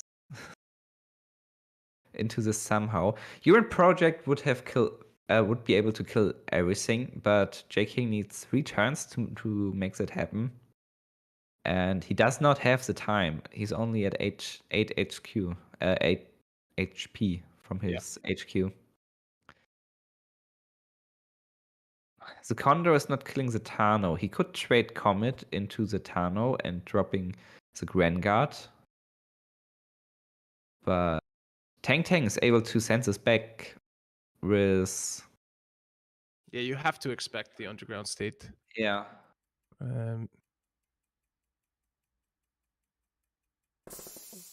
Cutting it close on time.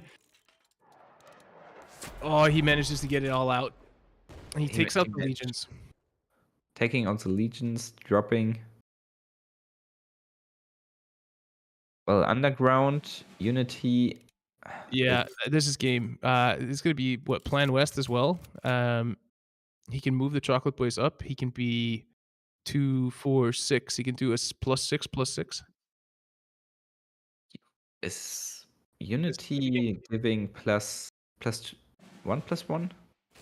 Yeah, I mean, he doesn't even have to deploy more, but that was it. He finds the Unity off the top there, and that's going to be enough to give him the damage to take out Jay King and Tang in the same month where he found his first season win. On the ladder, he has secured himself a spot in the finals against No-Win-5, knocking out Jay King 7, putting him in the 3rd place match against the man. So a huge month of cards here for Tang, and congratulations for him for securing that spot in the finals. We'll throw it over into back to the host desk where Christo and Spooz are waiting for you guys, and they're going to break down this series real quick before we head on into the 3rd place and finals. Wow. That was a heck of a well-played series. I mean, from the first matchup where, you know, you had several turns where XY just decided not to play, not to give Jay King anything to do, anything to counter, into that second game where we saw nukes flying back and forth and mass deployment winning that game, right up until that third hard-fought battle that allowed XY Tang to make it to the finals. Like Ollie mentioned, first season win, just proven that they are, you know, one of the premier players in this game. Spooz, so much to unpack there. What are your thoughts? Yeah, you summarized it very well. Like really a nice back and forth. Tang winning the first game, Jay King fighting back with winning the second game. And then that third game, there were so many points where I thought, oh, Tang is having the advantage here. Then after that Leopold suddenly, oh, this is looking good for Jay King. But then Tang managed to fight back really well, and in the end winning that season, or that, yeah, going to the finals here with the it was just the tiny things in the end, right, that make the decision here who's going to the finals and who's going to the third place match. But yeah, well played. Jay King has another chance to take away some money here now with fighting for rank 3, and we will see a final of Known 5 versus Tang. Yeah, spot on, Spooz. It was back and forth, right? We saw the Leopold come down. I thought that might have been the turning point. We had Tang push back. I thought that might have been the turning point. It really could have been anybody's game. Let's take a quick look at the bracket. You summarized it pretty well, Spooz. We see Jay King going down into that bronze match. Still $200 on the line, taking on the man, that relative newcomer we had spoken of, doing a nice job in their first OCC, but in the finals, the grand finals, we're going to see No in 5. Going head-to-head with Tang, two of the premier players from the Chinese community. It's going to be a great bronze match and a great finals. We're going to have that coming up in just a moment or two. We're going to take a quick break before we start dishing out some cash here at the March OCC.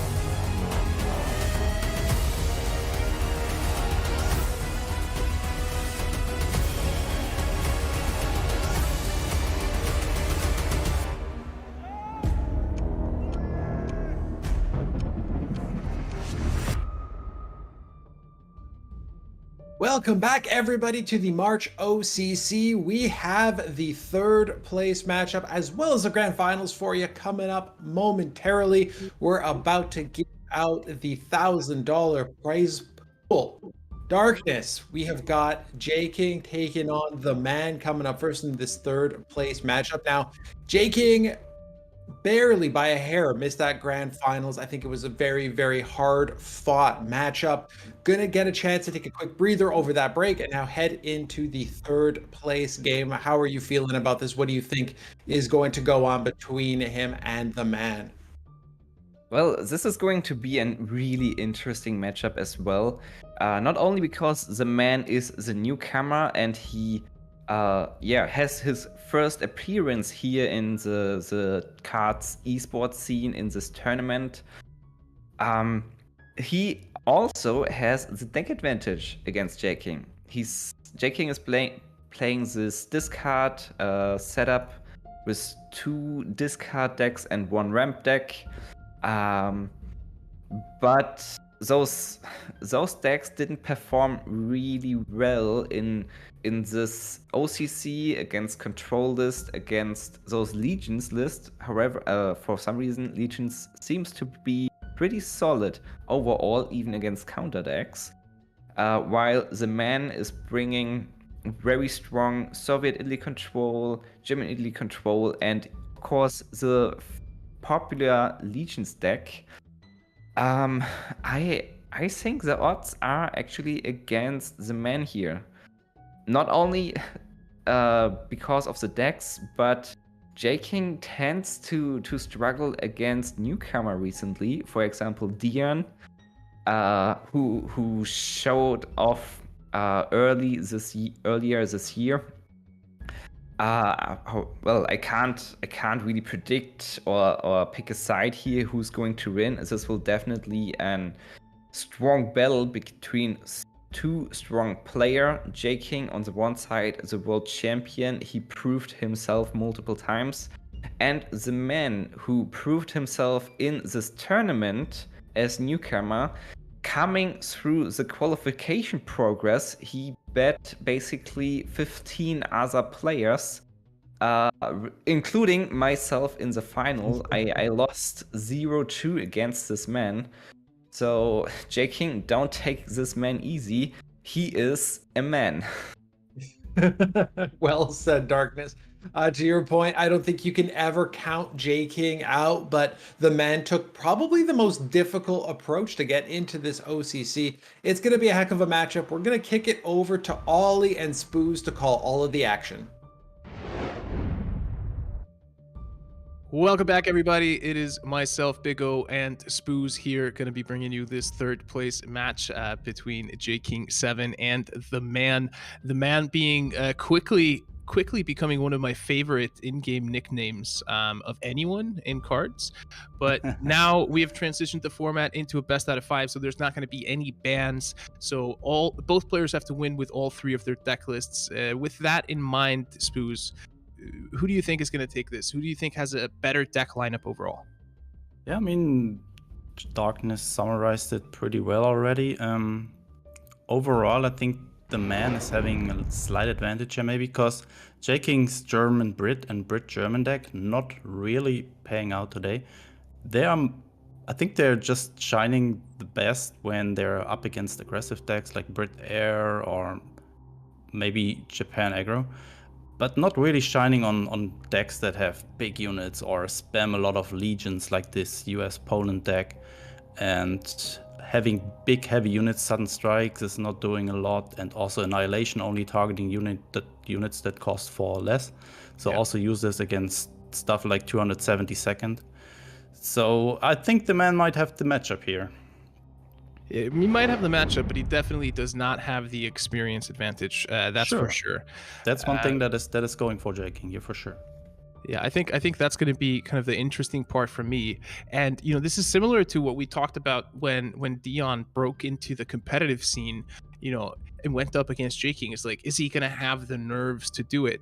I felt like in that particular instance, Dion kind of had, I have my strategy, it's either going to work and I'll win, or it's not going to work and I'll lose, right? It's not going to be dependent on how well you play or how well I play. It's just going to be dependent on if I'm able to execute this or not. That's very different to the decks that the man is bringing. He's going to have to outpilot these decks to take out Jay King, right? He can't just rely on putting out the basic stuff every single turn, and that's going to give him the victory. He's going to have to actively outpilot Jay King in this series.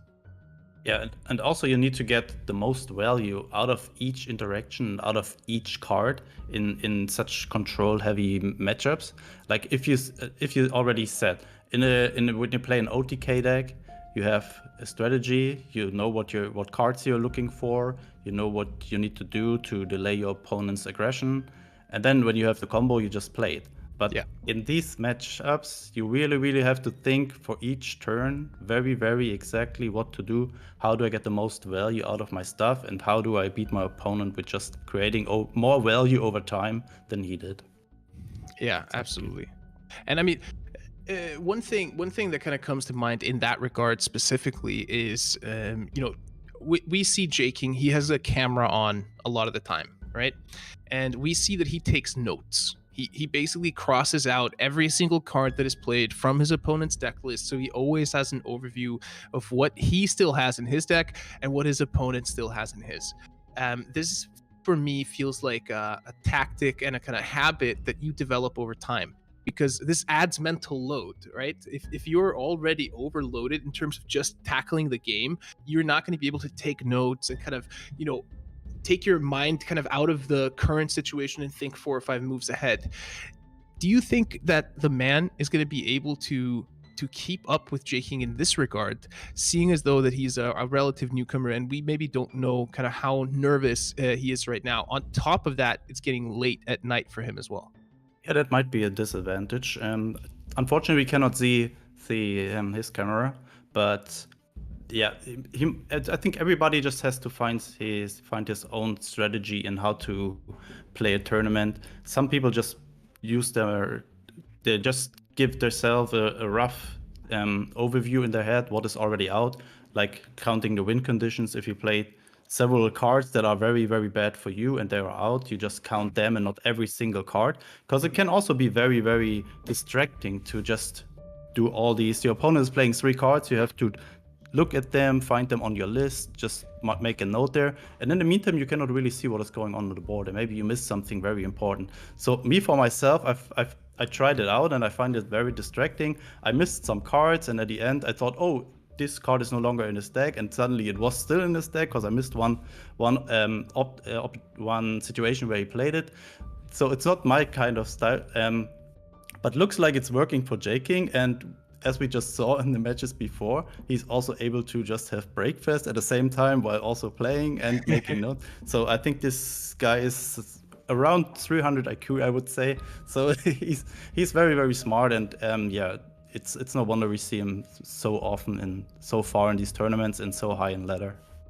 Absolutely. And I mean, this is I believe the first month in probably since the start of 2021 that Jay King is either not winning a season or an OCC, right? He's now been locked out of both. He's relegated to, at most the 3rd place in OCC, and he came in 2nd during the season, I believe. So I think might feel, 4th. Oh no, 4th. Yeah. No, you're correct. I was confusing this with another tight season race involving Jay King, who seems to be always in those season races. But before we kind of get into the action, the players are currently waiting to challenge each other and getting into the game. What deck do you bring first if you're Jay King, and what deck do you bring first if you're the man? I think that's going to tell us a lot, because if you're able to get an advantageous matchup for possibly a disadvantageous deck of yours in the first match, that might be the difference between winning or losing, because we've seen a lot of these best out of 5 series hinge on that one deck that just can't find a win. Yeah, exactly. I think if I would Jay King, I think I would just start going in with the US Brit deck, because I think it's the best deck against the Soviet Italy and the German Italy control deck. And I think it's also not too bad against the US Poland deck if he can manage to find his carpet bombings, strategic bombings, and get rid of all these legions early on. He's also having great answers against stuff like California with the B-17s. So I think I would go with this first, and then you just hope for the best with the German Brit and the Brit-German deck to just get a good start into the game, like with the U16. And I think with this deck, you usually want to go second. That is also very, very important, because then usually your opponent is already having a card disadvantage. And if you can find early U16s, you're just increasing this disadvantage for your opponent, and that makes it way more easier to just deal with stuff that your opponent is bringing. And yeah, this might be the deciding factor there, maybe, to how the other matchups go then. Okay. So I got a confirmation that there are some issues pertaining to the friend requests being sent and approved. Now, it's one of the I guess the downsides of being a newcomer in here. Normally all these guys have each other as friends, having played in a tournament before. And as I say that, we jump on into game. So let's get this third place match started. Jay King 7 versus the man. Wow. Let's get into the action. Take a look at the mulligan there. Jay King bringing his US deck as you had suggested, and the man responding by bringing his Germany-Italy deck. So this should be a good, nice little control mirror. Yeah, both decks have a lot of cards with a lot of value potential, like the Schwalbe, for example, with all these B-17s. What did you say? Just the opening hand there for Jay King. It's so good if he wants to get War off Machine to a flying into start. War Machine. I mean, not the perfect. I think you would prefer to have at least one in Hour of Need instead of the second War Machine, but I think it's fine. You can ramp up very, very fast here with playing another War Machine next turn. Then he's already at the Warburns, and then he's already at 8 credits. Yep. So that gives him a lot of, yeah. You just don't care about the incremental damage that you're taking here and the fact that your opponent is healing. You just want to get up there as quick as possible. Yeah, I mean, at this point, HQ health does not really matter as long as your HQ health is not getting too low, like in an OTK range for your opponent, like, I don't know, 6-5-4 health. So far, Jay King is confident here that he can just go for the ramp and get the credit advantage, and then he can just get the most insane value out of his cards that might give him the advantage here in the game. Are you kidding me? Are you kidding me? I like that emote a lot. Yeah, Sudden Strike taking out the Jasko. You know, the Jasko being played, though, is enough to deny an attack from one of the Fiats. So, yeah, and also you don't care about your opponent's health too much because he cannot play stuff like Commonwealth or Spirit of Rome, what would be really, really frightening there for yourself. But at this point, you just don't care. Let him heal, and you just play your game and start dealing with these Fiats later. Yeah, I guess the problem for Jay King here is the fact that if he would have had in the hour of need, he would have been able to probably get to this point one turn sooner. But the strategic bombing off the top. Did you see his face? How happy he was about that? Yeah, that was really just in time. Why did he not go in hour of need? Maybe he wants to play it later with the Quartermasters to get additional draw. Because I'm not sure if he really... So what is the advantage here for him going to 14? I think that's the only reason why he would keep it there. I was just thinking... I was looking at mass deployment in hand, and I was just thinking the sooner that you can get up to like 17 or something and dropping a mass deployment... Has he been at 11 credits probably? No, he was at 12, Yeah, he was right? No, he was at 11. That's probably why he was waiting. Ah, that's why he waited. Okay, yeah, that's a good reason. You need every credit then for the mass deployment. And, okay, he played a lot of ramp cards already, so it should be hard to get to 22 or 23. But we could see 20 credits there on Jay King's side. And then he's having a very, very high chance he's getting another Furshing or B-17F. Yeah. The best units you can get out of this. So did you ever get a Super Flying Fortress? Yes. Oh, God. I finished the game. with the super flame force. There's But that is long not Tom. bad. For 14 credits, a Catalina, Oh. 6 attack Jackson, and a long Tom. Ledechima can only take out one of these. Which one do you take out? You have to take out. I Long would say Tom probably, huh? Yeah, long Tom. Just gonna.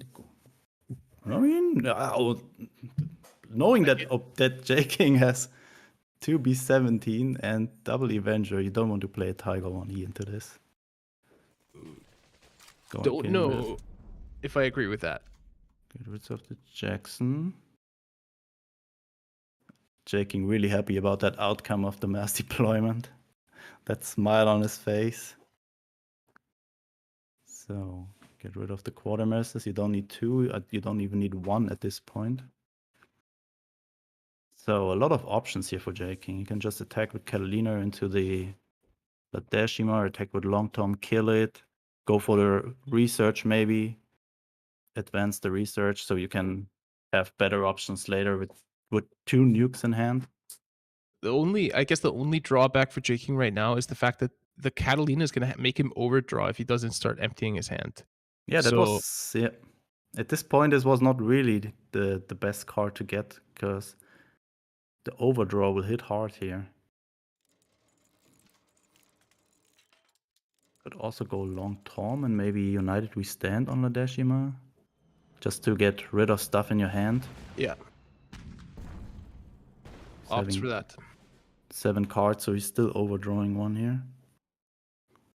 Jagged Bomber. Ooh. He'll throw that Long Tom back into hand. No, deploying the Tiger. Do I agree with that? I mean, not too many other options here, right? You could play Schwalbe or Jagdbomb on the Long Tom. I think I would have preferred that one. But what else to do then, right? Just waste 4 credits. Yeah. I think this is a problem with the deck, the way it's, at least the way he's been drawing the cards this game around is he hasn't had a chance to do anything more than dropping a single unit, which is like, no number 1 against US ramp is dropping a single unit because it'll just get B17 or it's going to get Avenged. I mean, that's also the disadvantage of that German deck, right? It has a lot of removal, it has a lot of strong expensive units that have strong deployment effects, but you cannot swarm out a lot of units. You usually just have 1 or 2 units on board, and then it is exactly happening what is happening here. Your opponent can just play his B17s, Avengers on it, and you can't do anything. Yeah, and that Long Tom, without any other targets on the field, delivering all 3 points of extra damage directly to that HQ. Yeah, 5 damage for 2 attack artillery, that's a lot. And Jay King in a very, very good position here. I don't see how the man is ever coming back here. You even don't want to play Leopold on that. Knowing that your opponent can just research into the nukes next turn and play a nuke. Yeah. Deciding to go for FW into Panther G. Probably. Oh, that Wolfpack is not doing a lot. No, and you kind of don't even want to Wolfpack here, because it just made room in the hand of Jay King for both Manhattan projects. Yeah, exactly, and that is exactly what is happening here, giving Jay King the chance to set up lethal, and the man really needs something with Blitz to play Mar Nostrum on him, but that's gonna be it. That's gonna be game. He's not able to find anything. I guess the only way that he could potentially get out of this is if he finds his Comet off the top. Mar Nostrum, right? Yeah. If he finds a Comet off the top with that single Enigma. So, no. Yeah. In the end, the HQ health on Jay King's health, it looked closer than it actually was. That was just from the early Fiats that just did some attacks there.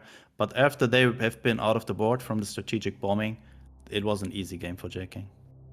Yeah, and that's the thing about the US ramp, man. Like, you feel like you're getting ahead in the early game because they're ramping and you're like, oh, he's not checking any of this. I'm just hitting his HQ. Haha, what a loser. And then all of a sudden, they have 14 credits and you have 8. And, they just come back, crush you. And from that moment on, you don't get anywhere close to their HQ to damage it. Yeah, and there's so much strong removal in the deck, like the carpet bombing, high altitude bombing, strategic bombing. If you are at the point where you are at 4 credits and your opponent 8, 7, 9 credits, you can almost forget to win against ramp there if you don't play a ramp deck for yourself. So next map, Jay King decides to go with the German Britain deck. Yeah. And the man just playing US Poland. So what important for Jay King here is probably, yeah, that is already a good hand with all the discard, the Heinkel, and also having a root out for Plan West spammed legions or for the 32nd. But I wonder, so I think he needs to keep the Annihilation for the California. Yes. Don't want to play it on anything else than that, because you don't really have good removal for the California. No, I mean, I feel like the California is always problematic. It's problematic for so many decks to deal with. Or gets another Red Devils out of the Sky Train. Man, these Red Devils can be really annoying, because they stick on the board for so long. And then there's Unity Strengths. It's always such a big threat for you, so you have to remove them, but you can't because it's so expensive. And I think this is a good spot for the root out already, especially because there's another 1/1 out of the Skytrain. I think it's a fantastic spot for the root out. It's going to negate all danger from those Red Devils in the front line, and it's going to clear pretty much the entire backline outside of that Skytrain. Wow. And also all units have 0 attack now, but there is we can do it. The California coming out now. It's 1 turn too soon for Jay King to be able to. Right? Yeah, but he can hit Brit. Yeah, nice. Good answer. Yeah, the problem, you'd think, oh, these Red Devils are 0/1s now. I can just ignore them. But yeah, with this kind of deck, with the Unity Strength potential, you cannot ignore a 0/1. It's looking like it's not really a threat, but it can backfire very, very hardly. And there is a really nice carpet bombing. Finally getting rid of the Skytrain. That was very, very important. Yeah, I like Jay King opting for the carpet bomb over the Annihilation. And I think he did it for exactly the reason you just said, right? Is like deny a big Unity is strength on top of that California in the front line. Even though he can remove it, right? Just a big Unity is strength could be enough damage to put him in trouble. Absolutely. And he can still play it next turn. If the man decides to play some infantry units here, just play Unity Strengths on it, play out a buff card, and then you get rid of it. It is way better for you, yeah. But look at this board already. Good comeback here for the man. And Jay King not having that great options this turn. He has an FW plus tactical strike. Really looks like he does not want to use the Annihilation on that second California, it looks like. I mean, so far he's having other options, but decides to go for it. It's just too much good value there. You get rid of a unit and your opponent is discarding a card when only having 4 in hand. That is... He was happy to get that we could do it, but he's about to be sad. The second one. Oh, no. There we go. It's like, yes, I got it. And then it comes out and it's, he had another one. And now, you got the man really looking for a medical battalion. If he gets a medical battalion out now, this game can start getting really difficult for Jay King. Medic battalion or Unity, absolutely. That are the cards that the man is looking for now. There is. Oh, and he hits the Sherman. That was a huge hit. That was really, really good. There's one thing that I want to highlight, a combo in Jay King's hands. He has the second Paracy and the Condor, right? So that's 7 credits, kill anything on the board. Yeah. Plus, it gives you 2 units on board that have the pincer effect. Yeah. So any attack, okay, that one of them is a bomber, so any attack on them does not really deal damage. But Paracy is such a strong card. It can give so much swings in one game, especially when you do it on 2 non-bomber units, and your opponent has to attack into it. Like, I think the best thing you can do it on is an artillery, because then you get a kill, and your opponent probably has to attack into the artillery, and you get another. So it's very often a 2-for-1 on Paracy. Yeah. The problem now, however, for Jay King is the fact that Paracy did get hit by the Orb Orzel, which forces him to have to use it on the Panzer IIIH instead of the Condor. The Condor would have been a really good combo because the Condor doesn't take damage in return, so he could have potentially been just, churning out all these units that are being gathered on board. Oh, this is not looking good for Jay King here. No, and there's an underground state sitting in hand here for the man. Jay King really has to play the fortification next turn. Yeah. I think he's aware of that, for sure. Yeah, also players like Jay King, they always, or at least that's what I expect, they look at their opponent's hand and see which card is sitting there for how long, and why did they not play it for now, and what could it be? And that is really what is making the difference between a good player and a very, very good player. Yeah, that's true. That's a really good point. Now Jay King has to deliberate quite a bit. Tactical is not doing a lot there. He's probably doing tactical into Condor. Yeah. Just to get rid of that Hellcat there. And V1 flying bomb then for the final legions? I mean, he needs to kill the legions, right? Or he's just playing the fortification. That's also otherwise a little bit late. But is it enough? No, not really. That's not going to be enough, but I mean, putting it on the Red Devils is definitely going to be annoying to deal with. Also keeping the underground state, not buffing the legions there, just also getting rid of the units. Oh, he has to get rid of that. Yeah. I mean, I know it doesn't feel great. I mean, not desperately. You can also just go face. The Condor cannot kill any of these units, not even together with the Paracy. The only problem would be a second Paracy. Exactly. And he has intel. He knows Jay King has Lend-Lease in hand, right? So the fact that he's going to draw 4, it's a decent chance that he might find a Paracy or, another answer that would allow him to combo that Condor into a kill. I'm pretty sure if there would be 1 less health on Jay King's HQ, he would have gone face, because then with the underground state, he would have set out lethal next turn. Yeah. Ooh, research. It really, really hurt that the man just lost the Sherman there. From the wolf pack. Yeah, but gives you 1 legions, makes the 4/6 out of that. But this is still far, far away from lethal. Yeah, and I mean, I believe this is the final underground state that he has. Jay King finding another Lend-Lease. Finding another Lend-Lease. Oh, but he's got a tough choice here, right? He's got a tough choice. Do I play the guard or do I Lend-Lease? He can't do both. So he plays the guard. Is not confident that he's going to be able to find an answer to that 4/6 Legion in the front line. Nothing to help the man deliver damage found off the top of the deck.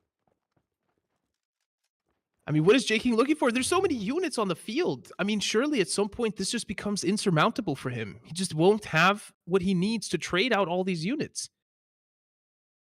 He really needs another carpet bombing now. And the man needs something with intel on it. Oh man. It's not over for Jay King. Okay. Another guard. Okay, now we can play Lend-Lease and another guard and attack with the other guard. Oh, Leopold.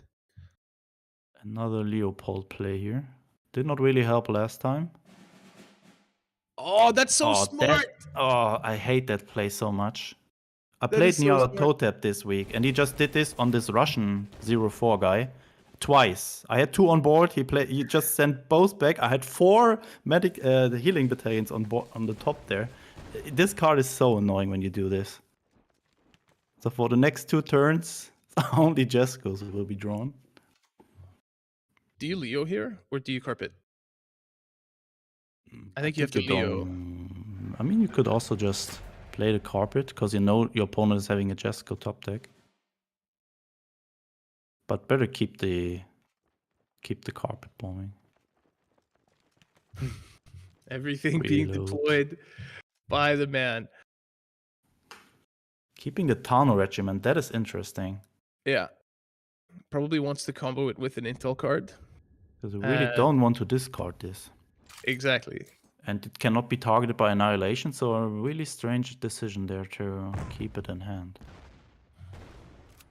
I think Jay King has just about done it. I think he's just about found enough space, held off the US Poland Legions deck long enough for him to be able to clutch the victory. I think there are very, very few cards left in the deck here for the man that are going to be able to, within a turn or within 2 turns, finish Jay King off. Especially when you get U16'd.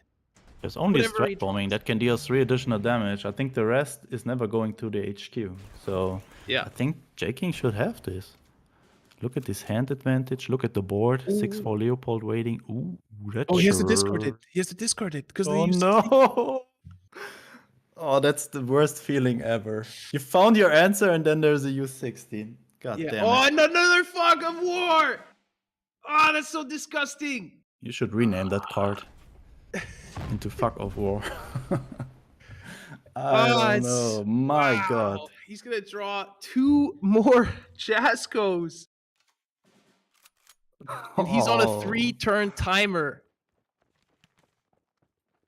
Yeah, I think this is over. What is he going to top deck there that might turn the game around? I think there is nothing. Nothing can deal with Leopold there in the backline. No.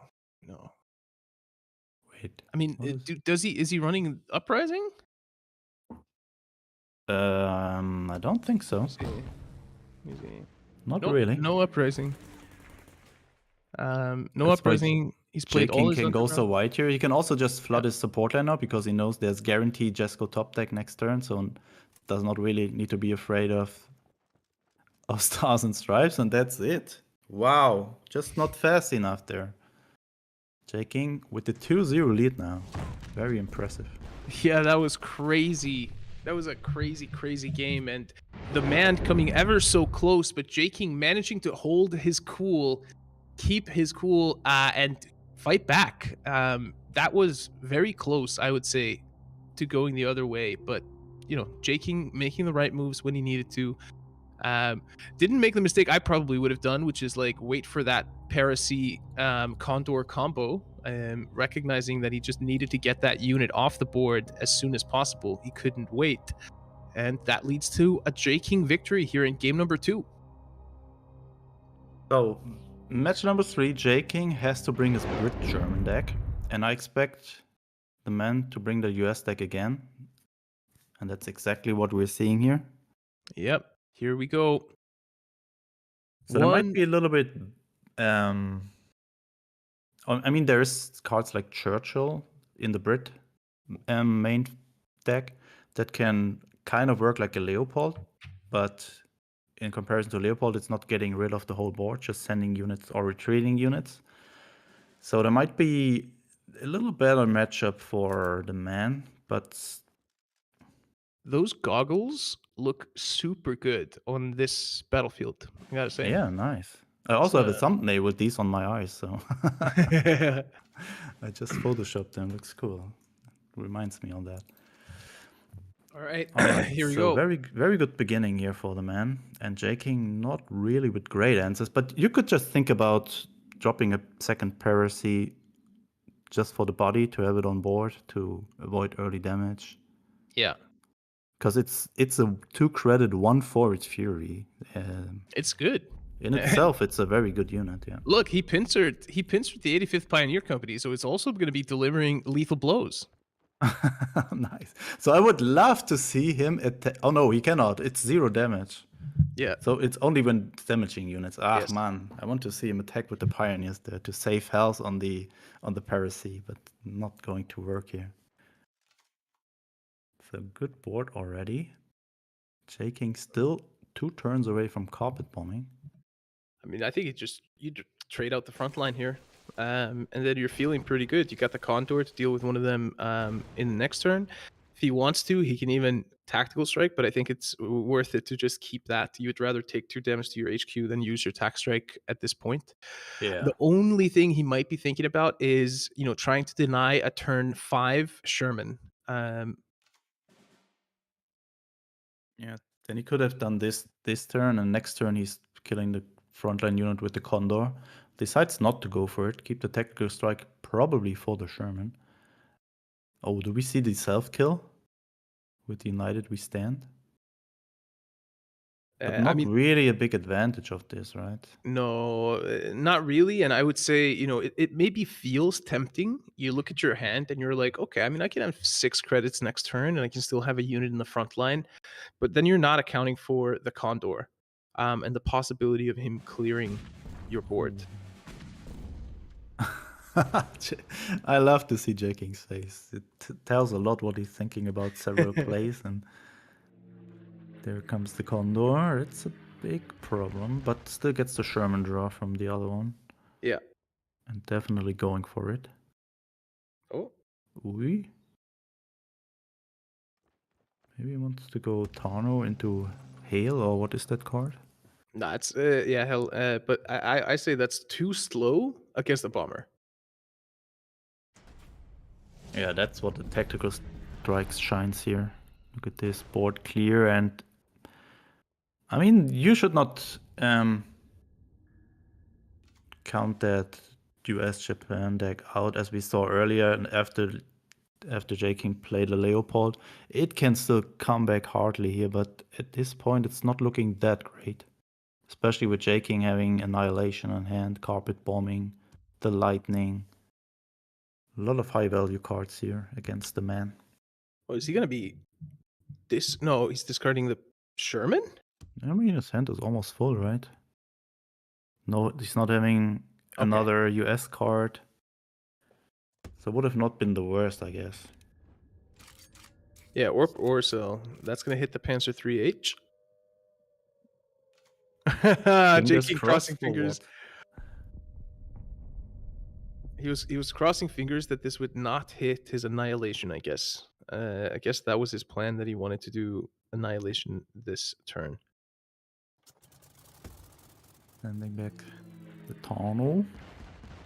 Ah, this Condor is getting so much value. And there's the Red Devils. Should probably go Red Devils Sherman. I don't think if there will ever be another chance to do it. No, probably not. Red What Devils, else? Sherman. Not having another. Oh, there's one other Intel card in hand. Could go Tano, play Underground State, but it's only giving you a 2/2, so also not the best line here, I guess. He doesn't have credits for it. That costs 9. Ah, yeah, exactly. My math skills are returning. They're returning. Yeah, you did some insane math today. And then I did really bad math. All right, guards coming out. Has enough to guard up with the Grand Guards and take out the Red Devils if he wants to with the Condor.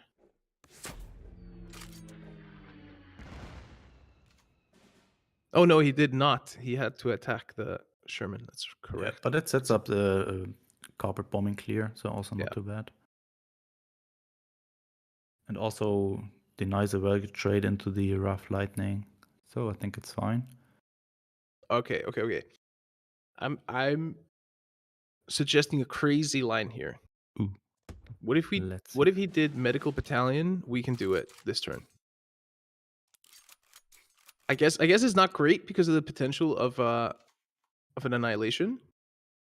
Yeah, and also of Churchill, right? I think you don't want to Yeah. buff your units if they are not in the front line. Yeah, makes sense.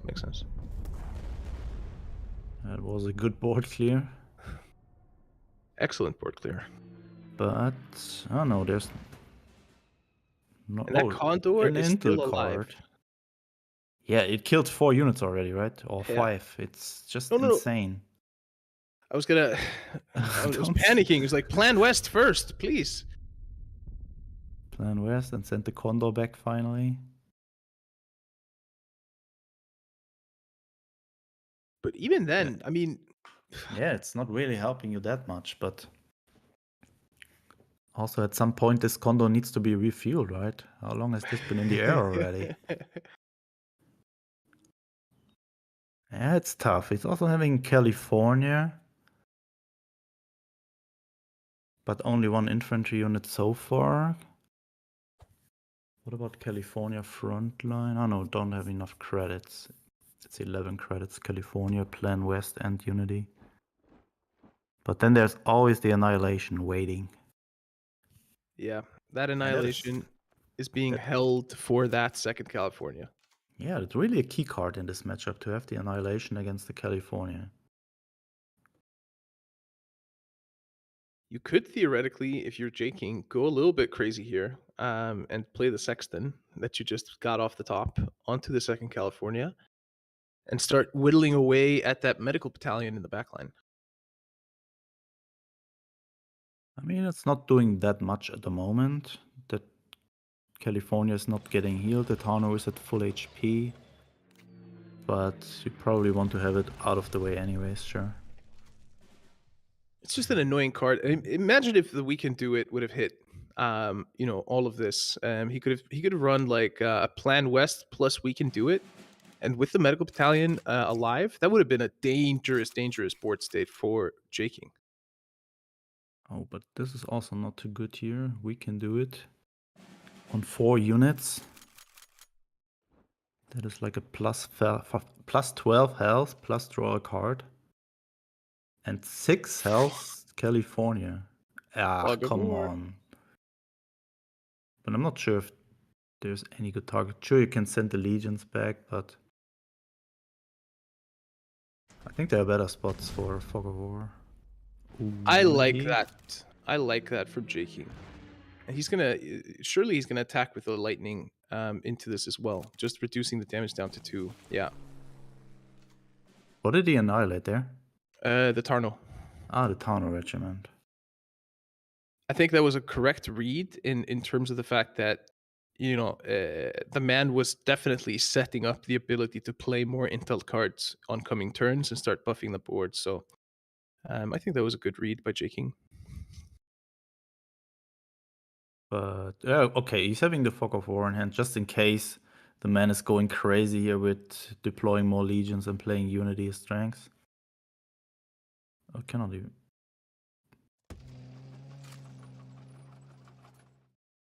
Ooh.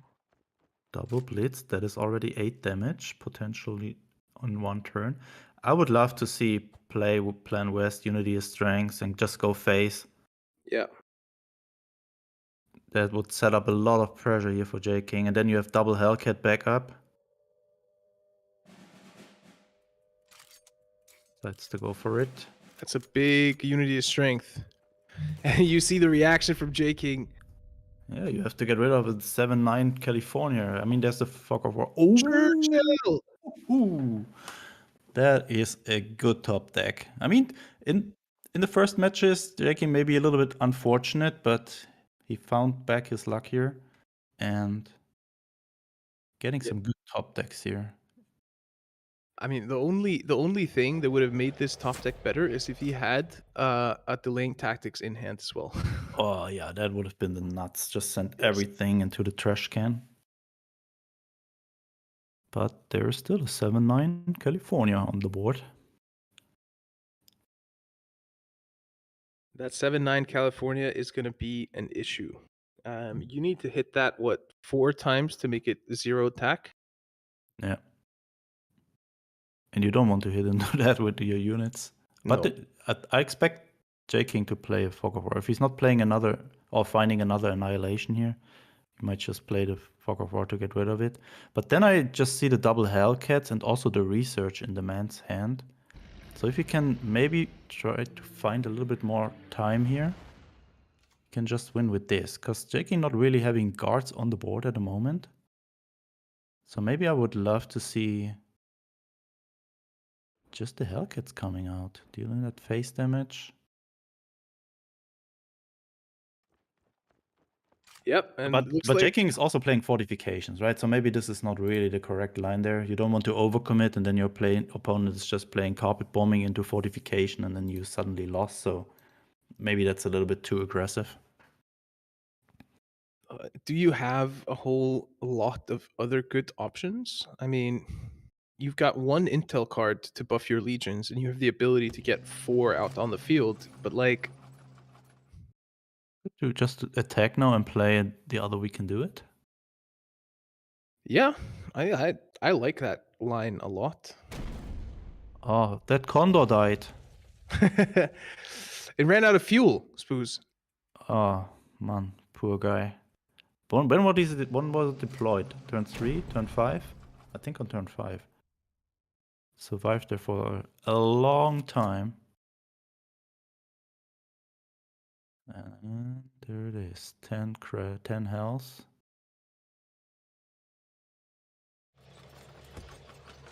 Sexton Schmexton. So Trades that's it out for the both Hellcats. Hellcats. Yeah. And now research starts. That puts pressure on Jay King to find his fortifications, though. Yeah, absolutely. This is what, 2 more turns, and he's going to be able to play the Manhattan Project? So next turn he goes to 9. Oh, he goes to 9 now, yeah. 2 turns, exactly. Yeah, he's going to have to empty his hand out alongside it so that he has space for both Manhattan Projects, but he's not far off. Oh, don't do that. I mean, yeah, there's fortification in Jay King's deck, so I think you don't want to overcommit on any research here or any board that you cannot have lethal with. Ooh, that is also a good setup for carpet bombing here. Use 16. Jay King does not have it, though. He has a land lease, but then he cannot carpet bomb. Ooh la la. That is an intense one here. I think both of the players can win at this point. It just depends on how the next turns will be played. Would be cool to see the options here. It looks like Jay King is not too happy with what he can choose between. I'll tell you the options. He has Royal Research, MI5, and Fog of War. That's not the options that he was looking for. Royal Research is going to heal him up enough so that he doesn't die to the double nukes, but he's going to be extremely, extremely low HP afterwards. So what But do we what do you- discard here? Yeah, that's a tough choice. Let's go for the Sherman. Does not want any draw. That is very risky, because now you have a 25% chance that any discard just hits your research there, and you just invested all the credits for nothing. And look what is sitting there in Jay King's hand. He even knows it. You got the intel sign. Oh god. Double wolf pack. But I mean, Jay King is so low. Yeah, but There's the intel card gone. how's the man ever dealing 10 damage there? Jay King is going for the research. Go for the Raider just in case. Oh, Found the shelling. that's big. Yeah. I don't see how the man is winning this. Yeah, but now Jay he has King's the 2 Manhattan not having Project. Ultra, right? No. Oh, so no way to stop these nukes. No, he needs to find fortifications. He needs to clear the board, or figure out a way to stall this out. Oh, he does did not hit. the nuke. Missed the 50% this time. I guess the good news here for Jay King is that he's able to clear one of these units this turn. He's able to clear the other next turn. Oh god, and then there's still that California waiting there. I guess we might see He's gonna have to fog of war that Fog of California. War, that, right? Yeah. Oh god. This He can is only not take. looking good. He can This only land take 2 lease is damage. So expensive here. Good news is that the Grand Guard will survive the second nuke and tank 1 hit. Bad news is that Jay King is forced to basically fog of war. Is he not? Oh, he's going to fog of war the legions. He does not want to give him 2 additional second California, and I like that. Yeah, I like that too, because that California is going down to 3 attack. And he can even, if he wants to, tactical strike it and put it down to 1. Jay King really needs some good draws now. Oh, but it's risky, right? If your opponent top decks an underground state, or He's used underground all of them. states out, all 3 are out. Okay, I think so. but he's dead to any strategic bombing. I think he should. I don't know. He should draw and find the fortification here. I think that's his best shot. The guard is just too risky. Oh, there's another U16. There's a honey. You can do honey land lease next turn. Yeah. Just got up. U16.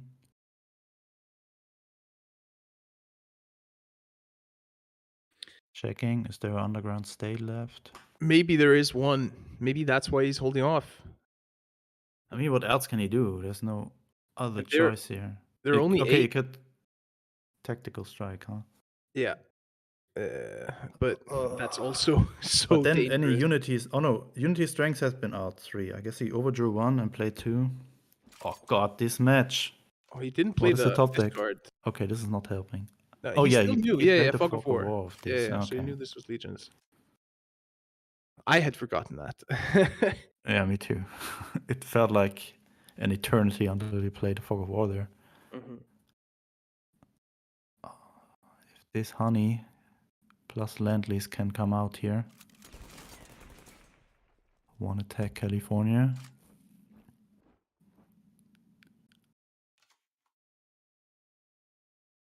I think Double honey? Jackie- He can double honey Lend-Lease. He can hit for Yeah, 8. you do that for sure.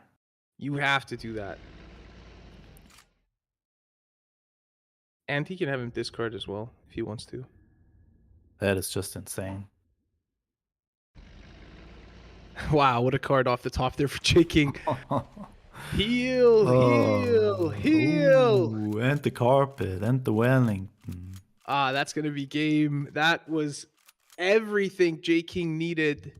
The Orb Orzel going to be discarded because of the U16.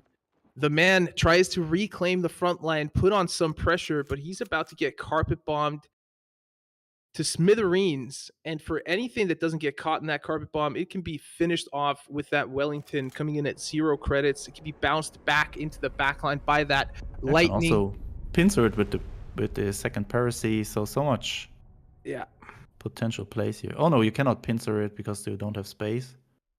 But you could pincer one of the honeys maybe, or that C4. And at this point, there's nothing that the man can find, really, that's going to give him the power. You said, how is he going to deal 10 damage to the HQ earlier? He managed to deal 8. The question is now, how is he going to deal 12 more? That should be almost impossible. But I'm just holding myself back here. I mean, we saw some insane stuff going on here today. But it should be hard. He should really kill the Tarno, and I'm really sure he will, because any intel card will give the man draw here. So get rid of this, and the man is in top deck mode now. Oh, that is probably the best he could draw there.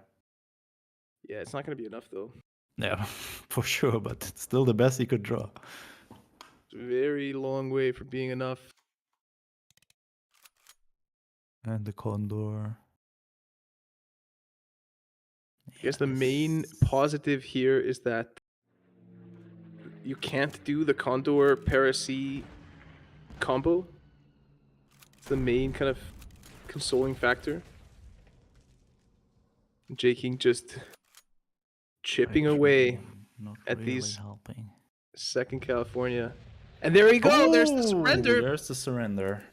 Saw That that, was there a- was no chance to win and just did an end to this. Nice, GG. 3-0 for Jay King. Very impressive. And just won himself $200 here, right?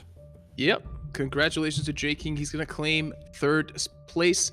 Even though he got relegated to the third place match, he was not on the opinion that he was going to, not leave with any money. So congratulations to him. Jay King continues to add to his tournament legacy.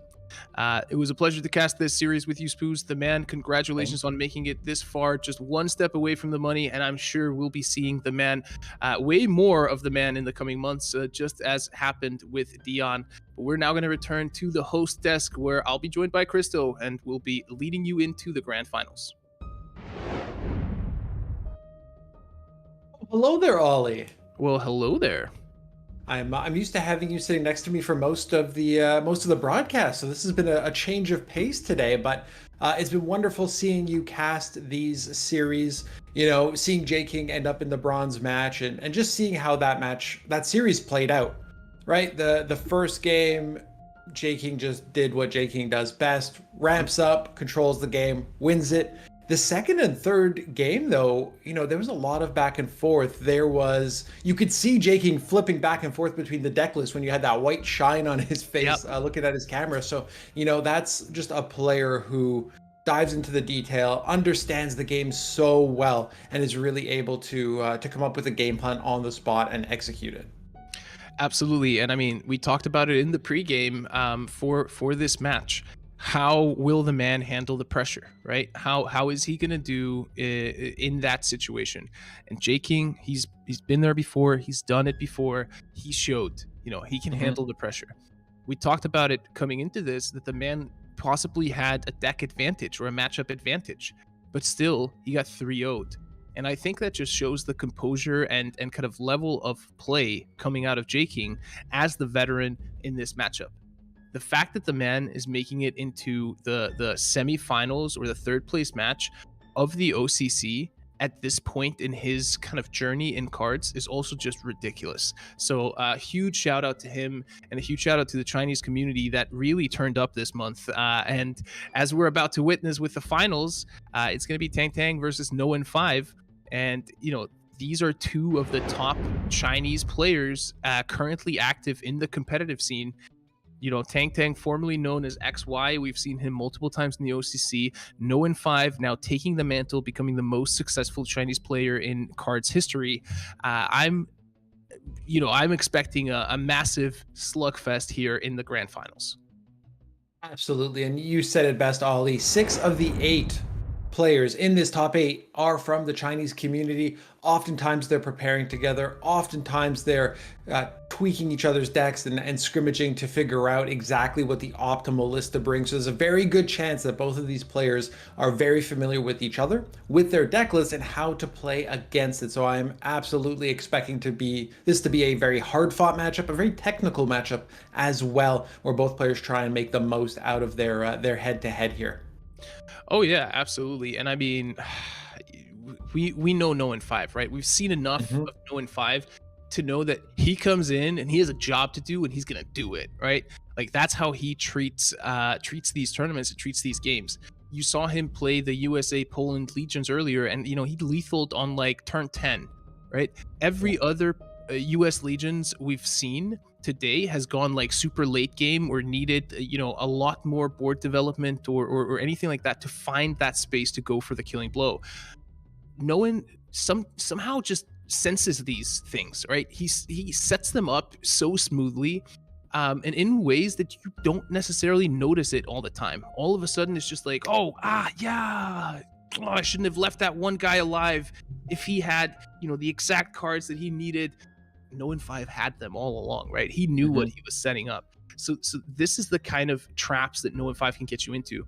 Tang Tang, on the other hand, he beat Jay King, right? We just saw Jay King 3-0 in the third place match. He took him out. That's no small feat. So he has good decks. He's comfortable with playing those decks, and it's going to be a huge slugfest. Absolutely. No and 5 winning 2-0 the first series. Did lose one match against the men in the second series, but I think Spooz said it best when I was chatting with him. Spooz basically said, I went to the washroom, I came back, and 2 games were over. Like you said, when No and 5 smells blood, just goes right for it and can absolutely produce the results. But XY, no stranger to the OCC, no stranger to high caliber tournament play. So it's going to be a phenomenal matchup that Ollie, you're going to do double duty.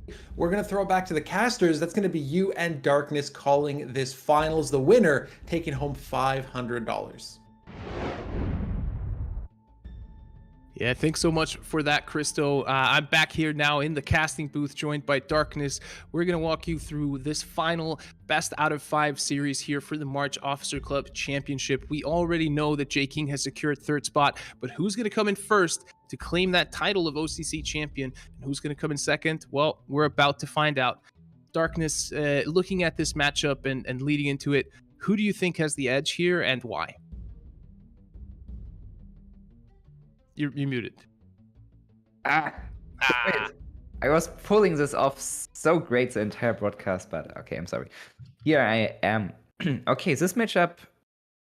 Well, No and 5 is bringing overall 3 aggro lists, and I'm very sure Tang will ban the US, the Brit. There's no bans. No ban. It's BO5. My bad. I'm sorry. I'm still sick on COVID, and this is messing with me. No bans. Yes. Well, if this would be possible, I would ban No1's Brit Air deck because it should be really strong overall against all of Tang's decks. But yeah, Tang has one weakness. It's the Brit US ramp deck. It's relatively slow and not really designed to face aggro, and No and 5 is only bringing aggro, so it really depends. Like Jay King's in his bronze matchup, really depends finding a good opening with United We Stand, with enough heal, maybe the C-Force Highlander to be able to beat the aggression of No and 5. So this is a critical matchup for Tang. However, his German list looks really decent overall and should be able to beat No and 5. But odds are just numbers. If you're having a 60 or 70% win rate, just matchup wise, this does not mean you're going to win here in the OCC. We saw multiple times today before that the favorite matchup is just going to lose. So it really comes down to the nerves of the player, to both of our finalists, who is going to find their game plan and who's going to execute them very well. Since No and 5 has a great recent history with tournaments and on the ladder, I think he does have the advantage. Yeah, I mean, I don't think that's an unfair assessment of the situation. I mean, No and 5 has proven himself time and time again. I'm just really looking forward to seeing what Tang can really bring to the table. I believe, back when Tang was known as XY, we did see these players face off once before, and it was No and 5 that came out the victor. But you never know. Tang won this season, right? So he might be just on point and in form right now, and that might be enough to carry him through. So we'll just have to find out. We're currently waiting for the players to get on into the match. They're finding each other as friends, getting to know each other a little bit, and then issuing the challenge. Once the game is ready, we'll be jumping straight on into it.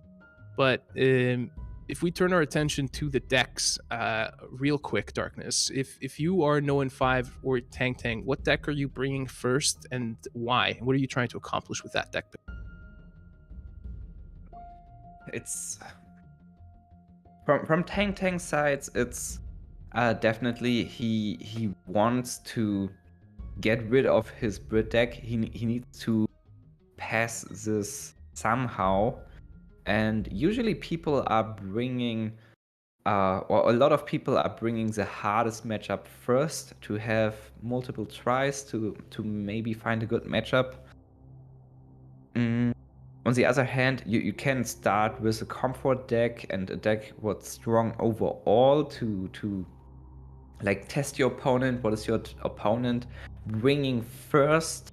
As for Tang Tang, this would be the German list. This should, or maybe even Legions. Although I believe Legions will struggle against the air deck.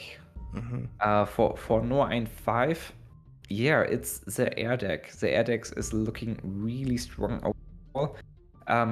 Maybe a little bit behind the German deck of Tang Tang. But I tested this deck as well after I lost against it, and it's a very strong version of Brit Air and very explosive with the change to United We Stand. Yeah, just imagine a Brit Air deck that casually runs removal and ramp. And if he's starting and getting this turn 2 onto anything, it's a really explosive start for this kind of deck. Yeah, I think it's a very interesting thing. A lot of people felt like Brit Air was just dead after the closer support change. No in 5, he is one of those players that has had his Brit Air type deck as a staple for a long time, and he just didn't miss a beat when it came to this deck. He just immediately adapted to the changes, and as you're saying, is fielding there a deck that I haven't played or played against, so I haven't felt its power, but by what you're describing, it is quite a powerful deck that can kind of surprise you a little bit. If you get, let's say you get both of those United We Stands out relatively early and you ramp up 2 credits, this is a cheap deck to operate, right? You can get a lot of stuff out a lot sooner. And I think when it comes to ramp, this is where a lot of people underestimate ramp. And if you compare like getting a War Machine on turn 2 into an Hour of Need into War Bonds versus not getting that War Machine on turn 1, even if you have all the other cards, just the pace of your ramping means that like combined you're going to be like 10 credits behind. So getting it early and getting it out early is a huge benefit for ramp. So I'm excited to see this new version of Brit Air compete in a tournament setting. Yeah, exactly. Getting this early on for ramp is a huge deal, but for Brit Air it's even more important. The first few turns are crucial if you face another aggro list, because you're fighting for the board. You want to play some airplanes, some bombers to be able to instantly react into the opponent. But when the opponent has a cavalry regiment on the field in the front line, you don't want to play bomber. Well, maybe an albacore, but you don't want to play your unprotected bombers in the support line. With the new version of United We Stand, it's possible to react, to clear the board, what is also very good. Air Superiority did this as well, but the credit boost, the ramp advantage on top of that is just insanely strong. All right, and we are live. We are in game for the grand finals here of this month's Officer Club Championship. It is going to be Tang Tang taking on No in 5 in this all Chinese finals. Who will reign supreme? We will find out in just a sec. And indeed, no in 5. He brings his Brit Air deck immediately. And what does he find in his opening mulligan? United we stand. United we stand, yes. And he's starting as well. So he has like 1.5 in credit advantage because he's going first. He only could struggle with card draw, but he has 2 mobilization and 1 land lease, so maybe this will work.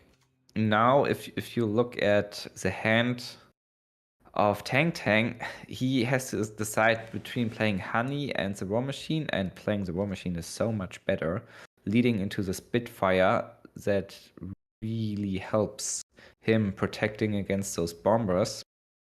This matchup looks actually fine yet. Well, No in 5 is getting a Greyhound into the front line. Another nice early play. And buffing those support lines is most effective in artillery or air, of course. However, this buff Spitfire 5-6 is a massive threat. It is a problem. Ooh, Piracy being found.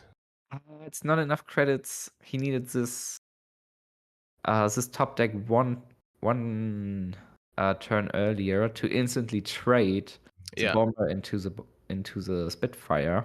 So my question is, do you drop the other bomber and then pass, hoping that the Spitfire will just kill both of your bombers, and then Piracy the Greyhound or something next turn and get rid of the Spitfire? That way you can kind of guarantee that you'll be left with a unit on board. Or is it more likely that Tang Tang will just deliver 10 to face here and say, I got you on a 2-turn timer, you need to deal with me right now?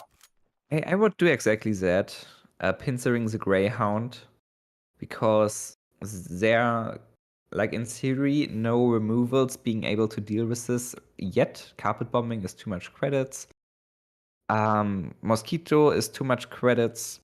So by this, Tang Tang can't efficiently trade 2 units and surviving the Spitfire. Well, it's risky, of course. You could run into shelling or Monty and set up for carpet bombing or removal for this play, but No in 5 knows the risk and still is playing it. This is how you need to face an aggro player, and any player while playing aggro. You need to risk something. Well, Sexton is a way to deal with it. Tang Tang did, I think he did like he made a good decision there, or like what seemed like a good play, but not knowing that the Wrath Lightning is in hand, that could just throw back that Spitfire. I don't know if he really should. So you're gonna trade it out? Not only trading, he's able to kill the Spitfire, ramping up and getting another unit into the front line. Tang Tang now needs to decide killing the Greyhound to remove this nasty pincer effect, or killing the bomber. It's a hard decision. Yeah, you can't do both. He needs to get rid of both, definitely. The bomber is very, very dangerous. It's currently 5 damage. But pincer effect is crucial as well. So what do you do? I think surely you... Oh, just dropping the honey there. Dropping the honey. And I mean, he could have played the Mosquito to use the fighter as body against the bomber and kill the Greyhound. Now he has to attack with Sexton. He's choosing the bomber. Isn't he just choosing to deal with it a turn later, to deal with the pincer effect, which I think is the wrong decision, because No in 5 can take out both that honey and that Sexton with the Piracy in the front line. It's super strong trade. He's losing his Sexton and the Honey, but of course 9-5 does not have a lot of units left to punish that. So maybe just retreating the Honey, killing the Sexton. And then hitting face? You're definitely killing the Sexton. And hitting face once, of course. But the Sexton has to die. Yeah, absolutely.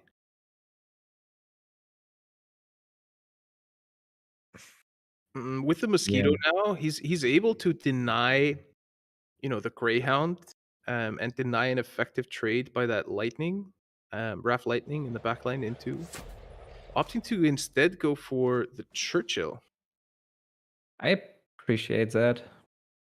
Removing the buff from the Pioneer Company, sending the dangerous units back into the support line. Well, Greyhound is able to attack, but without a buff like close air support, he's unable to kill the Churchill. Sexton, however, is really strong, pinning down the Churchill. And Tang now finally has to kill the Greyhound, but he's still open to Sexton. Sexton can deal some damage, maybe not enough, and the Churchill will get. Wait, no, the Churchill was still being pinned. Yeah, the Churchill is still going to be pinned. I mean, Yeah, the that's good news is that he can draw both an attack from the Sexton and the Wrath Lightning if he wants to trade out that Mosquito. Oh, now it's just the Sexton. That top deck Greyhound means that the backline is going to get buffed. That sets up an amazing trade onto that Honey with the Lightning and allows him to kill the Mosquito with the Sexton. And I think that Greyhound will prove to be an extremely important card to have found at this point in the game. Yeah, this looks horrible. Well, you can see the alliance rating in hand of Tang, but there is not enough space, not enough credits to pull this off in time, because 9-5 is constantly removing those units and threatening the HP. Well, actually, 9-5 can deal 9 damage here. This is a lot. Yeah. And he says, I don't really care about that single Honey. You can heal. Not knowing that Tang has 2 Lend-Leases, though. Maybe he finds another Honey off the top, similar to what Jay King did earlier. Not this time around. But with 1 Lend-Lease plus a Radar, he can heal quite a significant amount. Yeah, Radar is giving him some HP. He needs to find Shelling. That's not Shelling, so he's looking for Manti with the Lend-Lease. It's not Manti as well, but it's a lot of HP and a little bit of a trade. Still 11 damage. Even more with the P38 Lightning. 13 damage looking coming from 9-5 here. It's just everything into the HQ. Yeah, He's I like even that. trading the Honey. Oh, I definitely. Tang's hand is full, right? So he's going to discard whatever he draws off the top. Kitty Hawk.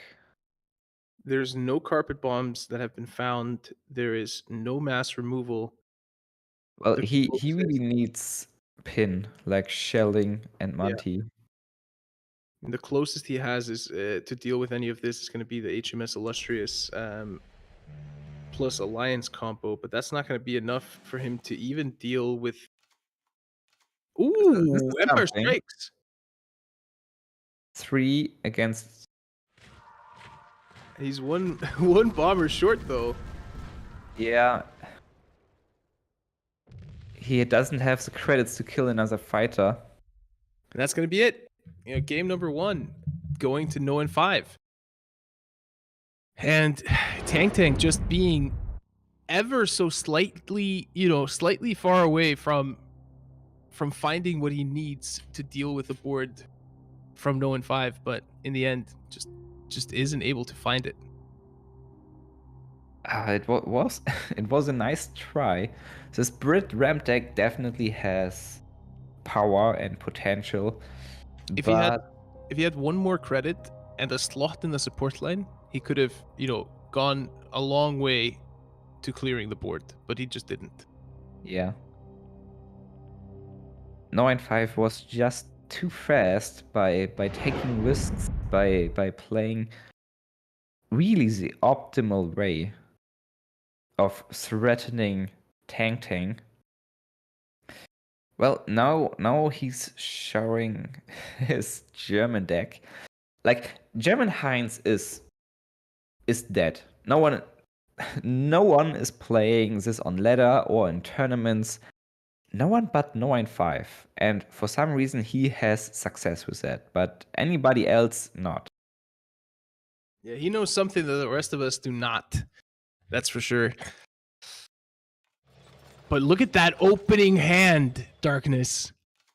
That's going to be a Panzer 3A into the front line, plus a Befelswagen on turn number 2.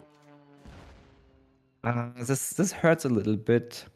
The reason why that he cannot play the Common Engineers and the Greif.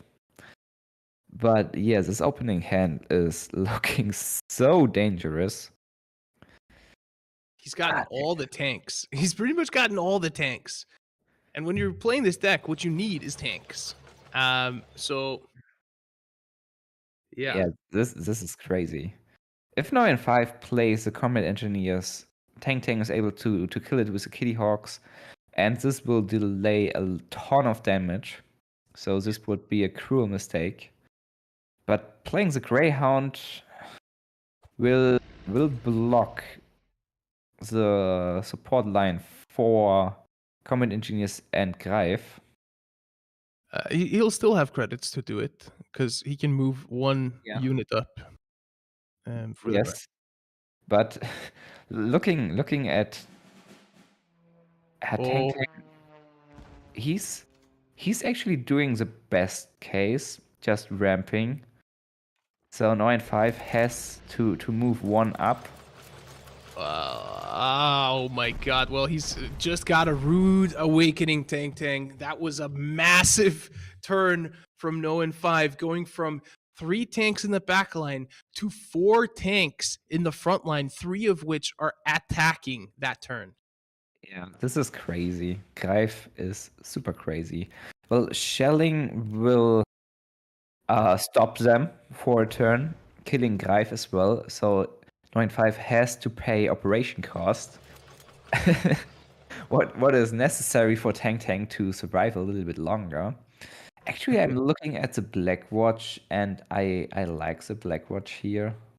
I really like the Black Watch here, and it's going to hit the Enigma. This is going to be the second time in a row that 9-5 is now denied an Enigma next turn. The shelling dropped him a credit slot, so he couldn't Enigma last turn, and now it's been buffed up by 2 more credits, so he's not going to be able to Enigma this turn, next turn, or it's not until the turn after next that he's able to do anything about this. 9-5 could have moved the Panzer 38 into the front line and killing the Black Watch with it and the Panzer 2A, leaving 5 tanks in the front line with one HP. But now this allows Tang to trade double tanks with the Black Watch and killing an additional unit with the Kitty Hawk, reducing the amount of tanks, what is really, really beneficial.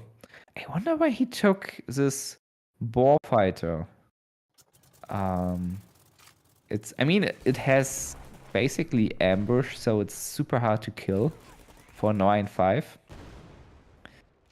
But I really that's game, right?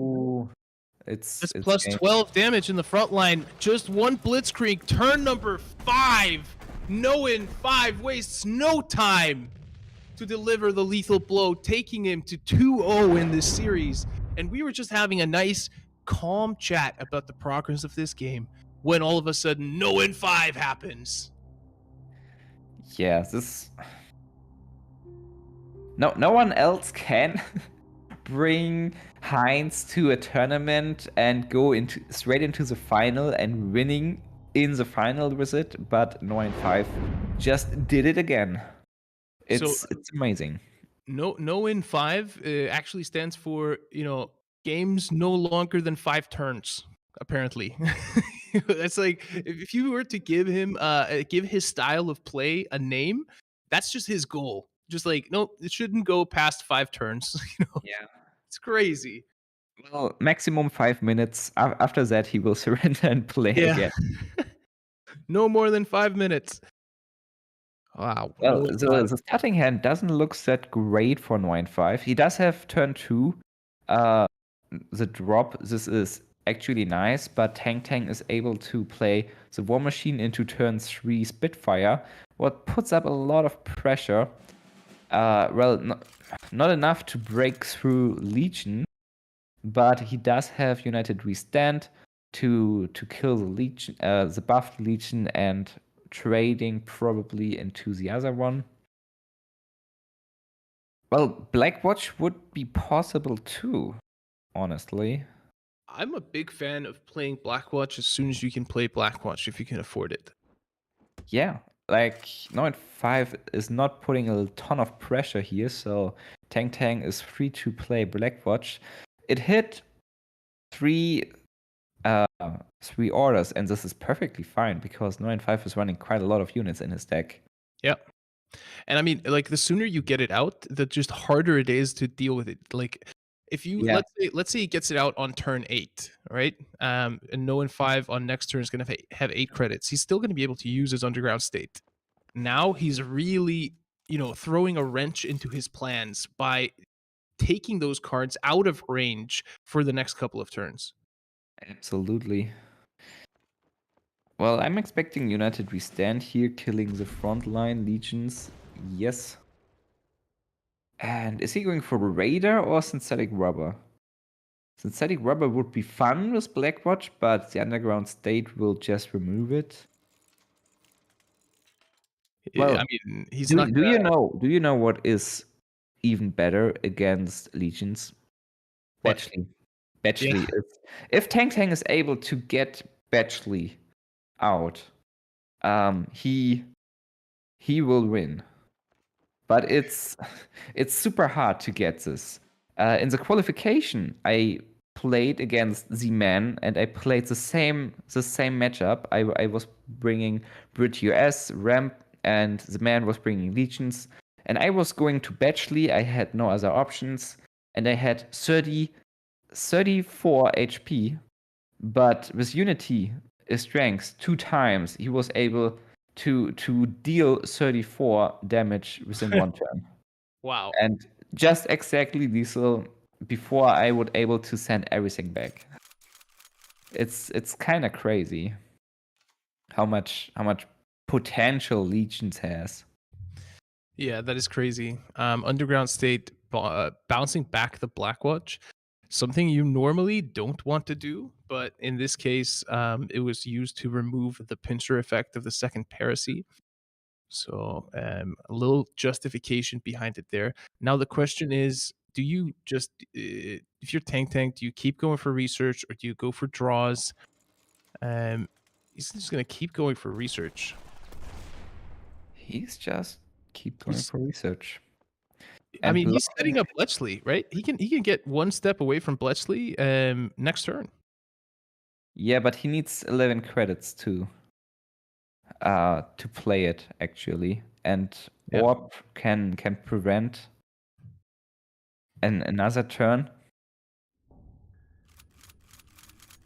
Hits Land-Lease. Wait, no. No. Shows Land-Lease, hits Lancaster. Yeah. So now the Lancaster takes 12 credits to activate. So this is looking insanely close. Of course, Tang wants to go for Batchley, but it's hard to survive 2 turns actually. Yeah. I'm a little bit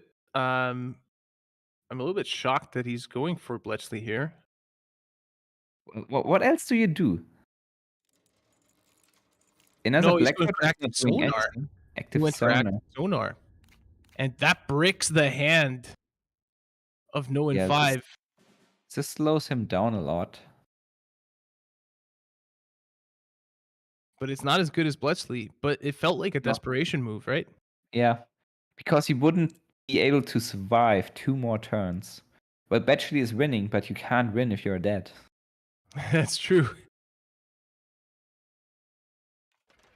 Well, 6 credit Skytrain producing more and more units. They will be endless waves of units coming towards Tank, and there's no more research to deal with it. He finds the shelling. The shelling will buy some time. And it locks the backline as well.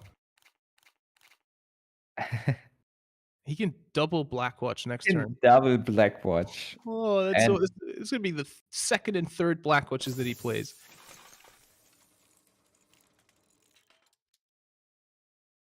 I really like the double Blackwatch. Yeah. Well, maybe Rough Lightning to send back 1 Legion to hand would be good as well. Like Blackwatch, Rough Lightning. It's a very nice opportunity to get rid of 6 3 stats. And the Blackwatch. Look at the underground state. Yeah, I mean, you don't want to use it on the Blackwatch. You just don't. Yeah, that's gonna if you use the underground state that costs 6 on the Blackwatch, the other one's gonna go to 13. It's still gonna go to 13. No, and 5 has to use We Can Do It to prevent the carpet bombing board wipe. Yeah. He has to use We Can Do It. But there's a second Paracy, and okay, the Bletchley got hit. So we can only trade 1. This is not doing it a lot. You can do 2 damage to everything, but that's not gonna help him in the long run. No. Still Paracy, maybe another Blackwatch and Ramp. The Paracy is interesting. I think the Paracy would have been way more powerful if it was still a 1/6 Blackwatch. Yeah, It could trade out definitely. 2 units. The Rough Lightning can. I wonder if you Ultra here, possibly like just ramp Ultra. Ramp Ultra. I would ramp Ultra, yeah. I like that a lot. Now and 5 overdrawing the Hellcat. Ooh, this is You're going. I good. dare you to use that 9 credit United We Stand. I don't think he will. This is 9 credits. This is supposed to cost 2. 2. No, 4. Underground State? No, United We Stand. Wait, Number 4 row there. Yeah, it's a 9 credits for 2 damage. Yeah, this is a little bit more than usual. Yeah. You don't feel good paying those 9 credits at any point in the game. No, definitely not. Definitely not. Well, 9-5 is trading into the Blackwatch. And I wonder if he's trading into the Paracy as well. He should. Stopping this pincer effect. Doing some work. But still, 9-5 is able to flood the board, and he only needs to find 1 unity. Yeah. Albacore. Sadly, it's only one bomber plus Empire Strikes. Lend-Lease. What is he going to find? Rough Lightning. Oh, Churchill. That's huge. That's huge. But do you play it yet? No. You're not going to remove a lot of buffs, I love this line. Oh, make sure you activate the Ultra though. Did he activate it? It doesn't look like it. He went for the Oh, ramp. he's instead. ramping. I don't know if I agree with that. I feel like there's too much agency in what No 5 can do in this turn if he's allowed to use orders. I mean, you've bricked his hand so much. You've played 3 Black Watches, so the only possible orders that he might play is something that he's top decking or has drawn like extremely recently. Otherwise, he's always pretty much using his entire turn to use any of his orders. So I would have liked to see the Ultra come out there as a setup for the Churchill play, basically forcing No-In to play units this turn and not use orders. I don't like the Ultra play. Because, his orders are bricked and his hand is full. He kind of needs to operate, you know? He needs to play some units. But look at this. This is perfect Churchill territory. The hand is at 9. There's nothing. It's going to be 4. The entire backline is going to be thrown into the garbage right now. Yeah, with the Churchill. And then the Rough Lightning can get rid of the Sky Train and throw that in the garbage. Yep. The only thing is, perfect. Wow. Everything gone. Wow, what a play. Everything gone. Is he playing the Rough Lightning as well? No, he's playing the Empire Strikes to even clear most of the board. I think that's the most amount of units I've seen, dealt with in a single turn in a long time. Medical battalion. Like we had the Leopold play earlier that threw back like 7 units, but this was more. Leopold sent back a lot earlier, yeah. So what do you do here if you're No 5? Do you try and contest the front line through some Red Devil stuff? Looks like he's just going to play the second California. What makes sense, it's pretty hard to deal with them and they are blocking the front line really effective. So he does not want to see the Churchill Havre blocking the front line and threatening his HQ. Kitty Hawk.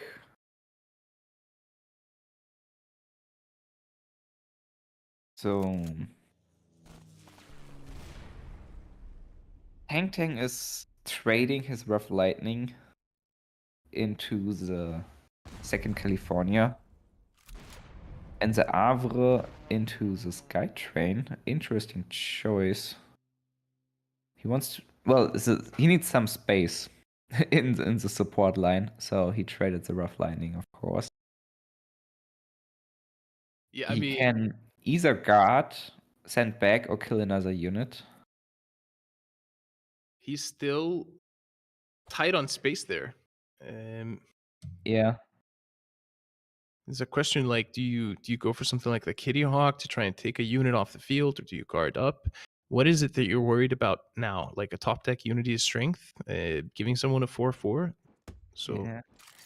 I would maybe play the Kitty Hawk to be able to trade the Kitty Hawk, yeah. To get more space, to do more. I mean, he's at 16 credits and he had to float 4, apparently 7, because 9-5 can't see the Ultra. And I don't really like guarding the Churchill. He's afraid of the Hellcat. Hellcat can kill the Churchill, of course. But against Legions, I'm always worried about my HQ. 9-5 just blocking the support, the front line. 4 units there, the second California as well. And now he has a cheap order to activate Ultra to protect his high cost orders, like the 13 credits Underground State, what he's never... Actually, he's able to pull that off. If he's ramping with the 11 United We Stand, he can prepare 13 credits for the Underground State. Yeah, it takes 11 credits to ramp to 13. Yeah. It's just absurd. And Tang has Lancaster. If he's able to control the board, he can attack with Lancaster, adding even more credits to 9-5. I really like the fact that Tang used his 85th Pioneer Company to trade into the 2nd California because he needed space. Yeah, this is a great play. He really needs the space. Unity is strength. Final round. Wait, how did he do that? Sorry. How did he drew?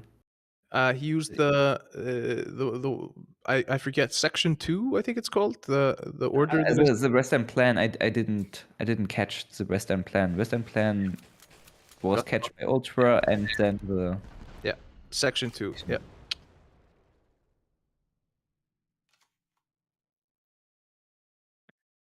He played Unity as strength there on the 1/1 cost. Well, nice little trade. United can kill that. Yep. Or the Intel Bomber. I guess the Intel Bomber would be better. He can kill with the Kitty Hawk. Yeah. 5-2. So does it matter? Like, does it matter which one he kills with which? Isn't he always gonna do both of these? So Kitty Hawk is only able to target ground units. And Yeah. the bomber is flying, so yeah. But he definitely should take this out because he's giving him card draw and intel cards constantly.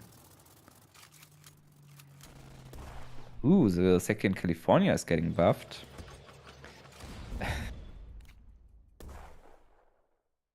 And He pinned.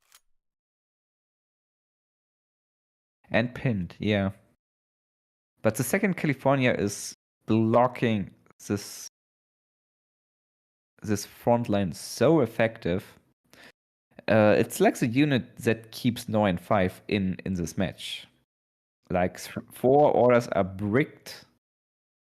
Well, not entirely. He's able to use the 8 credit underground state to send back the Sexton, have a look on the cards, and then playing the 2nd bomber, giving him another section 2. Do you play another 32nd infantry or move up here? I guess move up. He really wants to stay in the front line because of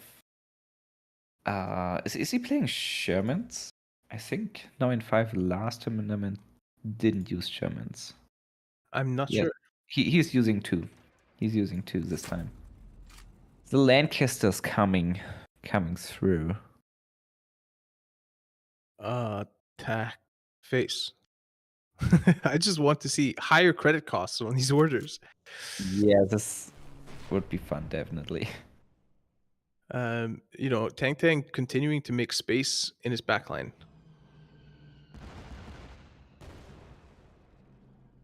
Maybe Albacore and trade with the Albacore pin. Yeah, and then hit California, and then finishing the California with the C-Force. I like that play. It's a really cool play. He's not even worried because it's pinned. Yeah, makes sense. Well, if he wouldn't get rid of the chocolate boy, he should have protected the Albacore with the guard. Oh, we can do it. This we can do it looks strong on those 4 units. Yeah. Especially since it adds 3 whole attacks that California is going to absorb before it gives up the front line. California is absorbing insanely much. Like every unit needs to attack into that. Yep. To be able to go into the front line. Card draw. Yeah, definitely.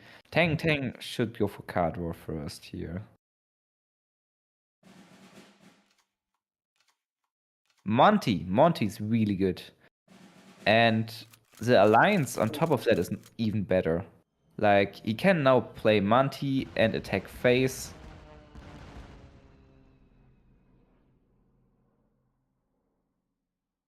Yes, go for Monty. I appreciate the 12 credits United restand. Hey, you want an extra credit and deal 2 damage? Yeah, it's just gonna cost you 12. And he also has the second stage of the US research about to exit his credit capabilities. Yeah, it's close. It's close.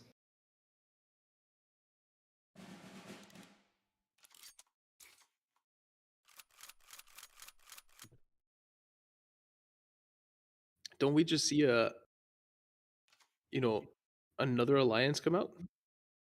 I'd like to see Sexton pinning the Hellcat and another alliance. Why don't you just Mosquito the Hellcat an alliance? Yeah, possible too. Doesn't really matter at this point. But I guess Mosquito is a little bit better, so you can trade more. Or you're just raiding like that. All right, United We Stand is officially now too expensive for No and 5 to use. Yeah, that hurts. Oh, Unity. He's able to attack with a California again. So Unity is strength, plus Strategic bombing. strategic bombing is This enough. will kill the Lancaster. Yep, and enough to delay lethal. Well, not really, because HMS and the Alliance and the Sexton. Yeah. So Tang did it. He only used 3 tries to pull 1 win off against No and 5. Better than I did in last Cards Open. So credit to him. Yeah, now in 9-5 playing strategic.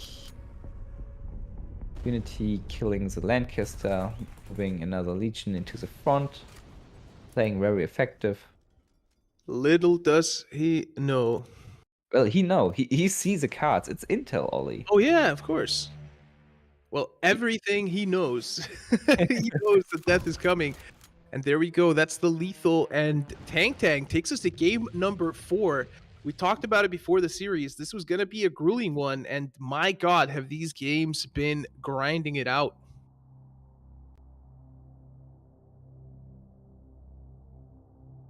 Well, still, Tang managed to pull this off. This is amazing. But he needs to do this 2 more times. Yep.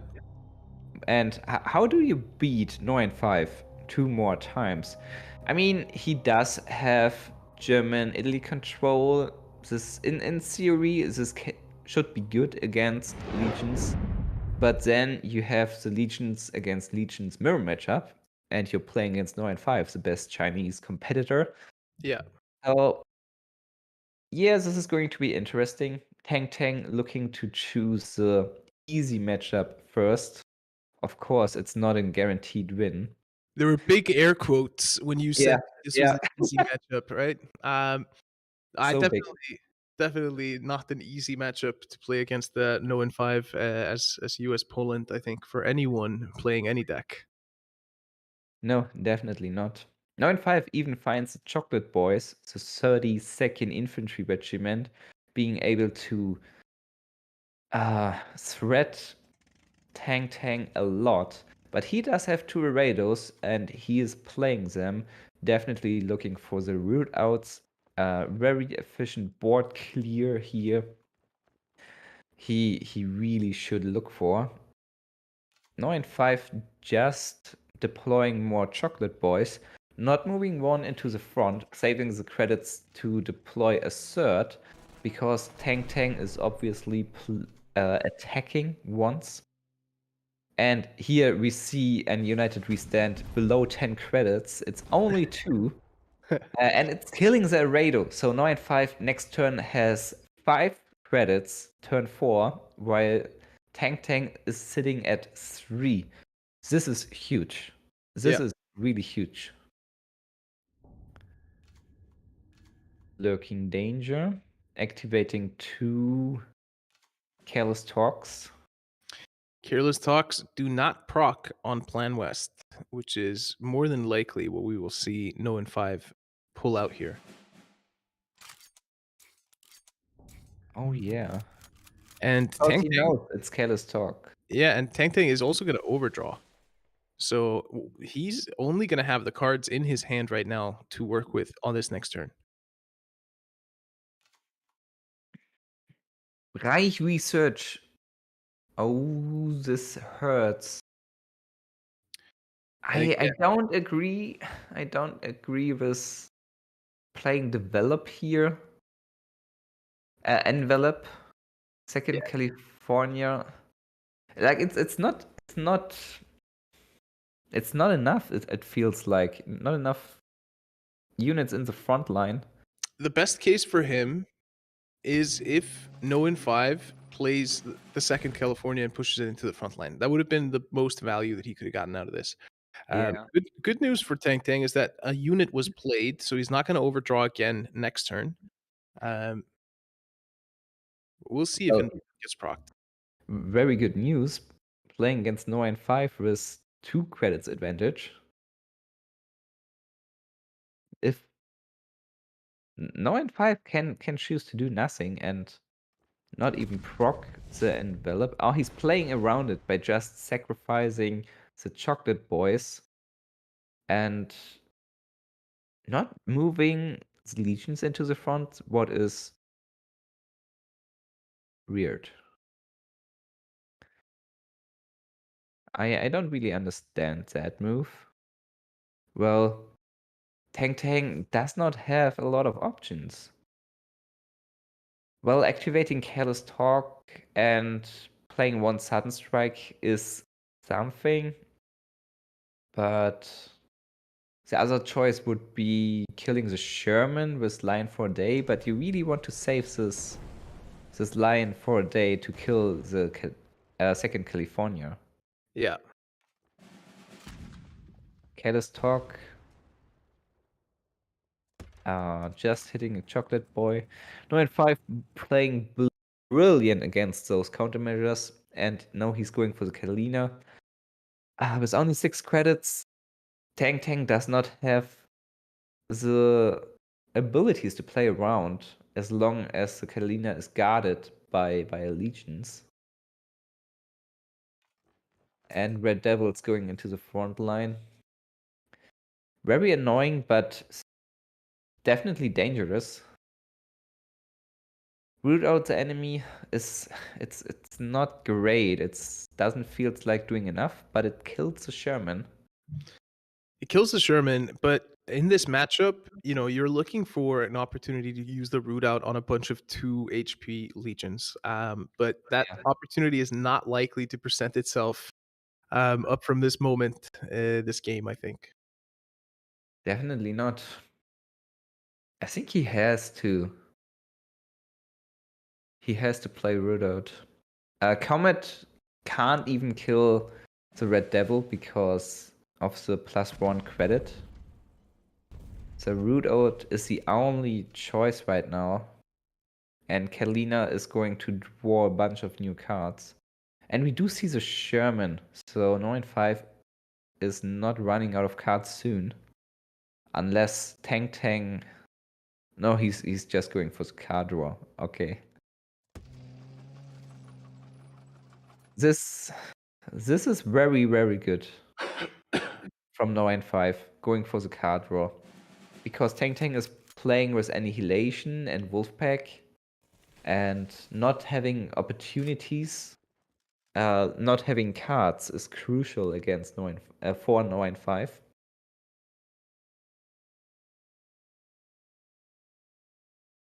Wow, what is Comet? Comet killing Kalina? I mean, I get that. There's no intel. There's no intel on that Careless Talk, so the Hellcat might be caught here. Ooh, this would be so strong. Finally a strong Callus talk. Great play by Tang here. Still 8 damage. Yeah, and this is classic No in 5, right?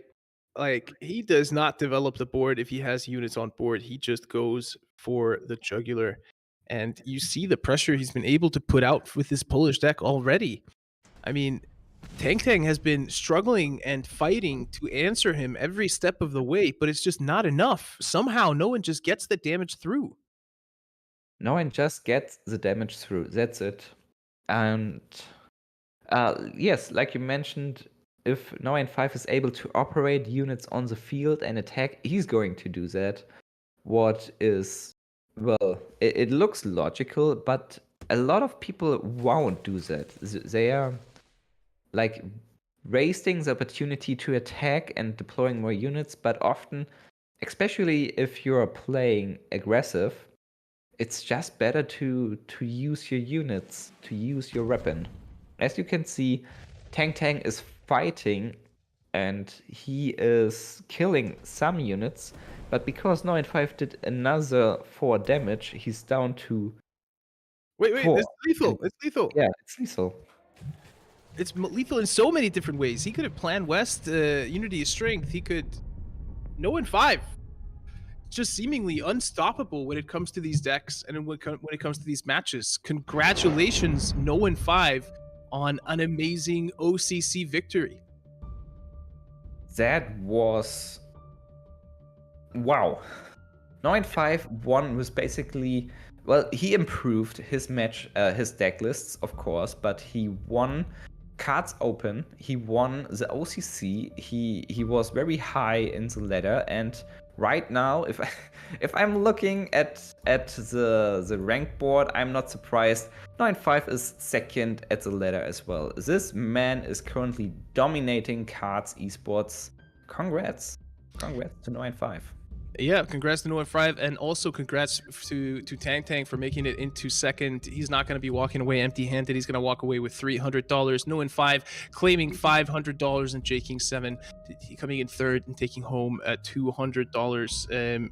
This was absolutely an amazing series, and I think No in 5 really showed his skill in this series. He is definitely a guy that is not to be messed with when it comes to any type of aggression in cards. I feel like he had the shortest games, he had the cleanest paths to victory all throughout today, and I'm not entirely sure how he does it, but he does it consistently. All right, with that, we're going to be wrapping up the finals. I'm going to move on over to the host desk where I'll be joined by Christo, so let's just jump on over. Well done, Ollie. Congrats, No in 5, for winning the OCC for March. You know, Ollie, we talked about it before. No in 5 is at their best when they are just going for the kill. You know, we saw that third game go a little bit long, didn't quite turn out the same way, but you know, when No in 5 is able to put sustained pressure, they almost always take it home, and we saw a perfect example of that in that series finals. Yeah, that game 3 that Tang took, like, remove all the credit bricking, No in 5 wins that, right? Mm-hmm. The reason why he did not win that was because Tang had the double Blackwatch at the ready. You know, No in 5 was forced to underground state the Blackwatch once, so he got triple Blackwatched, and then that was later followed up by Lancaster continuing to increase the cost of all the cards in the hand, and it pushed about half his hand out of range to be used at all during the game. And I feel like if that had not happened, No in 5 would have won that game. So when that tool was no longer available for Tang, I feel like No in 5 just got into his groove. He was able to get one of the United We Stands off and get the ramp off of it relatively early, and that just put him on a pace that nobody could match. I'm absolutely floored by recent results for No in 5, and we can take a look at the end results here in the bracket, so everybody can see how today has actually gone. And if we start there on the quarterfinals, it's not been an easy road for any of these players today. Tang starting off against Bubbles bringing some unique decks featuring Typhoons, not finding success with them. Then Tang Tang moved on to take on Jay King after he went 2-1 against Dion. Dion, they're really struggling with his countermeasure deck. In two of probably the strangest games of cards that we've ever broadcast. And then Tang Tang managing to take out Jay King 2-1, making it into the finals. And then if you look at the other side of the bracket, it was the man, a relative newcomer, making it through the first round, taking on No. 5, taking a game off him as well. Huge respect to the man for that.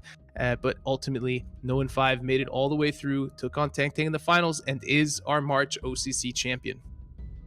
Absolutely, and I think you said it perfectly. You know, No. 5 recently has started to cement their legacy in cards. Always been a good player, but is really stepping up with the recent wins in the Open. Obviously, the OCC finishing first just shows exactly where this player is coming from. We've got newcomers like the man, who I am excited to see. I am sure we have not seen the last of them. Same thing with, you know, Dion, always bringing something fun.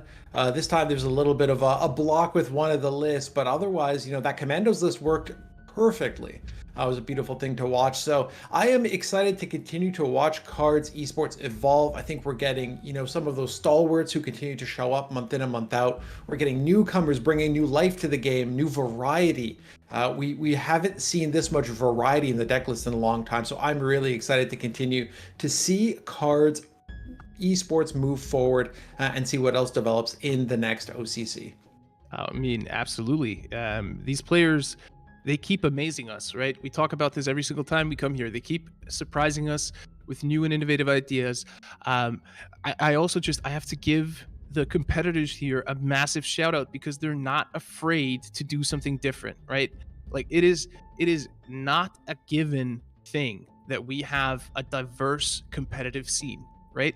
There are ways to copy deck codes. We could very well have, and we have had in the past OCCs that had like 2 decks that were different and everyone else was bringing the same decks, but we're not there anymore. People are taking risks, they're implementing their strategies, they're theory crafting, they're practicing, and they're delivering awesome games when it comes to the broadcast. And the next tournament up, of course, we're going to have another OCC next month. But now on March 26th, that's going to be the start of the next Cards Open number 11. And that is, of course, free to enter for anyone.